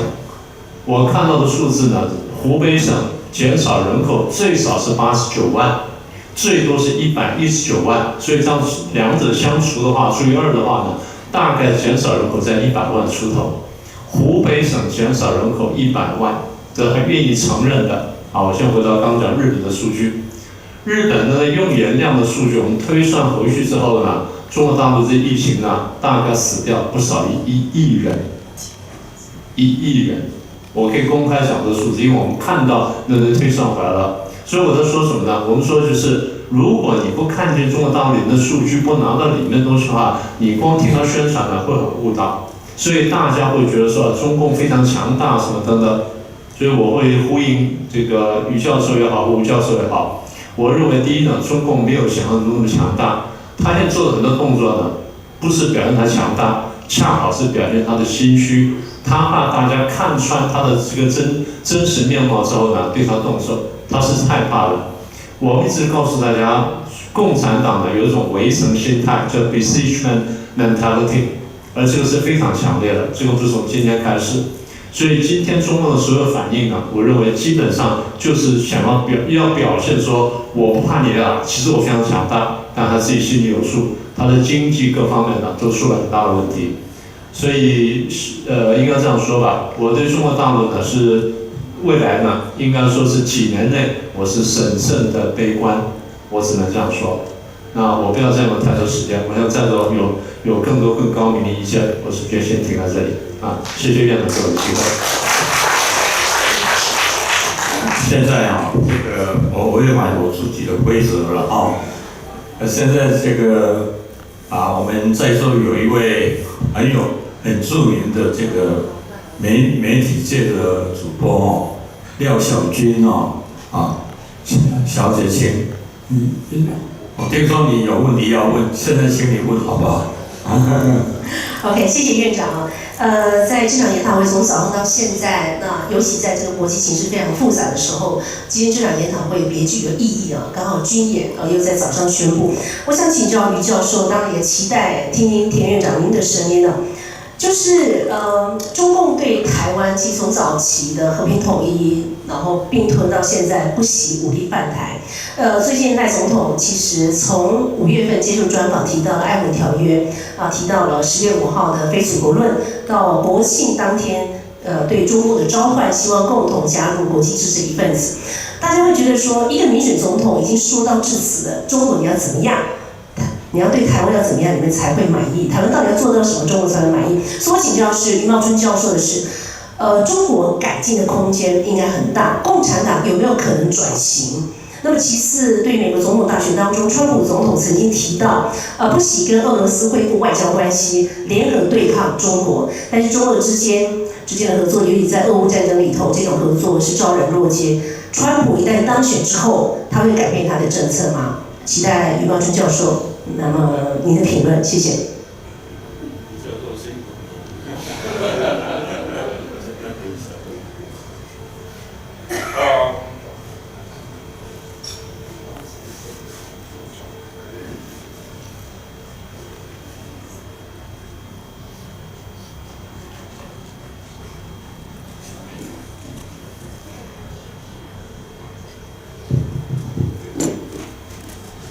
特别懂得一句，我以为这个是 made in China， 结果我自己是 made in China。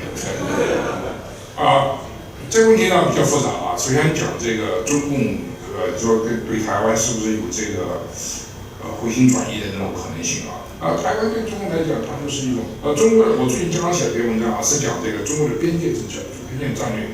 它什么呢？就是说这个中国以前是一个这个大帝国，它是一个普天之下莫非王土啊，这周边国家都是一些称臣纳贡的这些国家。那么这个是封建时代啊，就是帝国时代。那么现在社会呢就已经过去了。那么所以说这个国民党政府在大陆的时候，他也面临着怎么样跟周边国家处理好这个解决边界的问题。边界不是一个中国的概念，是一个西方代表中国亚洲来的一个概念。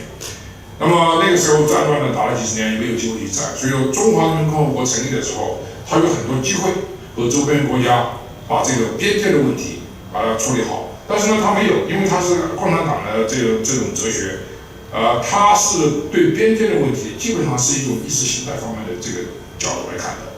跟它好的这些社会主义的国家，它把边界问题处理很好，可以出让这个谈判。它跟苏联、跟蒙古人民共和国、跟北韩，甚至像缅甸当时社会主义党权，它都可以谈得很好。它边境问题签合同，然后出让一些东西，然后收回来，谈得很好。但是呢，因为它是一个猎人主义式斗争的国家，你要跟它不好，有其他国际战略上这个有冲突，它就有边界问题了。印度跟中国在头10年，1940年、59年没有什么边界问题。它有边界的这个争执，但都可以谈来谈去的，不是一个问题。然后呢，1959年，那么达赖喇嘛跑到印度去了，还有这个印度跟苏联好像靠得很近了，然后苏联跟这个中国呢也在这个贸易形态方面的斗争，这样子的话，印度和中国边界就有问题了，一直到现在都是有问题的。所以中国呢，它抓这就做的越南跟中共以前没有什么边界问题的。胡志明的越南，中共它有这个11段线。后来胡志明说：“哎，你不要，我们兄弟国家、社会主义国家，怎么还跟我这个闹领土这个争端？”所以周恩来说：“那好，我们11段线就划掉2个，这9段线。”所以说本来是没有的。那么胡志明死了之后呢，越南成为霸权主义国家，地区霸权主义国家，跟着苏联跑了，这就有边界问题了，打了一仗1970年。这个他就利用这个比较实际的意识形态方面来解决这个问题。台湾。为什么有边界？台湾是这领土问题呢？主权问题呢？本来也没有啊。他就说这个台湾就是一江是一种追求构是内战的元素啊，还是在这个40年代那个时候的那种战争。中国的内战实际上不是内战，就是这个共产主义和这个资本主义实现的争夺，那么冷战的一个部分。那么所以说他从这种角度来看的，实际上这个他是中共他跟很多国家。你看，他支持哈马斯，他反对以色列这些问题，他跟台湾他实际上他觉得以色列是西方的盟国，台湾呢有美国在背后支持日本在背后支持，就这意识形态方面的东西。所以我觉得要中共真正要放弃进攻台湾的这种概念的话，当然从本质上来讲很难，除非他放弃他共产主义这种治国理念、这种制度，而且再加上这个中国共产党，他为了这个统治长治久安，它需要一种战无不胜的这种神话，它需要一种各种方面的证据来证明社会主义制度比资本主义制度优越。你看什么大跃进文化大革命改革开放中华民族伟大复兴都想证明共产党是无所不能的，什么都可以做的。麻雀可以全部杀掉，东南这个新冠病毒一个都不能剩的，他一共产党就是这个豪放气概。在周边国家，他一旦说出我跟你要有领土争夺，他是收不回去的。所以说这是很危险的。我觉得这个台湾和中国大陆之间的这个不是说跟他讲道理目的，就是共产主义这种意识形态，这种东西不解决的话，世界上没有安宁的日子。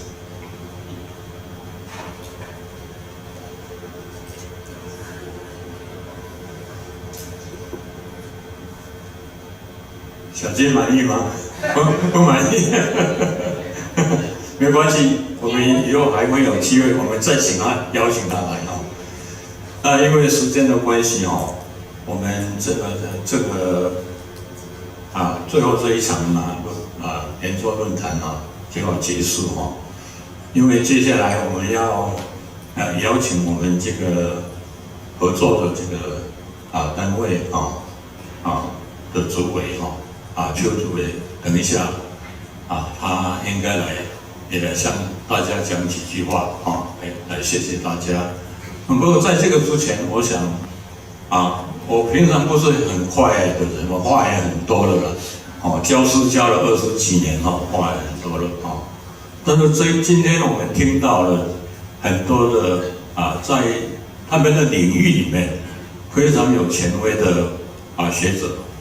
针对几个主要的议题，都发表他们的看法。虽然时间很短，但是他们也很简短地讲出很多很重要的概念。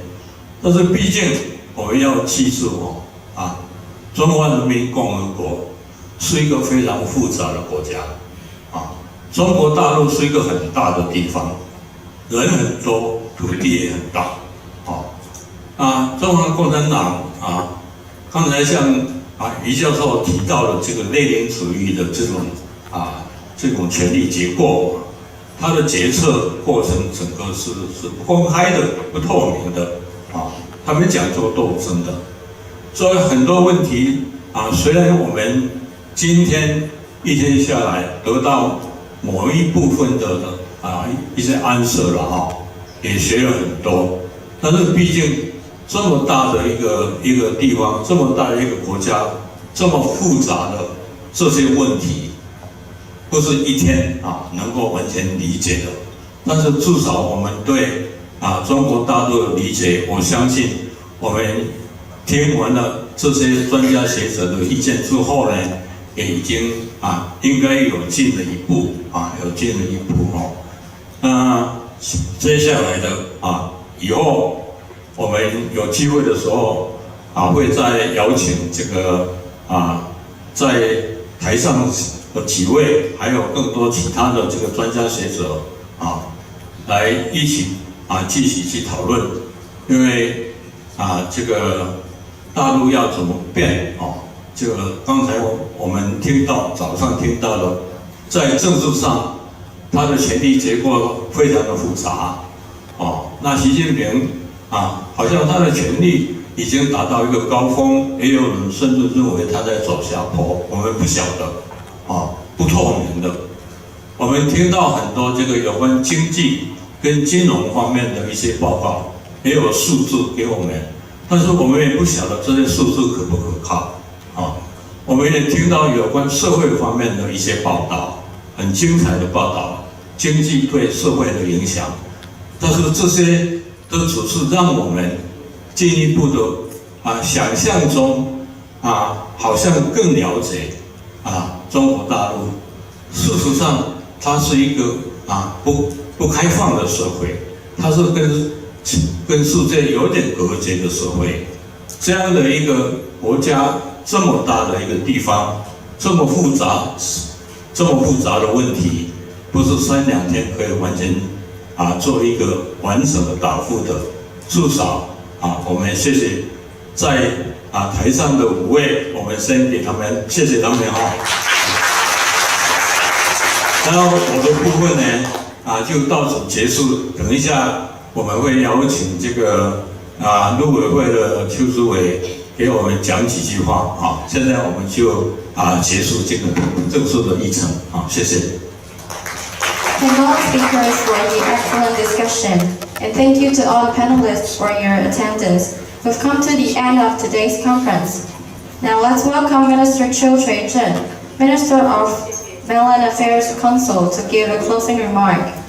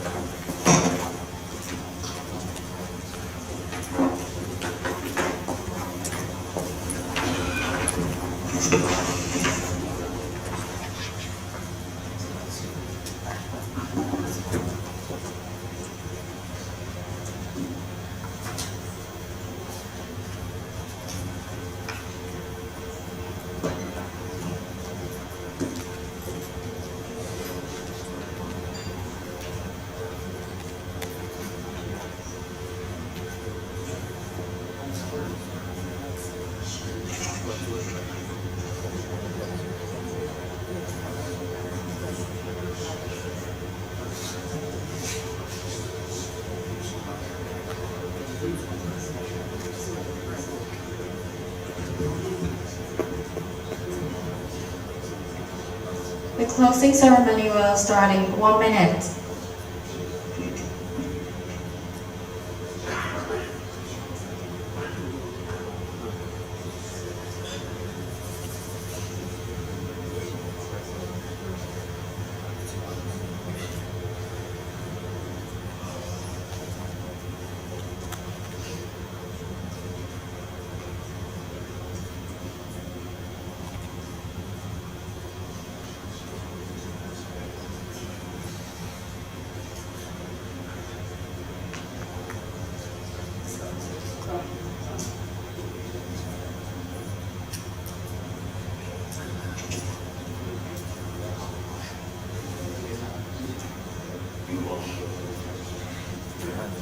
Now let's welcome Minister Chiu Chui-cheng, Minister of Mainland Affairs Council, to give a closing remark. Please.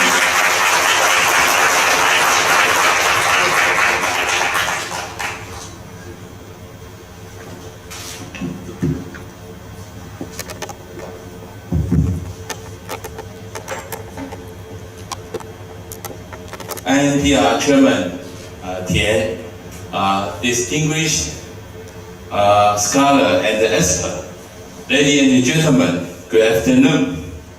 On behalf of the Mainland Affairs Council, it's my honor to participate in this conference and listen to your insightful discussion.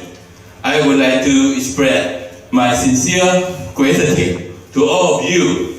The perspective you share with us really help us better understand the development and the challenge of the China's political, economic, and social environment.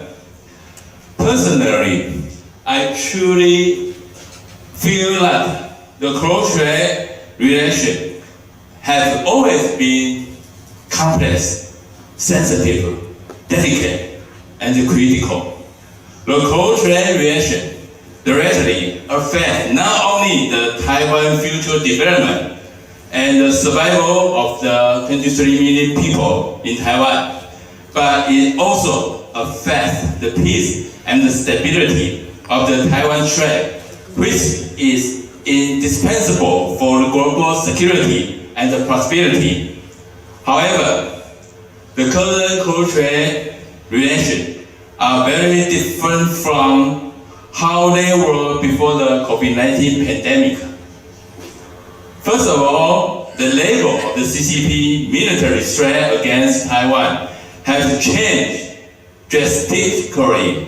Before the pandemic, there were a few PLA fighter jets or warships crossing the median line of Taiwan Strait. But now, this activity has become a new normal. For example, today there is a PLA joint military exercise around Taiwan.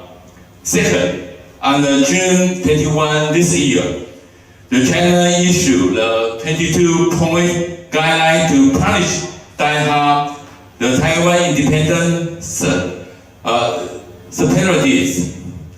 intensify his lawfare against Taiwan. The CCP intend to intimidate the Taiwan people through the measureless law, the bad law, which violate the rule of law in the civil society. The third, in order to legitimize the extended term of office and consolidate his leadership, Xi Jinping will be even more aggressive and assertive toward Taiwan to achieve his historical mission of the so-called complete unification of China.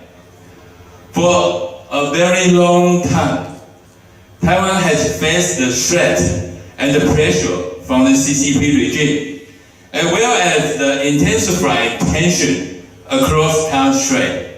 We believe that the crux of the cultural affair lies in China's rejection of the objective facts of the existence of ROC Taiwan. In addition, their goal to annex Taiwan also remains unchanged. Therefore, it's impossible for the Taiwanese people to rest our future on the goodwill of the CCP leaders. Going forward, we will carry out the 4 pillars of the Peace Action Plan proposed by the President Lai to safeguard Taiwan's sovereignty and prosperity. No matter how the cross relation rise or fall, we will continue make the effort to ensure the cultural relation remain on the path of the peace and the stability. And now I give you a short briefing on our cultural policy. Actually, it's easy to understand our cultural policy.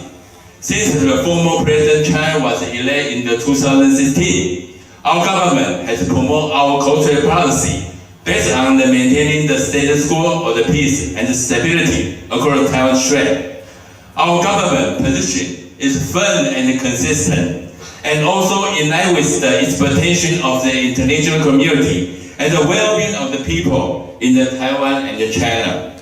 We have spent no effort to sustain the status quo and maintaining the cultural relation.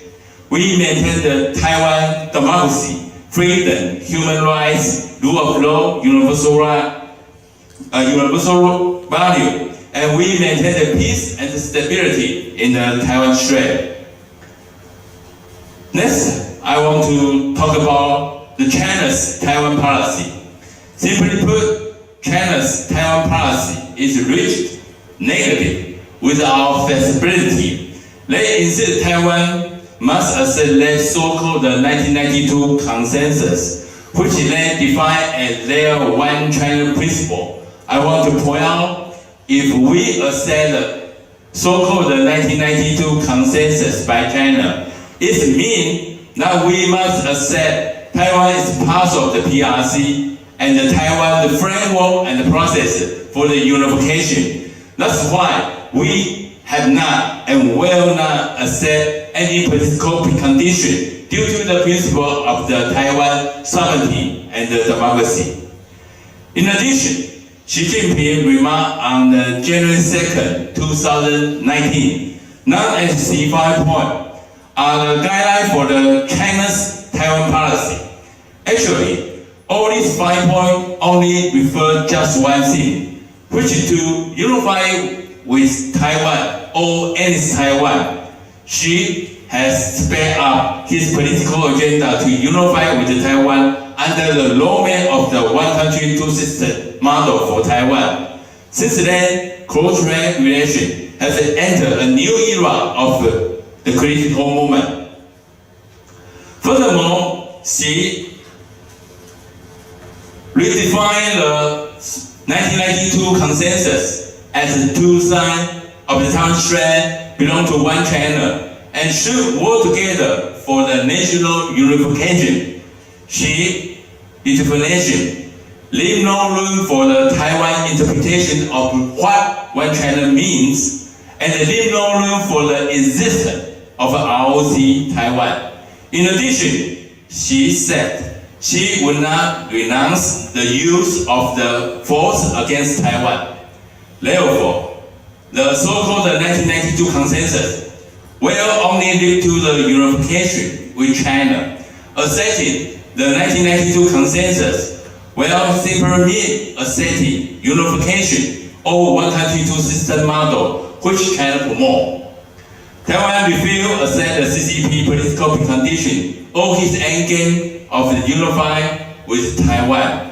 Therefore, we face the challenge and the intensified pressure from China, such as military threat, diplomatic separation, economic coercion, lawfare, or social infiltration. In addition, CCP also uses a series of the cognitive, psychological, united front, and the gray zone tactic against Taiwan. Although the Taiwan faced the unprecedented pressure, our determination to safeguard our sovereignty and the democratic system have never been so strong. Last, this is our bottom line. On this point, there is no room for compromise. We never succumb to the separatory and the intensified pressure from China. Taiwan never surrendered. Going forward, both now and into the future, our government policy commitment to peaceful, stable, cross-strait relations will remain unchanged. Our government will maintain a non-provocative and a non-adventurous attitude to prevent a Syrian conflict from breaking out in the Taiwan Strait. President Lai has also been following the four commitments and the consensus and the bottom line of the Taiwan society, which are the commitment to a free and democratic constitutional system of government, and the commitment that the ROC and the PRC should not be subordinate to each other, and the commitment to resist any action or encroachment upon the Taiwan sovereignty. Most important, commitment that the future of ROC Taiwan must be designed in accordance with the will of Taiwan's people. As a responsible member of the global community, we are willing to facilitate meaningful dialogue under the principle of the parity and dignity if the Beijing authority want to resolve the difference between the two sides and improve the cross-strait relation. As long as there is regionality, equality, and mutual respect, we are willing to work with the Beijing authority to create a mutually agreeable arrangement for upholding the peace and the stability in the Taiwan Strait. This is our shared responsibility. Once again, I would like to thank everyone for taking part in today's conference and for making it such a success. I wish you a nice evening. Thank you so much. Thank you. For the excellent closing remark, and thank you again to all the panel participants. Please return the badge and headphones at the counter before leaving. And we kindly ask the panelists who will attend the dinner to head to room 1 on the 4th floor at 6:30. Thank you. 请各位贵宾将识别证以及翻译耳机缴回报到处，以及请会参加晚宴的学者老师于6点半前往4楼的1号贵宾室，谢谢。